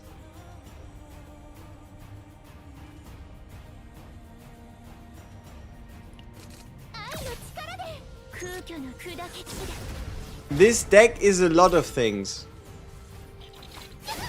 But it probably cannot be described with the word good. So, yeah. Okay, we have hypothetically 2 more fights to find Cthulhu. And 2 more areas to find the 12% attack increase thing.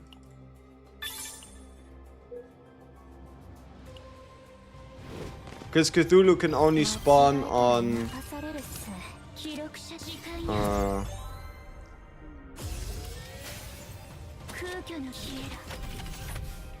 you know what I mean.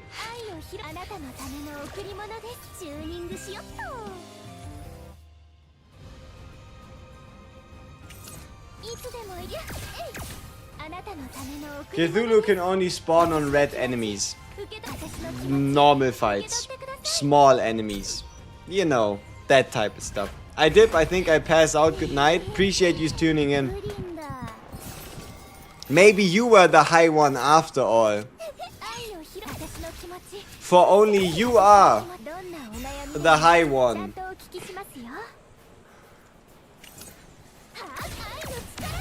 Alright, so we weren't actually able to use the Nia cards. Alright. But damn, how has it already been 4 hours and 30 minutes? It does not look like I'll be able to make a video today.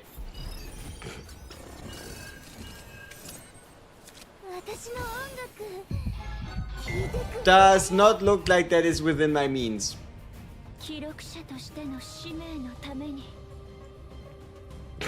Oh well.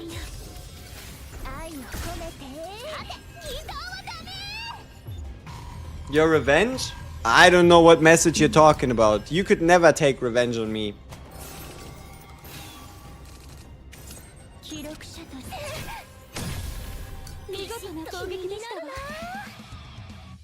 You know what the problem is? I'm so focused on potentially getting more Rita stats that the Rita deck itself... I mean, what even is this?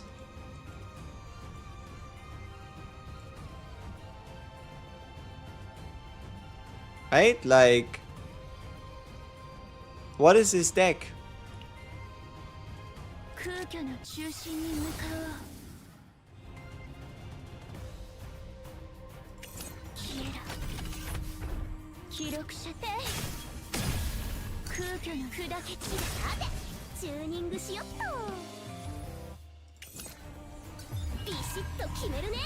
You know, the weird part is it might even work a little bit,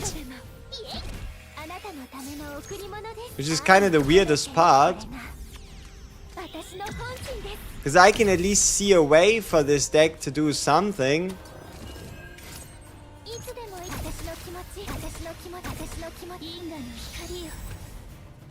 Don't fix it, we fix it with salty tickets later. I don't have any.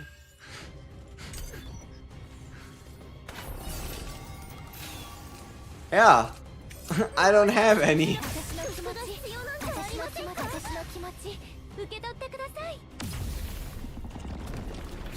Okay, okay. Step number 1. Cthulhu. 1 in 6. What is the math? 18%? Something like that? What is 100 divided by 6? 100 divided by 6. 16.6. Okay, 16.6% chance. But don't worry. We hit those. Never forget. Never forget. We hit those. Somehow. Let's go. Agreed. Alright. So... Big hit.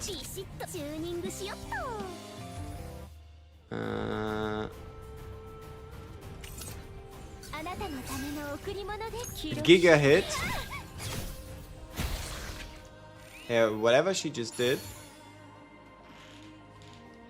If it cannot be the gun, at least let it be the dagger.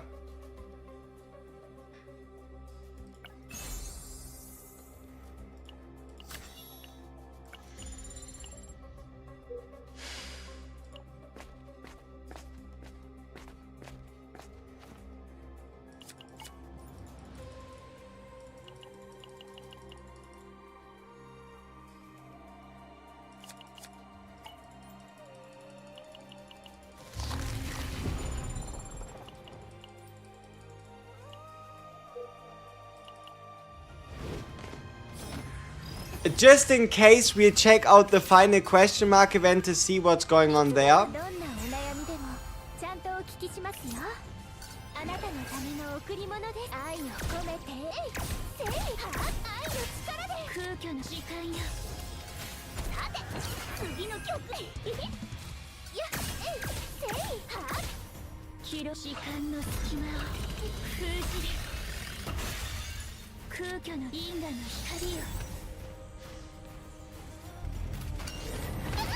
Be grateful you wanted Cthulhu. Yeah, but you know, Cthulhu, it's not something I'm grateful for. Cthulhu is someone I feel like I'm entitled to, you know? I am entitled to Cthulhu.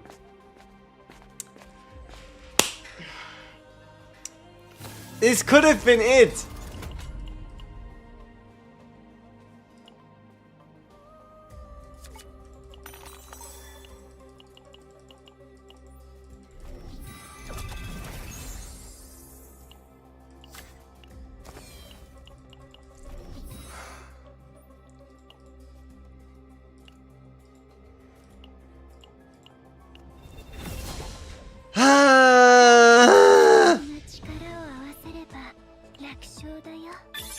This could have been it.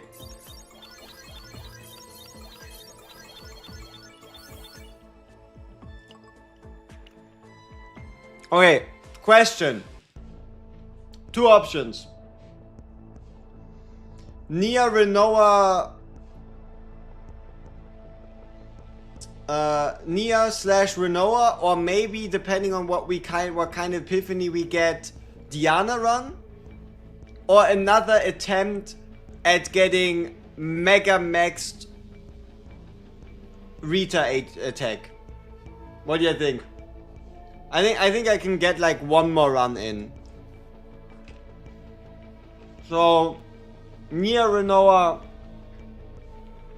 Diana, or just do another attempt and see if we can get the Cthulhu gun. Might as well make a Nia deck at this point, not gonna lie. You wouldn't be lying. Max attack Rita. Rita. Can I keep the level 15 Chaos 25 escape after beating the last boss? How would you escape after beating the last boss? The only way you do that is with a Core of Discord, with a additional boss after, but yes, if you do so, then yes, you keep it. Nia, Renoa, Diana. Sorry for the newbie question. Out of topic from Diana, but how does Nia top card activation work? It feels random to me, especially when I haven't removed some of the cards. I thought it was the most top left card in the draw pile. You do not know the order of the cards in the draw pile unless you specifically either use something like a Cassius, put them on top of the draw pile in a different order, or something like a Nia Adagio that puts a specific card on the top of the draw pile. You do not know the order in the draw pile unless you manipulate it so, unless you gain additional information that tells you what the order is. One sec.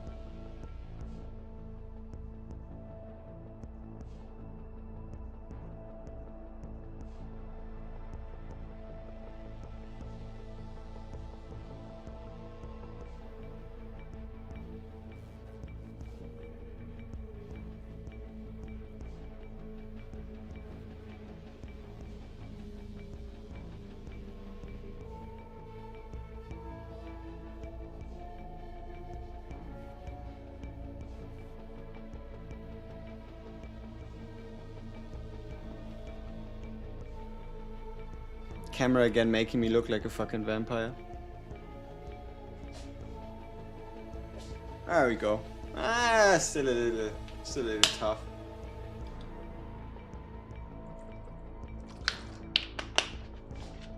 What's going on here?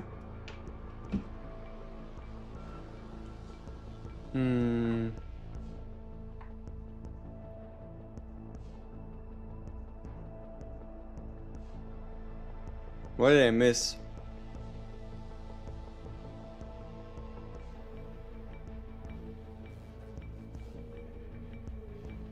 Wait. Because I can press on leave or go to the menu and select escape.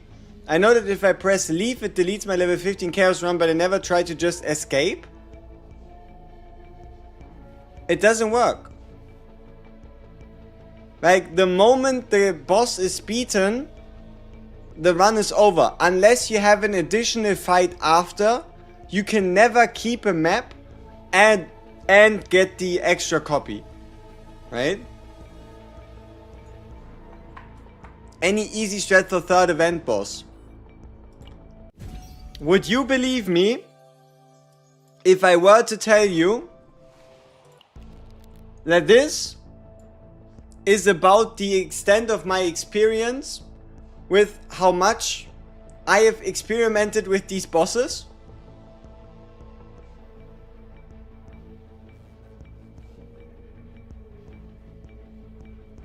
Yeah. Yeah. Did not have the time. I have been Diana, Renoa, Nia deck hunting ever since. I just did not have the time. Is there a strat to get the fourth coffee more often? Yes. The moment you are 3 tiles before the second waypoint, you start targeting question marks more often. Like, the moment around from 2 to 3 tiles away from the second waypoint, before that one, that is when you have to start hunting question marks. The more you hunt, the higher your chance to get a copy event. Come on, a Cthulhu gun is easy. A Cthulhu gun is light work. A Cthulhu gun is light work. Light work. I can do that in my sleep.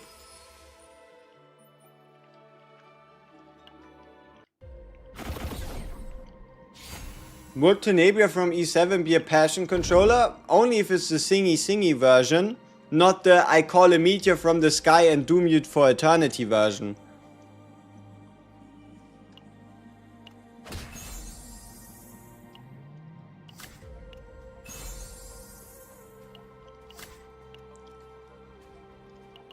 Good night, Jinx. You tried to go to sleep, man. You said you were asleep already, but I don't believe you. Somehow, I think you're lying.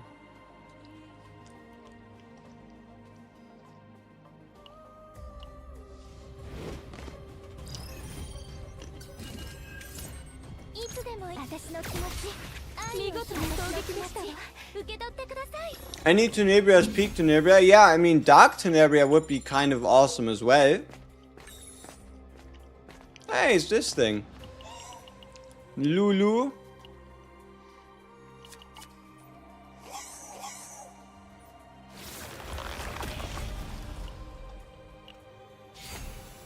How does this team work? It doesn't.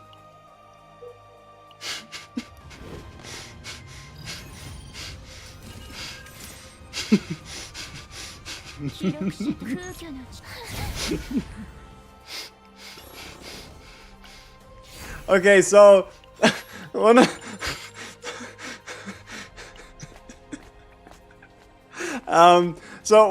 of the selling points for Diana here is that the Order planet happens to have sub-element justice enemies, allowing her to be type effective against them. But if you're looking for any deep wisdom, any deep connection, any behind the scenes knowledge, you're not gonna find it in this team.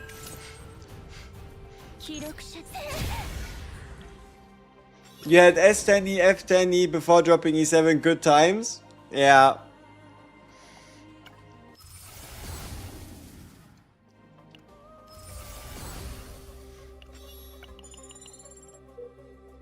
Yeah, I mean, you can trust me. It gets the job done. Like we could have beaten the last chaos. It's just it isn't really a team, you know. Like you play cards and things happen, but the things that happen don't really have any correlation between each other. They just kind of do what they do.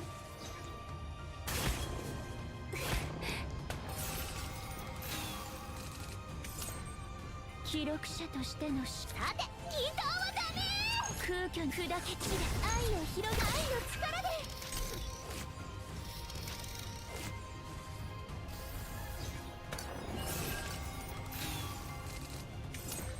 Do we have the stupid take 5% from the second?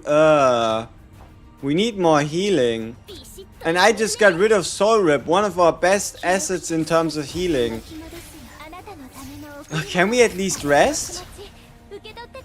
We can rest, okay. So that should solve most, if not all, our problems in that regard.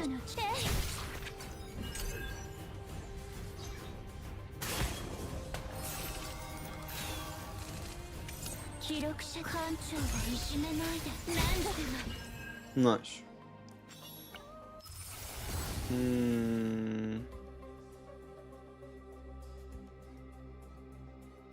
I would like to keep the base version.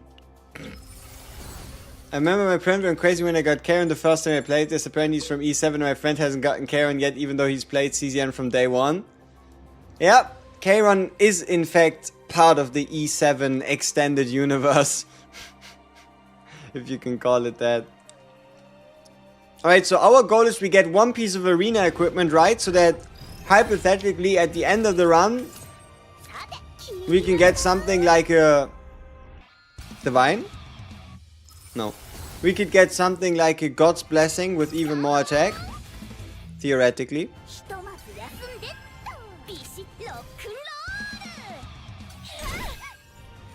That damn magical boy. Yep. I don't have Karen either, and I've got every other unit, most of them with a few copies too. Yeah, I mean, I can show you my copy stash. And then I can show you the fact that I'm still missing Hugo. The target for the God's Hammer would be anything attack percentage. Like, anything. The more attack percentage, the better.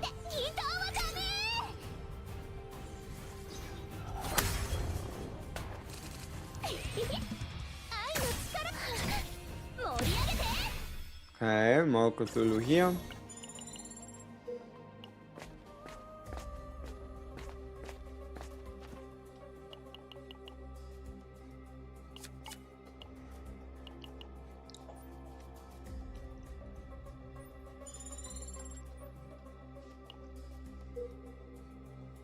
Okay, this time I will make it into the arena. I have E6 Magna and E5 Khalib and you only miss Hugo. I mean, see it like this. If you get E7/E8 Khalib, you can get Hugo. Diana worth pulling because you just lost a 50-50.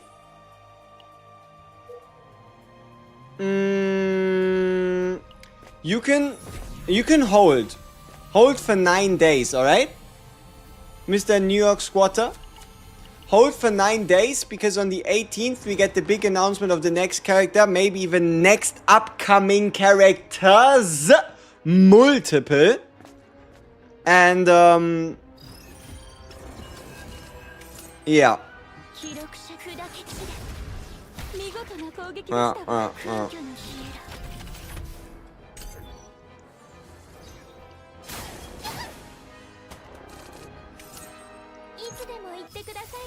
So yeah, right now, if you are on guarantee, just chill. You're in a pretty good spot. You're in a pretty good and a pretty comfy spot. You can just chill.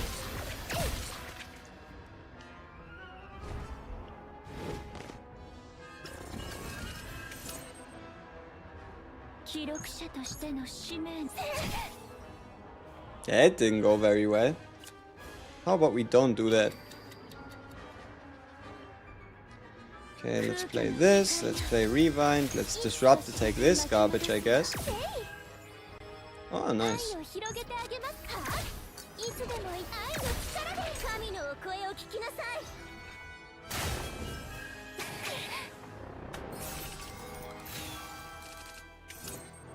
Alright, come here, milk and pong.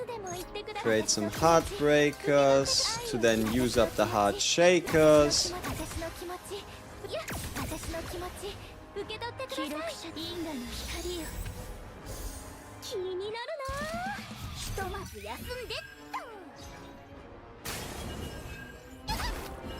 We are taking quite a long time here. どんなお悩みでもちゃんとお聞きしますよ。えい、せい、は愛を込めて私の気持ち受け取ってください。 Oh, divine. ロックンロールって愛のいや私の気持ち私の But at least we're healing a lot. I mean, that's pretty good. Did you already play the event planet with Planet Earth? The new question marks encounters they are non-typical for Blue Planet. No. I have yet to do so. I have yet to play the Earth planet. What the fuck is... You see what I see, right? Like, look at this. Should I prio crit chance or unique card potential? Diana, do crit chance. Crit chance always prio. I guess we have a hammer for life.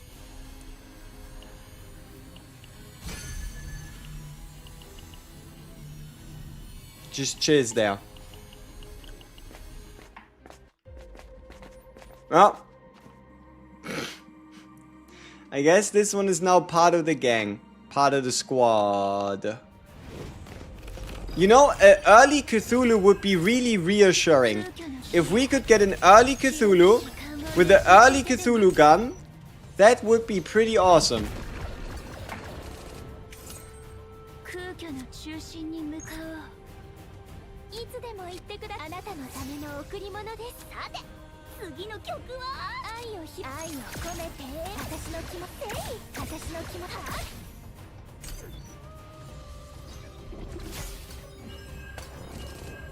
強い波が来るんじゃないですかね。艦長が見しめないで私の気持ち愛の力で私の気持ち受け取ってください。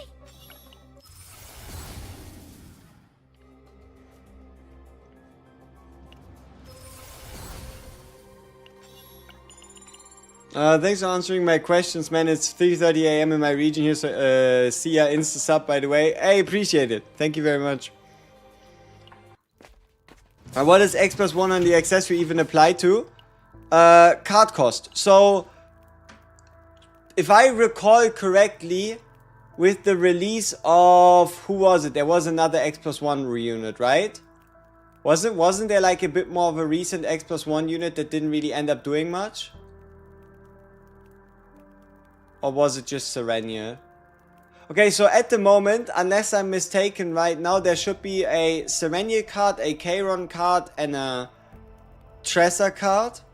All of these cards do something based on the amount of AP you put in. So the cost of the card is X. Whatever AP you currently have available when playing the card gets taken. And based on the AP spent, a certain effect triggers. And this means that when you have this piece of equipment, it counts as if you had invested an additional point of AP. Khalib. Yeah, the Khalib purple card. Wait, no. That's from... Isn't that from the beta? No, that's after the beta. Before the beta, during the beta, she didn't have it and then they added it. Yeah.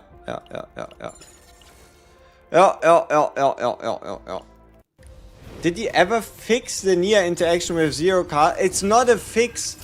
Whenever you activate a zero X cost card, they will always be treated as having activated at 0. That is intended. Khalib X card benefits from X plus 1 gear. Any X cards benefit plus X from X plus 1 gear, yes.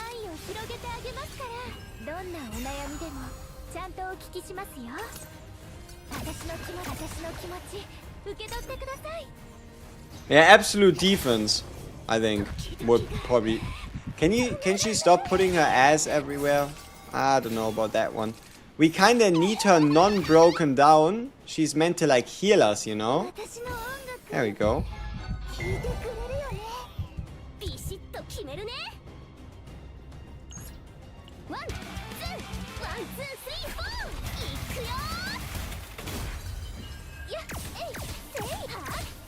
Yeah.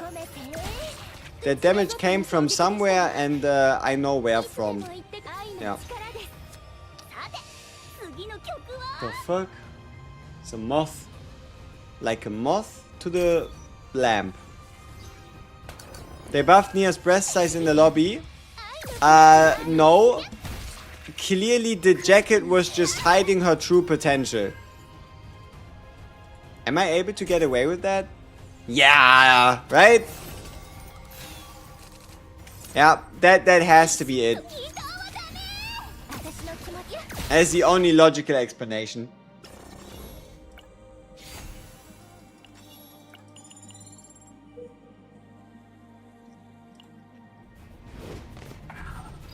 Now, two of my basics, one of Renault and one of Diana's, got transformed into a maneuvering fight to start a run. Guess a free run? I guess so.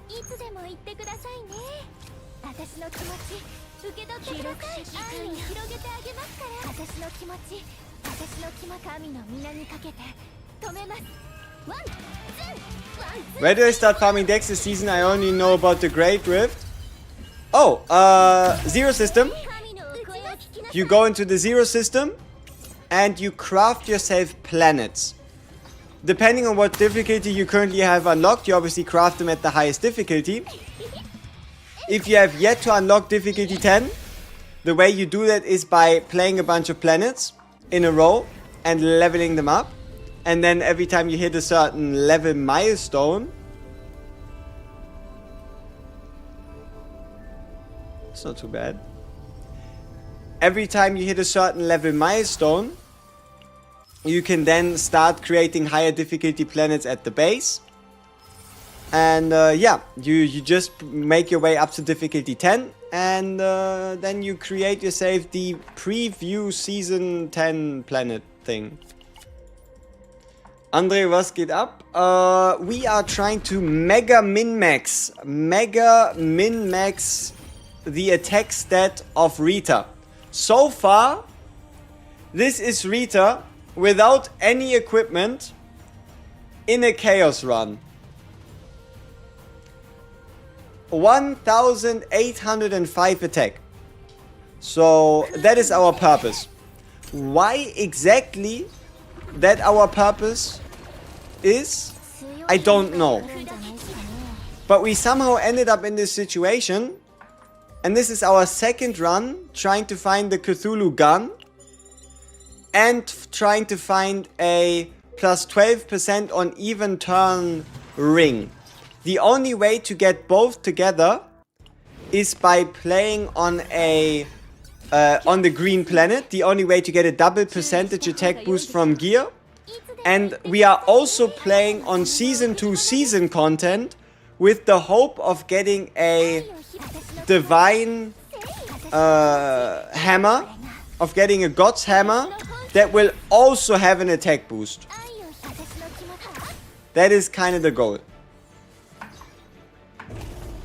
Is an infographic for Diana build? Not yet, but you can expect something useful about like tomorrow.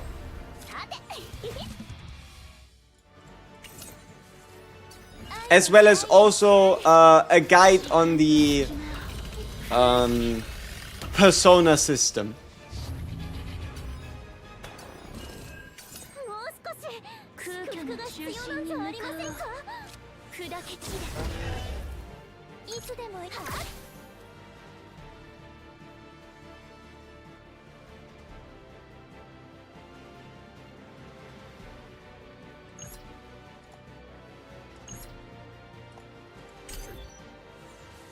Hello Unc, how's farming going?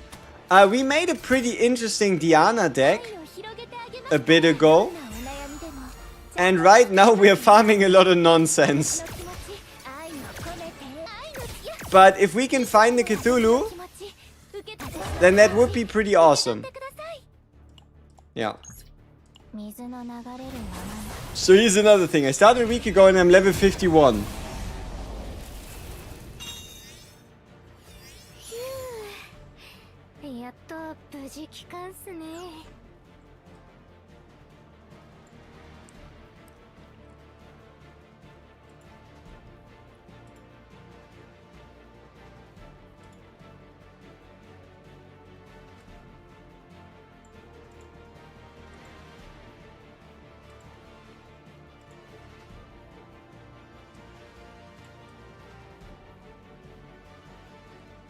Now, how the fuck would that be possible? Are we talking 7 days? Or are we talking 13 days? And anyhow, how did you end up on level 51 in a week? That, like, unless the half anniversary stamina equals account XP push event pushes you to like level 40 on its own, that shouldn't be possible.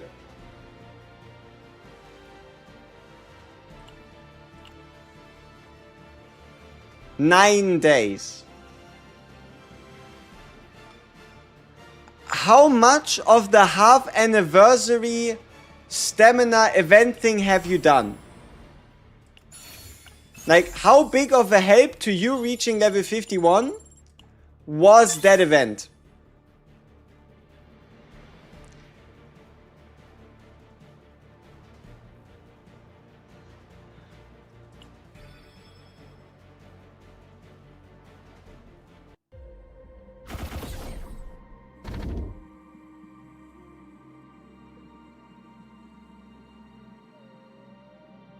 You were 50 until you entered the half anniversary event? Brother, I mean, I'll check my own receipts, but I no-lifed the game. I truly did. I did whatever was possible whenever it was possible. Okay, let's go back to launch of the game. How long did it take me to get to level 50?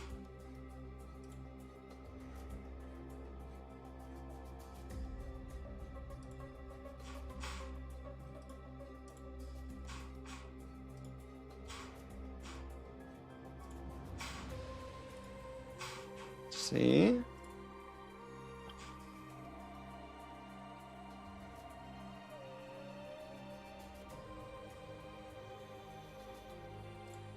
Okay, let's see if we can see my user level here. My most important currency mistakes. This is... Is this my main account? No, it's a free-to-play account. This doesn't count. Okay, so I was level 53 on November 14th. I was level 53 November 14th with the game releasing October 22nd.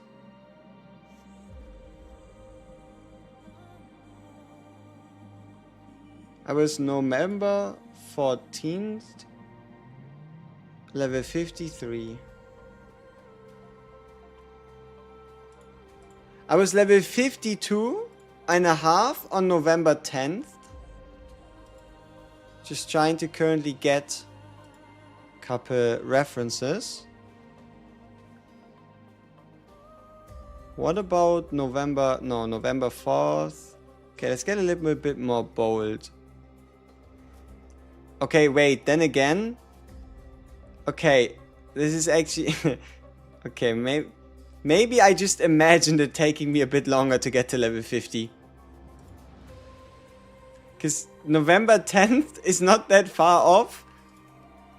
Yeah, we are level 50 and a half on November 2nd. The game released October 22nd.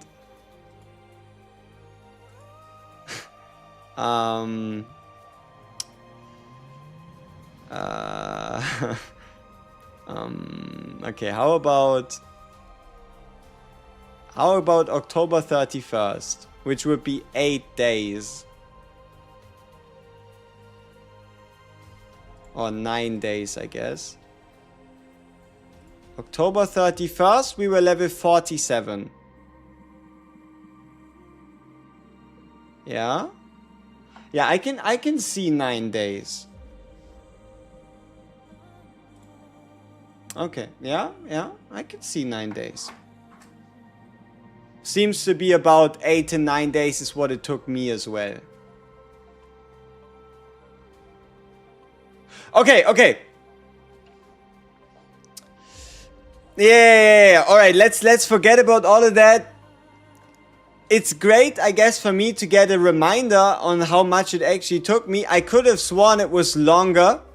I could have sworn it was longer than 9 days. But I guess it wasn't. Maybe my time perception got fucked somewhere.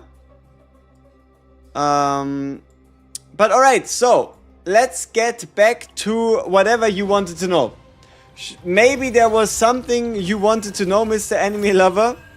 If there was, you do have to excuse me going on that mega tangent. But if there was anything that you wanted to ask or anything like that, now we are back on track. Now would be the time to do so.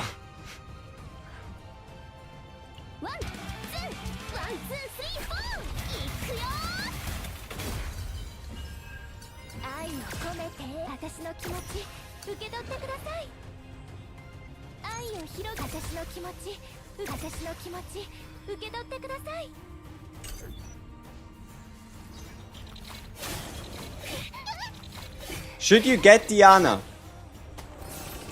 I mean, wouldn't it be great for you to tell me who you have before you ask me if you should get Diana? Don't you think that would be at least a little bit valuable for me to know, to get a better idea of what we're dealing with? Seeing as how your account is 9 days old. So how about you join the Discord, send us a quick screenshot of your current heroes so we can also see your hero levels and whatnot. And then I can actually give you an answer.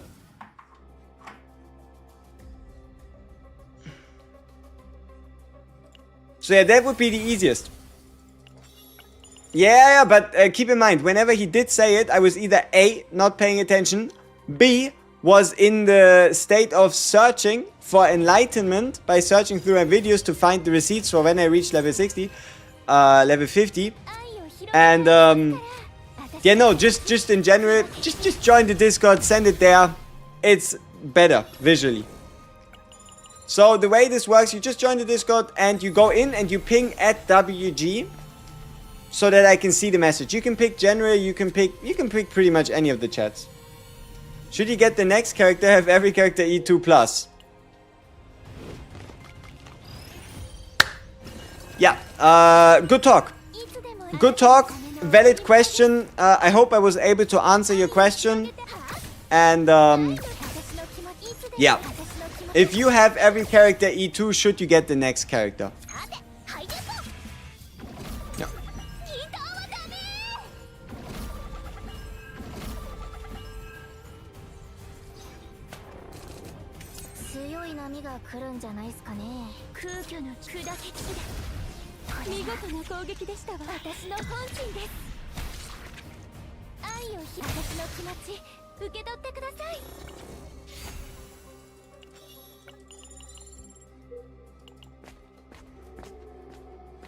Alright, let's see.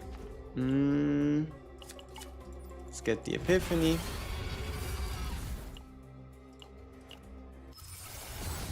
How do I make my Diana feel as strong as my Serenity? Is there a deck that can make her feel buffed? Yeah, I can show you. I can show you a quick deck. A combination of a few cards that is going to make it all make sense. It's just we currently are stuck in chaos. And we have how many more fights? Just 2 of them.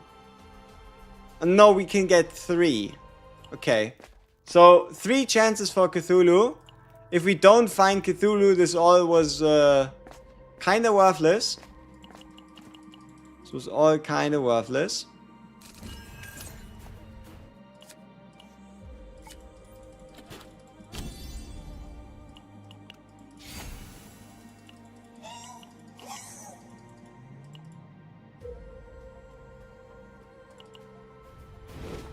I've won Diana 50-50 and John and lost another 50-50 at 20 petty. I guess I am set for the half anniversary guarantee combatant. Yes, yes you are. You are in fact.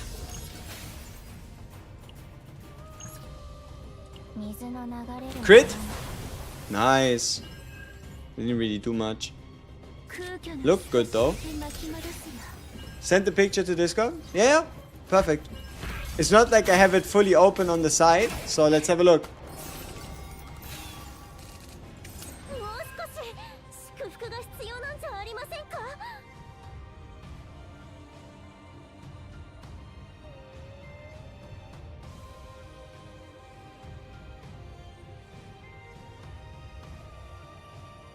Pretty respectable.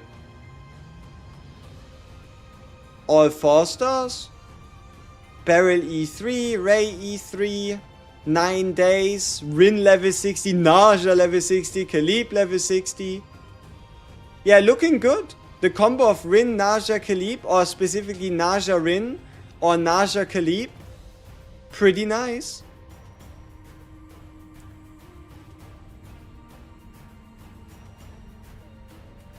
Beryl on the synchronization, good one. Cassie's level 50. It's gonna be something you do eventually, but you could level up Ray and Mika to 50 as well. How many gems did you say you have? Yeah, yeah, okay, Lucas is indeed missing, true. But I mean, he'll get him eventually. Emil level 1 is criminal? Nah, that's not too bad. That's alright. So, how many resources did you say you have? 17,000 gems. That's 100... Let's say 110 pulls. Let's be generous here. You have Lucas.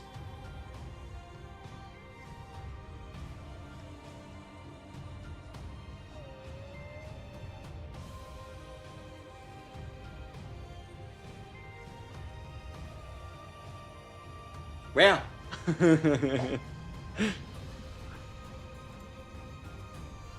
Ah, there's another hidden row that we didn't see with Nia, Selena, Lucas. Nice.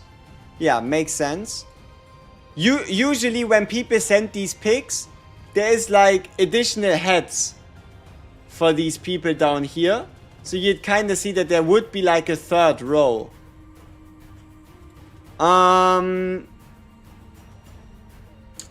Yeah. If you wanted to get the most out of Diana, you'd probably have to get Nia to like 50. Selena would be really nice with Diana as well. Lucas would be really nice with Diana. So there would be 3 characters that have good synergies with her that you would potentially have to level up. Ah, but you have 74 summons. Now, 17,000 gems and 74 summons. Okay, so we're looking at, let's say 200, right? So you'd be able to scrounge together 200 summons. You're currently on a 70 guarantee. Alright, listen. Go to a 5-star. Okay? Go to the 5-star on the banner. Regardless of what happens. If you hit Diana, sweet. Good character. Nice. Somebody to play with. Somebody to build.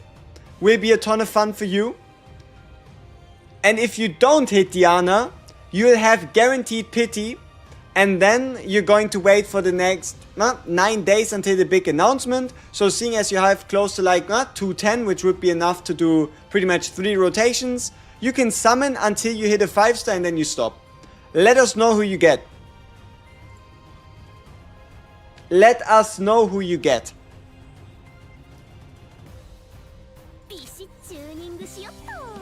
I'd be very interested to know who you actually end up getting. But yeah, in your situation, I'd do summons until I get 1 5-star and see who it is. If you get a 9, you'd be happy. I mean, there's a lot of characters you could get, and it could in fact be a 9.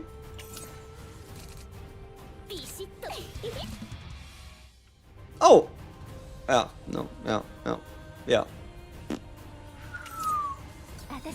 Does standard pity carry over if the next banner is limited? Yeah. They use the same summons. It's the same thing. It's like the Serenia banner. It is the same thing. The next banner is OP car. How do you know that? Huh? What do you know? You started playing CDN yesterday. Have Teferi, Diana, Maylin, Nia, Lucas, Ray, Renoa, Luke, and Mika. Do you have any suggestions for 2 teams? If you started the game yesterday, you do not have to worry about making 2 teams whatsoever.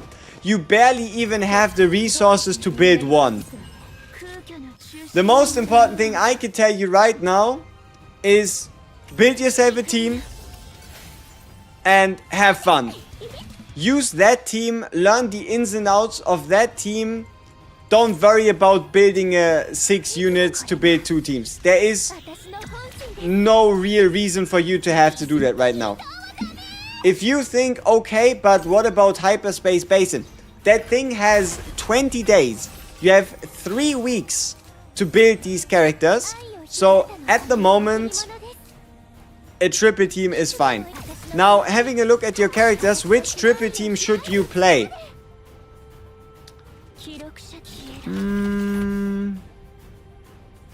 You have a couple options. You have a couple options. But you could... No. Who did you get? Who did you get? Why are you saying no? Who did it turn out to be? Huh? Huh? Who did you get? Come on. Don't keep us waiting.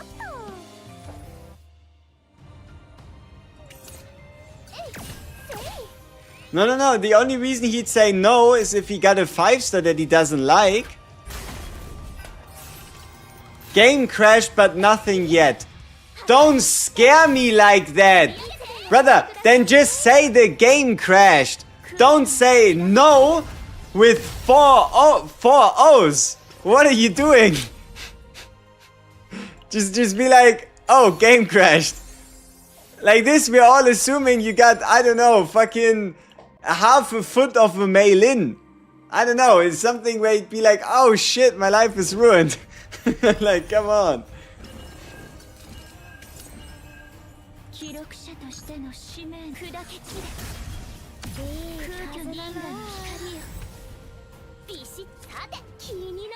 You always lose 50-50s to Kayron. By pulling for my 9, I pulled 3 Kayrons. Yeah. Things happen.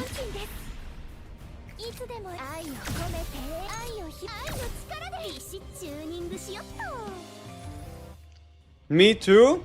Just started. Shut up, Kronogan. You did not start yesterday.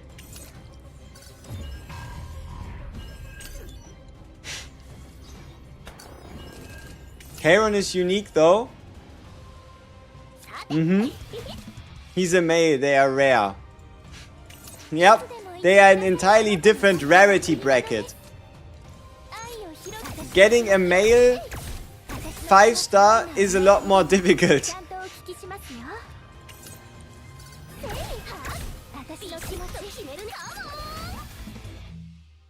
Got a Lucas for the 5th time. Lucas E3 is... Lucas E6 is really good. You cannot really play Lucas, or at least he feels a lot worse if you don't have his E6.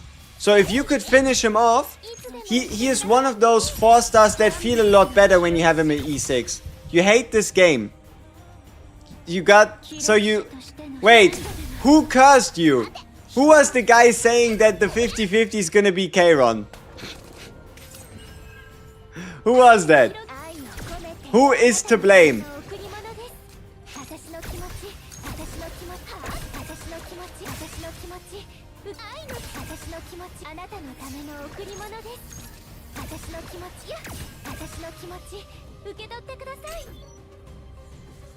He got the rare species. Might be me, not gonna lie. No, it wasn't me. Couldn't have been me. Ban him. But then I'd have to ban half the chat. I don't think that works.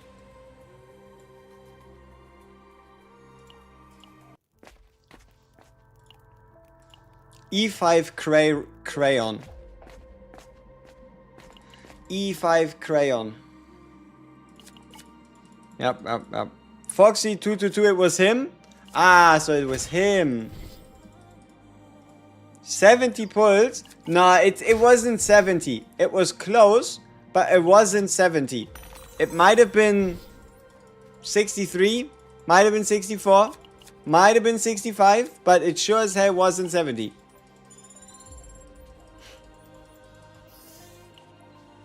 Maybe it was 68. Maybe it was 69, but it wasn't 70.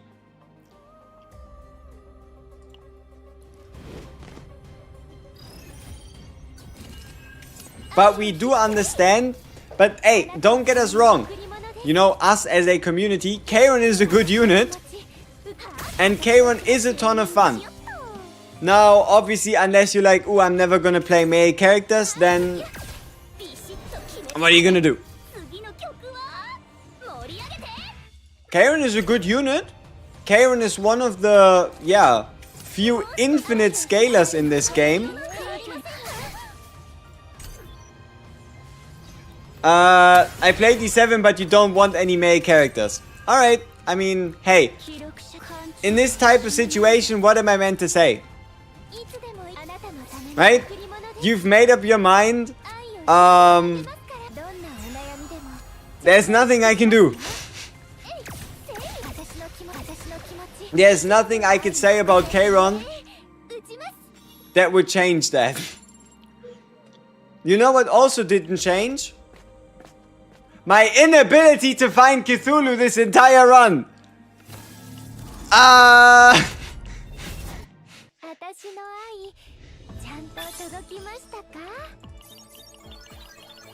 Alright. Let's take the second place prize of simulating a Cthulhu gun by using the ring and by using a Cthulhu weapon, a Cthulhu dagger, so that we can simulate 20%, which is close to a Cthulhu gun. And then we pretty much just have to... Yeah, I don't know. I don't know. Alright, let's have a look.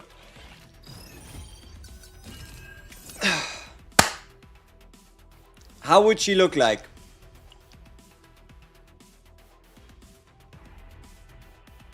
I said even turns, right? Yeah, so we need to do one more turn before we look.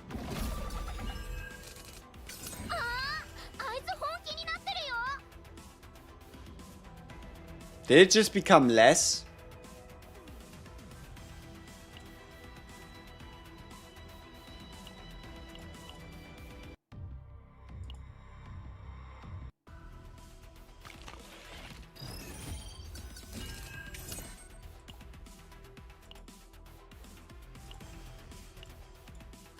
$17.08.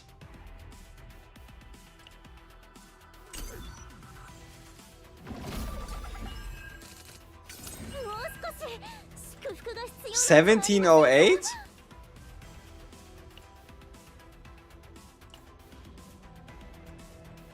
Okay, what is going on here?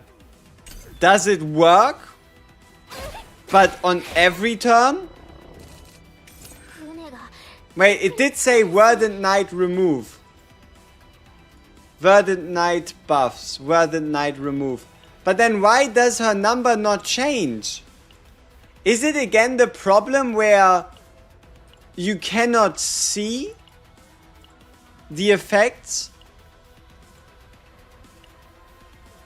Because they don't get reflected in the stat line? The same way how if you get a crit rate buff, it does not get reflected? Ah, that is annoying. So we just have to imagine what she would have. Great. So I'll have to use my imagination.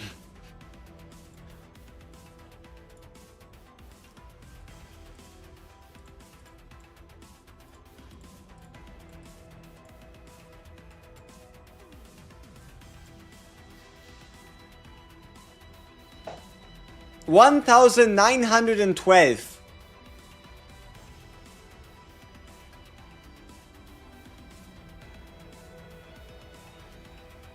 Okay. Okay, let's see. What about...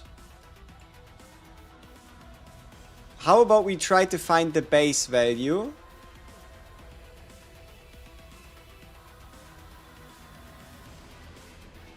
How do I do that? Oh yeah, I just change... I just change... Okay, it puts us right back into the fight.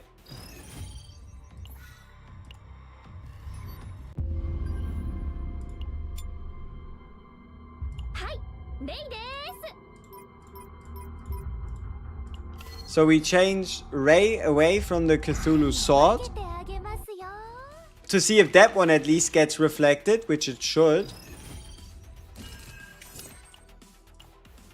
1603. So 1603 is what we start with.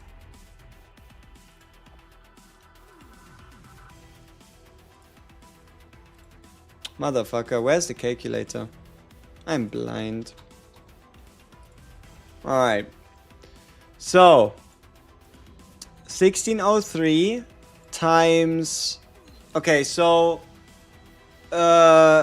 Ray weapon is 8. But let's let the Ray weapon be on the outside. So Cthulhu weapon would be 18. The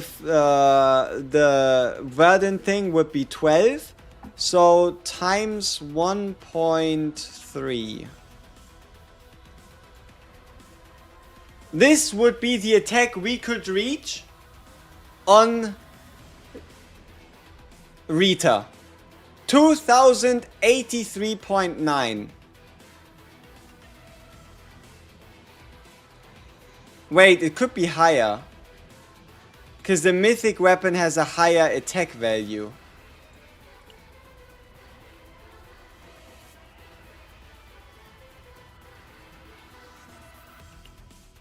Wait. Okay, so how do we even get to 1708?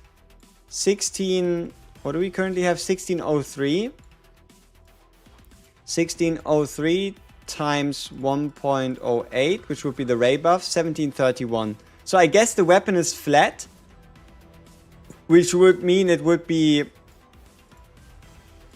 1529 times 108. 1651 plus 74 would be 720 as well, though.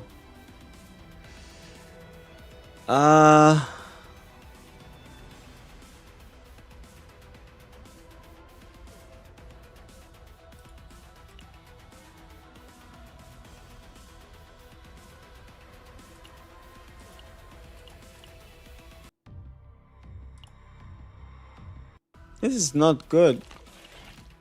This is a bit more complicated.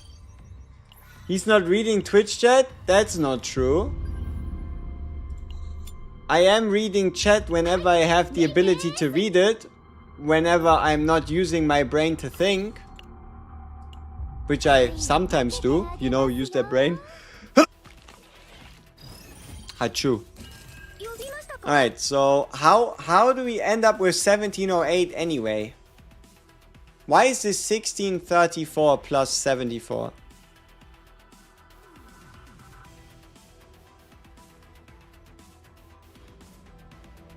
Or is that what we calculated?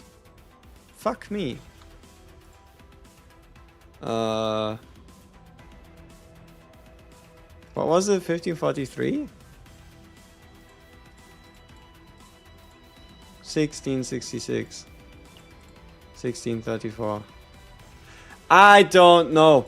We are going to be somewhere in the 2000 plus attack range. Is that worth all the hassle? Maybe not. Is it a funny big number? Yes. It is funny big number. Okay, so before we end the stream, somebody asked for a Diana to actually feel powerful. So that is what we'll be doing here. And I'll be doing a bit of the explanations of what happens where and why happens how. So you know what exactly is going on. Would Serathea work as a partner for Diana? Yes, yes she would. But you might also just use somebody like a Janet or a Peko. Okay, people, so here, first off, we are not doing much because we don't have the right cards in hand. So let's see. Okay, this one should be simple. We're going to use our Persona of Obsidian. What this card does is when we play it or when we discard it, it activates. When it activates, we discard 2 cards. For every card that we discard, usually 2, we get plus 60%, so twice 120, meaning we get 120% damage to all attack cards. And currently the Umbra engraving for plus 40% is inactive, because we only have 2 Umbra from her persona, and her card, her fucking item is not an Umbra one. So we would have to run her with a teammate or 2 teammates that combined have 2 Umbra perks to still activate this. Currently not active. Now we're going to play the card like normal. Discard these 2 with all my hearts. And these with all my hearts are going to apply Quietus to the Heartbreaker they create. A Heartbreaker that you create with Quietus triggers both the top effects and the discard effects, while still exhausting itself due to Quietus also triggering the exhaust. So you get the discard effect plus exhaust, but you also get the top level effects. Then we can use Blooming Love to discard all of our cards, which in this case is or would technically also start a chain reaction where these cards being discarded would discard more cards, but that isn't really relevant.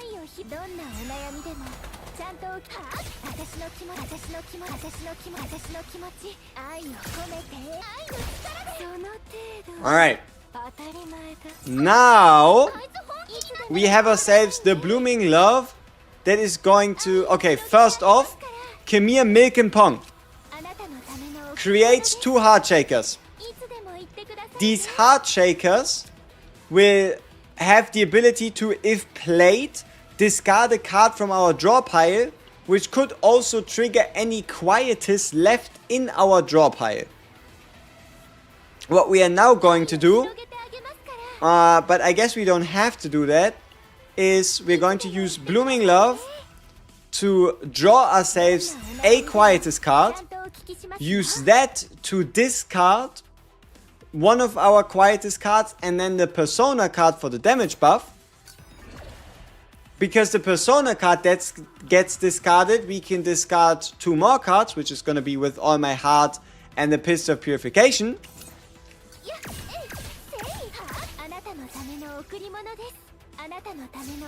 Leaving us with a hand of 6 bullets that all have Quietus.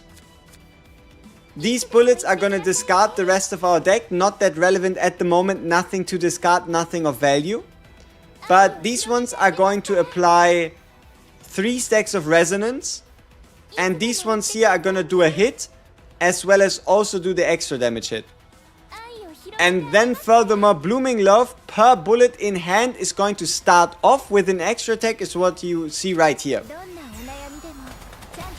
This big thing. And if you're wondering what is going on here, the leftover bullets from last turn have been moved into the beginning of this turn. Alright. Yeah, looks good. So, same thing, we try to draw ourselves a Quietus card. There is not a singular Quietus card in our deck.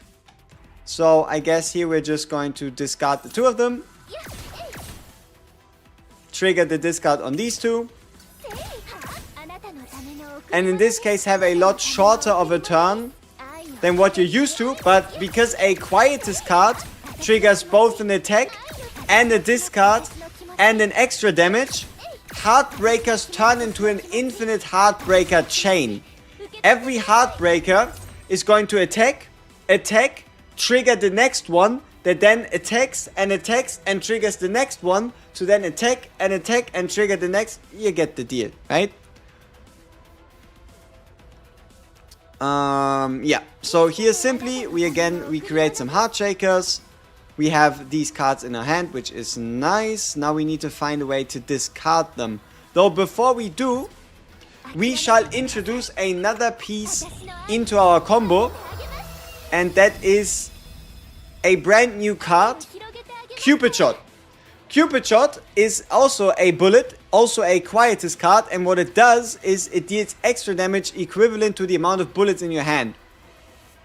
So the more bullets you have, the more it does, and it also stays. It does not have exhaust, meaning the moment you use the ultimate, this will be available to all further rotations after.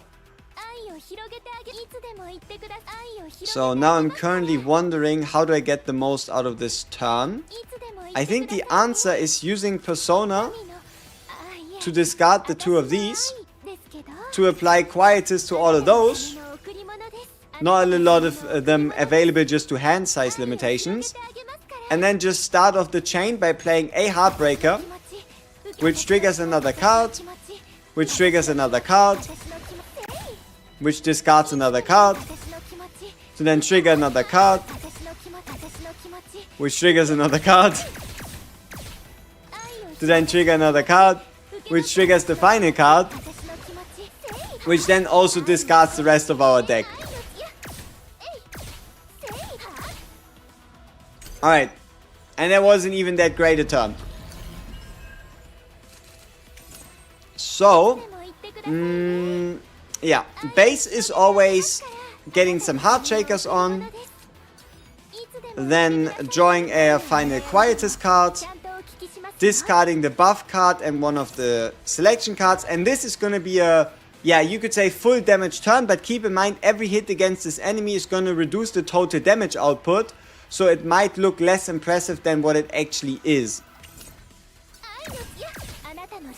And once again, we currently don't have any of the Blooming Loves in our hand, which means we won't actively discard all of them.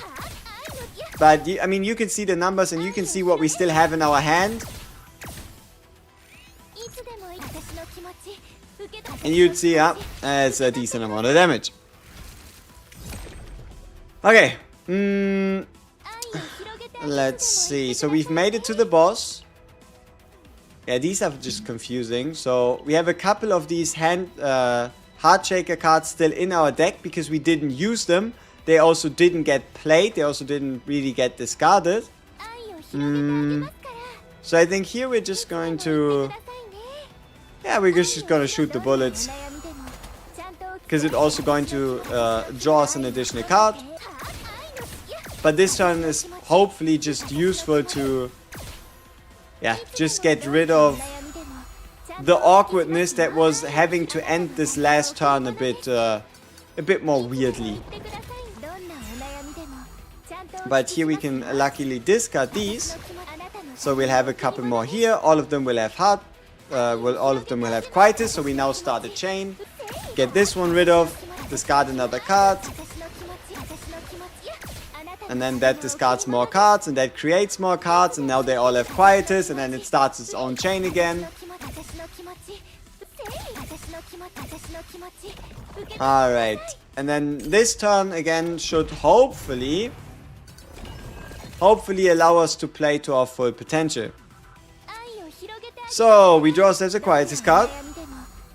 We discard this one right here.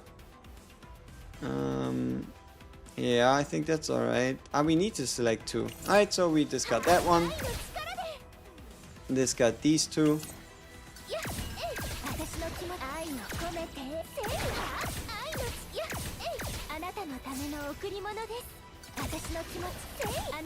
Not quite. Our rotation is still a little awkward.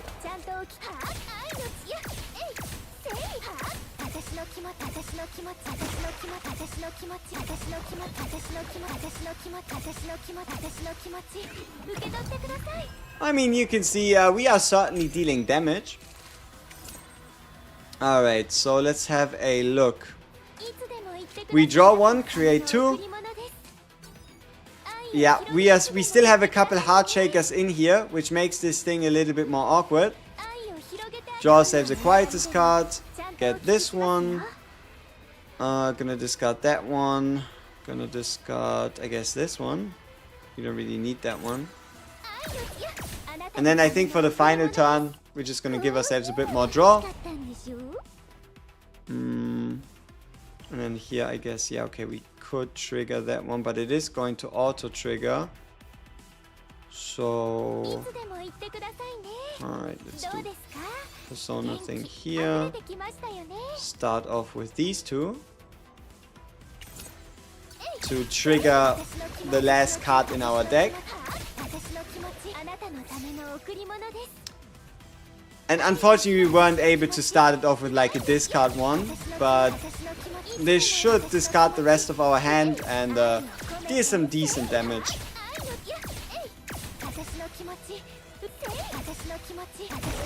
Unfortunately, Cupid Shot got discarded last, which is a little awkward. And we die. Ay. 2,700 damage in one hit, huh?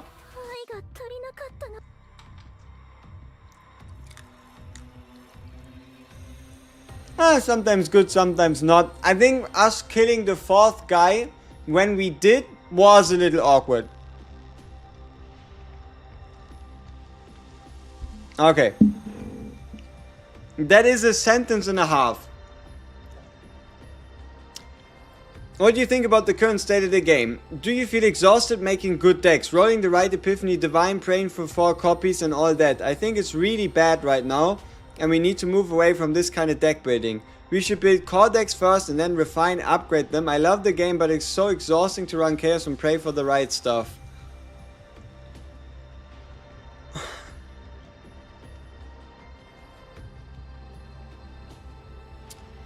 First off, you have to know I'm having fun. I like playing the chaos runs. I am a sucker for RNG. I might just be the core intended audience, regardless of what the product might look like. But I think another big point would also technically be your expectations, right? Do you want to get just only super specific epiphanies? Do you think you are entitled to getting a very specific divine on a very specific epiphany with just a singular run? Because at the end of the day, giving value to these decks is also the fact that they are rare. It is also the fact that they not necessarily take time, but you feel like you've achieved something once you make a deck like that. And especially in regards of like fatigue with having to make new decks all the time. That is something that seems to be getting addressed now, where more game modes allow you to use decks you've built before. And if you can use decks you've built before, that means you need to build less decks. I don't know. I don't think there should just be like, what's the point of the chaos runs if all you do is just sit there, click and upgrade cards based on like nothing? Like, you just make whatever dream deck you want and then you just call it a day. Most likely you'll find yourself in a situation where if you're like, oh, if I can get anything anyway, yeah, you might be the type that just makes creative decks and whatnot. But you could also just go, look, oh, see, this guy has this deck, this guy has this deck. Oh, 2 seconds spent, put it together, chuck it into a deck, follow an exact rotation, and at that point, are you even playing the game?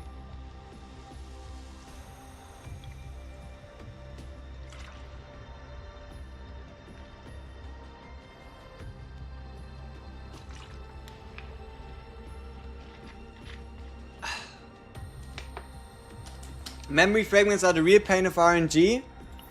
I mean, the devs did say that we're gonna introduce something with like substat re-rolling and maybe even a crafting event, you know, where you could, for example, decide the set effect, like decide the set, decide the substats.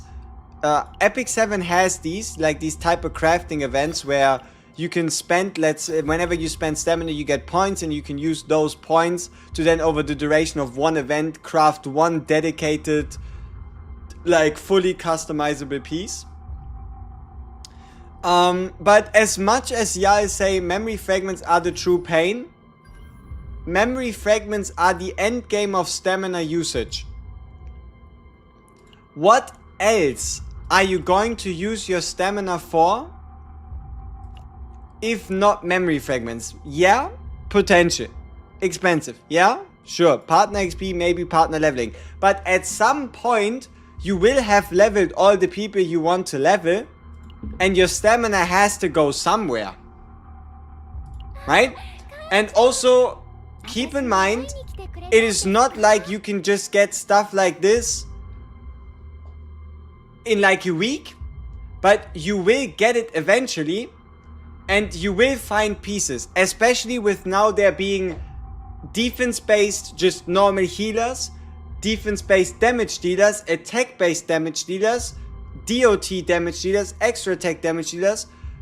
So long as you know what to look for, you will be able to find yourself in a situation with good or god pieces, knowing which pieces to give a chance, knowing which pieces to trash, also properly making use of these crafting cores. You will get good gear eventually. It is so much better than, for example, Star Savior, because holy shit, that thing is mega atrocious.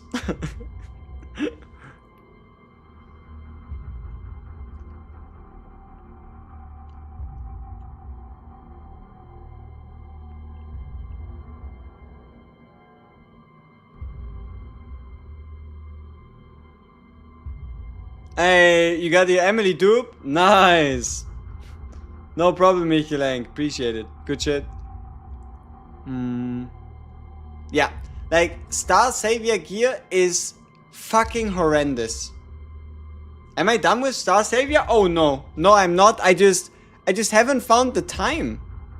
Like, Tuesday was spent doing the CZN live stream and being in a dev interview and then summarizing that live stream, and then also summarizing the new character's kit. The next day was spent with waking up, intending to do the Diana testing, then that shit gets delayed by 5 hours, which means for the first 2 hours I actually go do something else, intend to go live 2 hours later, 3 hour delay, have to fill the time somehow, stay live the entire 3 hours, then go on to test the character for 7.5 hours, record a 1 hour video guide on the new character, go to sleep, wake up, get food, farm Diana deck, do Etheria, get food, go live, farm Diana deck, and that was my last 2 days. Where was the time for me to like fully do something else on top of all of that as well? Yeah, I saw the new banner. Luckily for me though, it's a character that already exists, right? It's not like it's a new character. The banner itself is kind of horrible because it's a light and dark banner. So you actually getting her is like impossible. Bro, hear me out. Get 2 food the first time. No, one of them could be something like a breakfast, something like a bit more, and then the last one needs to be like a proper meal. Will I be trying Mongol Stardive?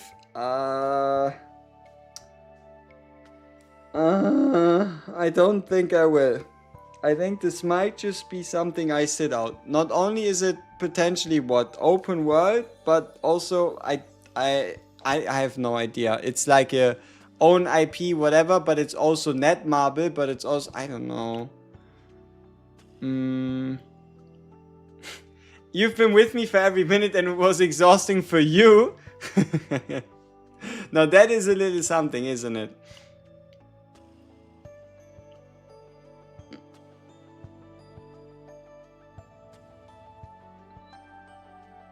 Yeah, sure, let's do a bit of gear farming before we end this. Let's do a bit of gear farming. We did have daily reset. Where my crib? Yep, I surely will tell you my address so you can come visit. Seems reasonable. Okay, yeah.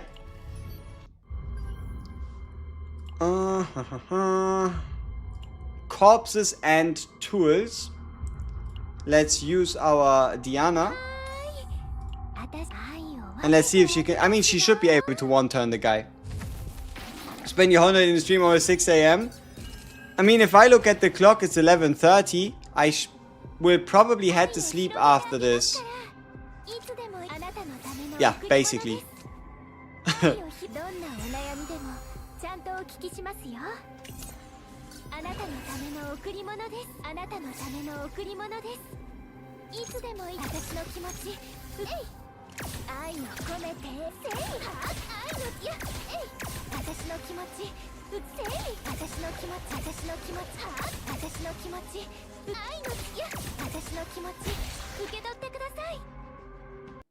We're streaming tomorrow? I think so. Okay, that could be interesting at some point in the future. This one's clearly trash.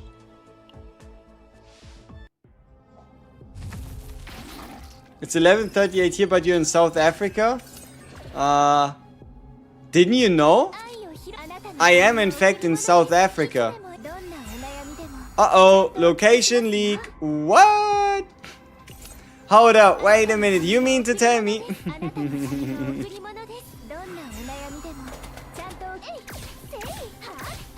Yeah, but I don't really intend to get copyright struck. You know what's silly? Yesterday, you remember the stream yesterday? The 10 hour 30 stream, you know what happened to that stream? It got demonetized. Wanna know why? Because we played 3 minutes of the Chaos Zero Nightmare Serenye Christmas song. And that shit got demonetized. I even asked chat, what do you guys think? Is this gonna be a problem? They were like, nah, it would be fine. So, 10 hours and 30 minutes got cooked in 2.5 to 3 minutes of the only video I watched this entire fucking stream. And it was a CZN music video. Could you believe it? Fucking bullshit.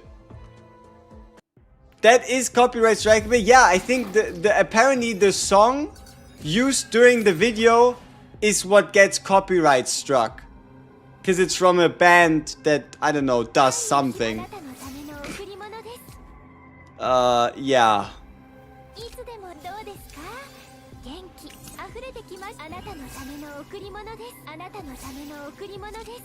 Yeah, I mean, usually like in-game music and such for games is fine, but I guess the problem there is that that song is not in games, right? Like, for example, I could run Chaos Zero Nightmare lobby music all day long. The issue is just the fact that I guess it's a song from an actual band that, yeah, for some godforsaken reason likes to claim the copyright stuff there. What do I do for a living? I don't know if you're gonna believe me, but I am in fact a student. Huh? That's what I do. This Diana bit is so good for simulations. No animations equals OP. It is a little quicker, huh? With the bullet extra hits based on bullet count. It's kind of nice. Quick question, does Quietus on Renault's bullet trigger twice or only once? Twice. It triggers the attack and then it triggers the discard effect. But it also exhausts the Renault bullet, so you gotta keep that in mind.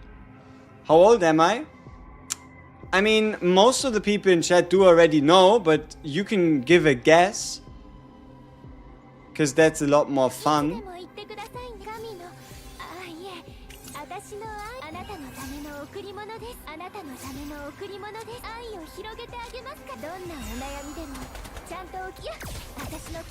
Dang, I thought the Big Titty Anime Girl sang that. Can't believe actual people sang it. Yep. Yep, same. Ank is 14. Yeah.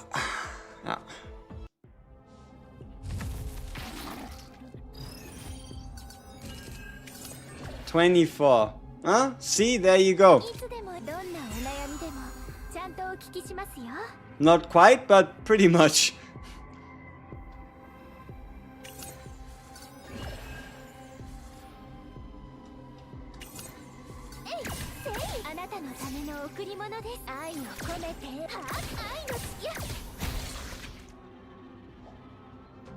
Can I show the Diana build? Yeah. I just gotta finish the last run. Just gotta make sure we don't miss any peak pieces. 3,000-year-old. This is indeed CZ and Jesus. True. Sometimes I forget who I am. Sometimes I forget my roots, you know?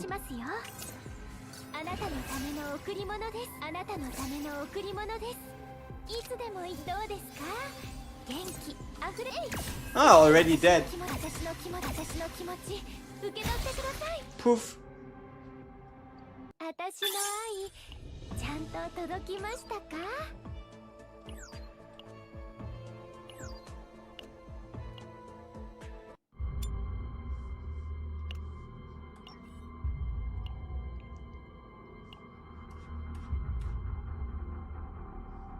Why am I even scrolling?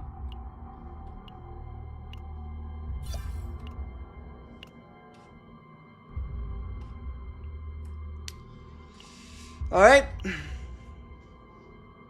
Crit damage. It's okay. So long as this all goes into crit rate, maybe we have ourselves a deal. I mean, most of it went into crit rate. I don't know if I'll ever use this piece. This is probably already below my standards. But... alright. Okay, crit chance.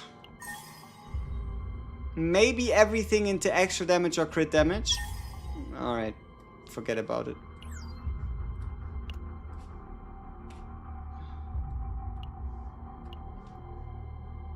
Crit chance. Same deal as before. Maybe if it all goes crit damage. Yeah, no. No need for that. Attack flat. Okay. And now it all needs to roll crit chance because it's crit damage main. So if it doesn't all go into crit chance, I'm kind of cooked. Yeah, I'm never gonna use this. I am never gonna use this piece in my life. I mean, it's good that it exists, maybe. But yeah, I will never use that piece in my life. Okay, never say never. There might be a character that somehow in base gives himself a crit rate buff, where it could make sense to pick up crit damage main stat. But for when that happens, I do have a couple pieces that are a bit more prepared than that. And that is this one here, where we have 3.6 on 3.3 on 7. This one here, I guess, is 3.1 on 2.1 on 15. This one is 17 on 3.6. I mean, this one is just whatever. This one here is 24 flat on 3. And this one here would be 18 on 2.7. Yeah, we need more crit rate. I guess 5.5 is the highest I have. Poor. Oh well.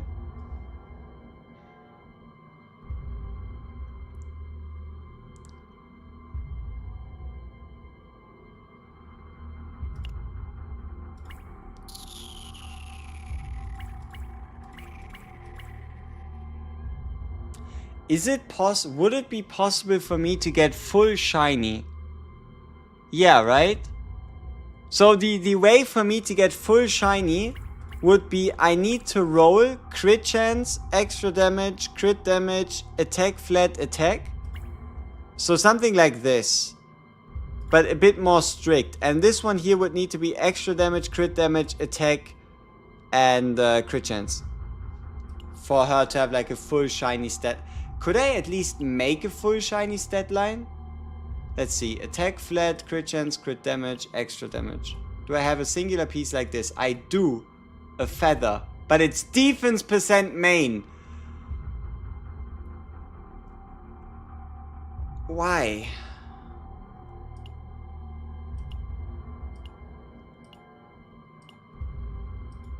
This piece would be a straight upgrade to what I currently have. In every single... okay, in most categories. Why is it defense? Okay. And then here, I would need to get extra damage, crit damage, attack, and attack percentage. I don't have a single piece like that. Makes sense.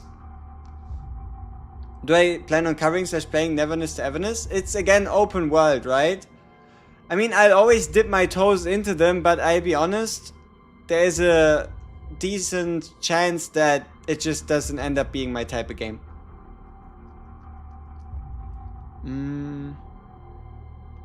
I hope we get supports that increase crit chance and crit damage someday.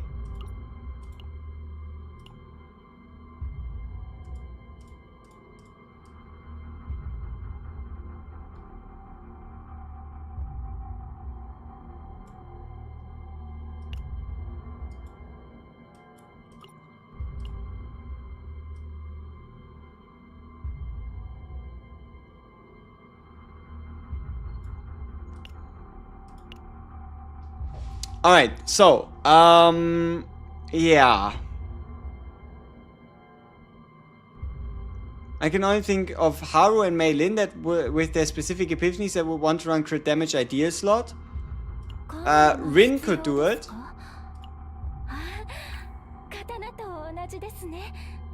Oh, holy shit, I think I could make a really peak Rin now that the partner change is here.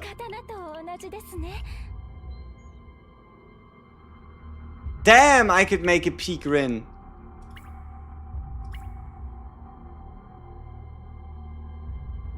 Maybe I finally get to use this piece. No, I'm not gonna use this piece. I'm never gonna use this piece. Okay. Let me just see what kind of substat shenanigan I could get up to. Void.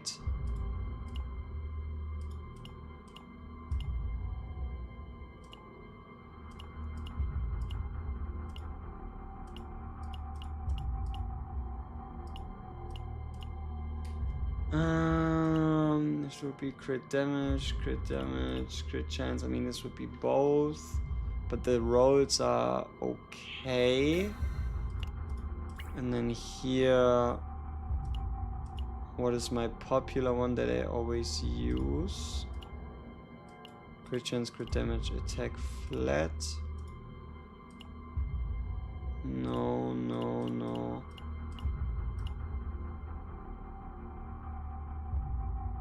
Defense percent. Choke. Yeah, maybe we have to steal from Renoa for a bit. So we steal that one from Renoa. This one's just too good. Or maybe the one on Serenia is a bit better. Did I take that one away already? 13.9, 1 per... this is attack percentage. We wanted to use crit damage, right? So something like this. And then...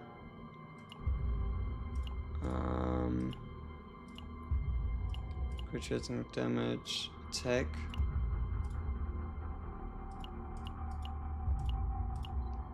$10, 3.6.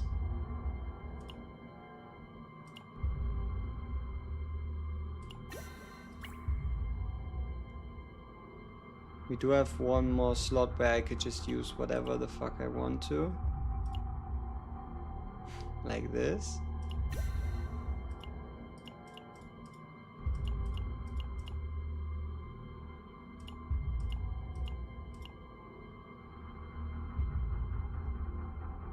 Maybe. And then for the final one, I just go with my standard piece, which would be this one. Ah, but now we're missing the set. Okay, then, I don't have that many attack set pieces.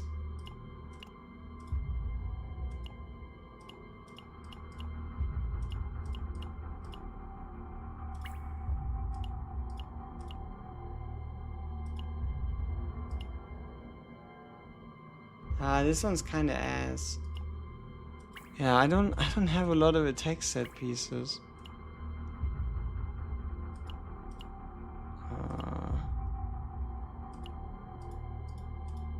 Using a crit rate necklace would make a lot more sense, but that would kind of... Okay, it wouldn't actually defeat the purpose. So this is actually a proper build.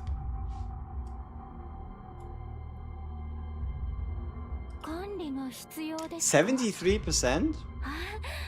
刀と同じですね。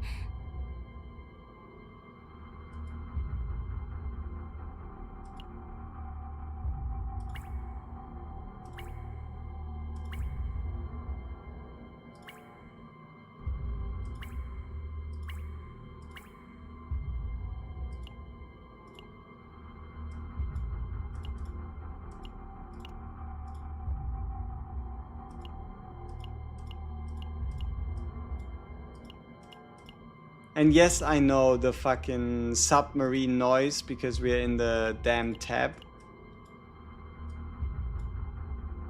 5.2 on 22. 2.6. 75.6. 47. Are we even getting the full potential benefit? No. We still aren't at 1,000 attack even after all of this? Shit. 989. So with affinity 28, let me actually quickly move out of this shit. Okay. Sorry. Yeah, it's just sometimes I'm so used to that sound that I can just, you know, endure it, but I know it's not the most pleasant.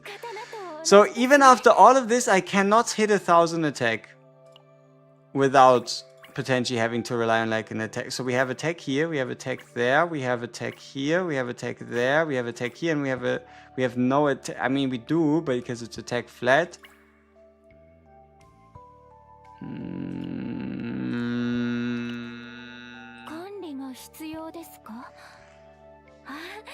But yeah, Rin has the ability to get upwards of 15? Yeah, wait, is it really just 15? I mean, yeah, Rin can get an additional 15% crit rate from just having attack. So 15 plus 10 plus 3 from base, which means if you do manage to get there, you can get a maximum of 28% base crit rate. So 28 base plus 27 from the neck is gonna put you at 55% crit rate without substats.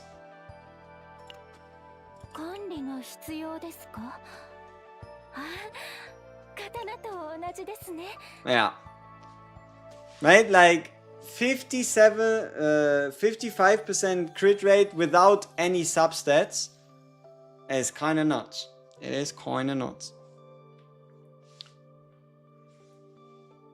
4th slot using attack percent piece? No.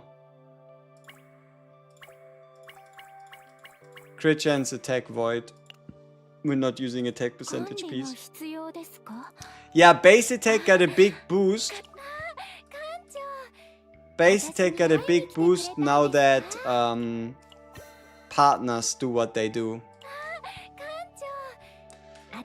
I mean, just look at our Diana, huh?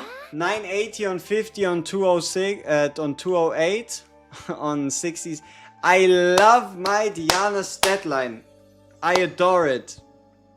I might even worship it. I am very, very, very, very happy with her. But you know what the thing is? For some weird reason, you can actually use the exact same gear set on Diana, Veronica, and Selena. If you were to make a set for either Selena, Veronica, or Diana, you could one-to-one use the same set and just swap it between them depending on who you want to use. Is that her best equipment set? I mean, her best equipment set is indeed a two-piece, yes.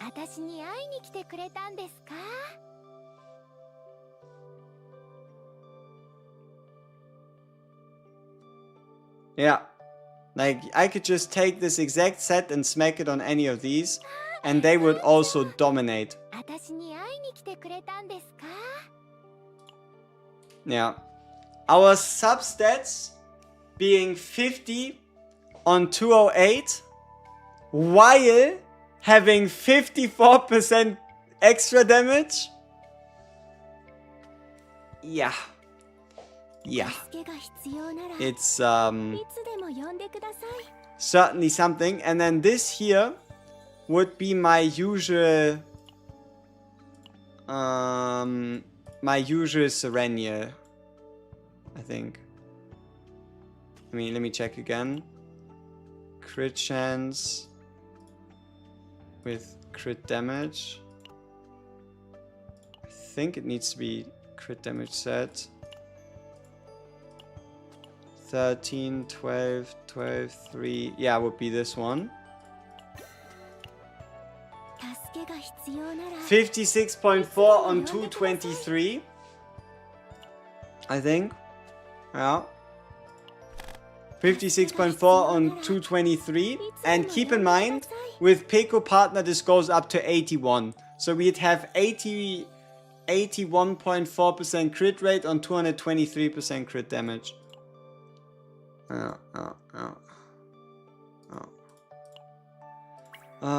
Yep. She is indeed thick like that. Alright, now let me make sure I get my my like second play around set up again.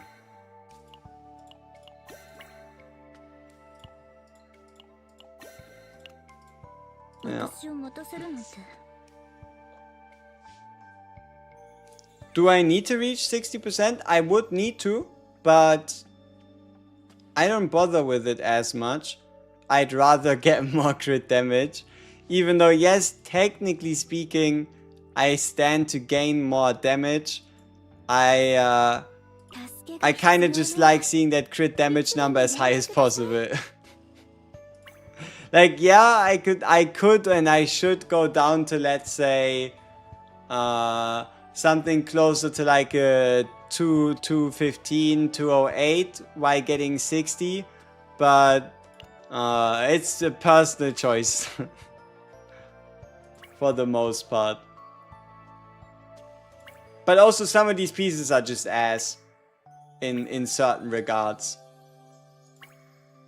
Like, for example, this is my least favorite piece. This is by far my least favorite piece for her. And I have farmed a lot and a lot of judgment whenever it first released. And yeah, Still have yet to get a better non-defense percent main, right? A better non-defense percent main than a double crit roll. It is what it is. What are you gonna do about it? Alright, people. This is it. I was already curious how the fuck the stream reached 4.5 hours. We are now at 6:16. Which means that I have streamed for 11 hours and 16 minutes today. I have streamed for 10 hours and 30 minutes yesterday. There is only 48 hours in a day. And we've been live for 21 of those 48.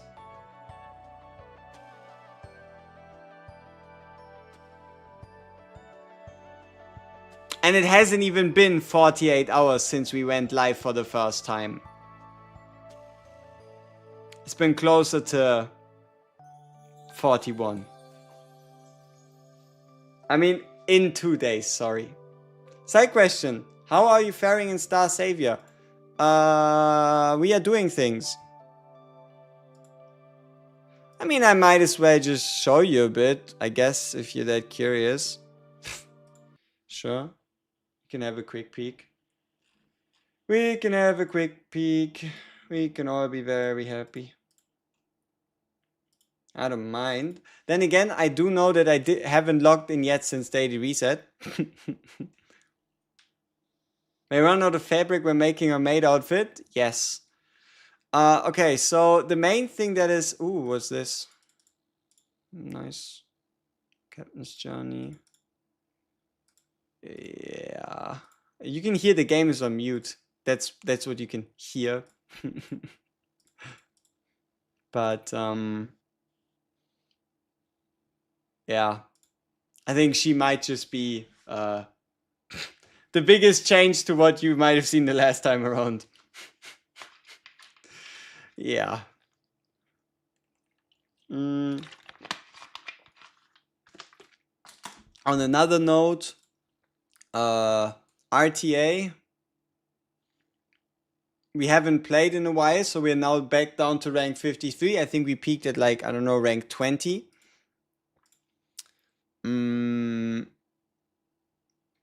Alright, let's turn on audio, do a random 10 flip for the boys, and then I'll just figure out the rest.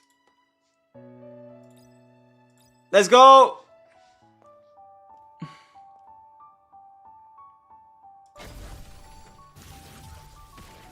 Ugh. Choke. Choke, choke, choke, choke. What is this? Mail. Bah. Okay. Ah, fuck, that was a mistake. How am I now gonna buy stamina? I don't have any gems.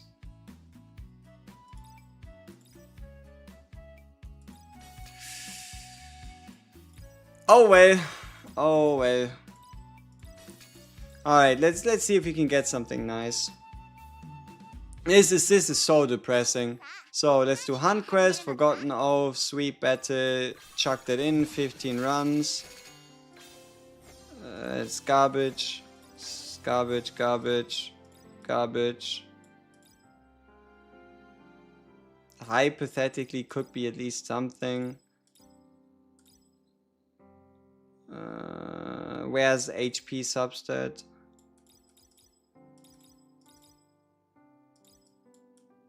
Yeah. And the rest is worthless. Let's do the crafting shop. Quick quack. There we go. Mainly looking for speed sub here. Yeah, this would never be worth anything. No crit rate, no crit. I mean, crit damage sub would, I guess, wouldn't even be possible. But also no speed.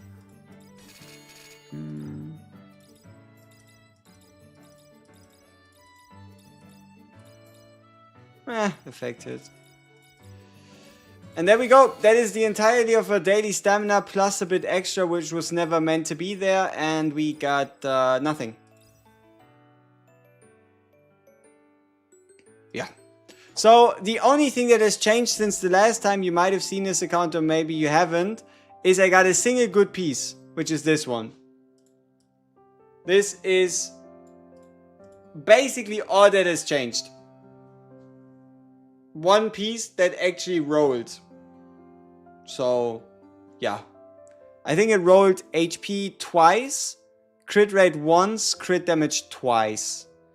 Still low rolls. I think it was like a 0.8 into the 1.6 and it started on something atrocious. But it's better than all the other gear pieces.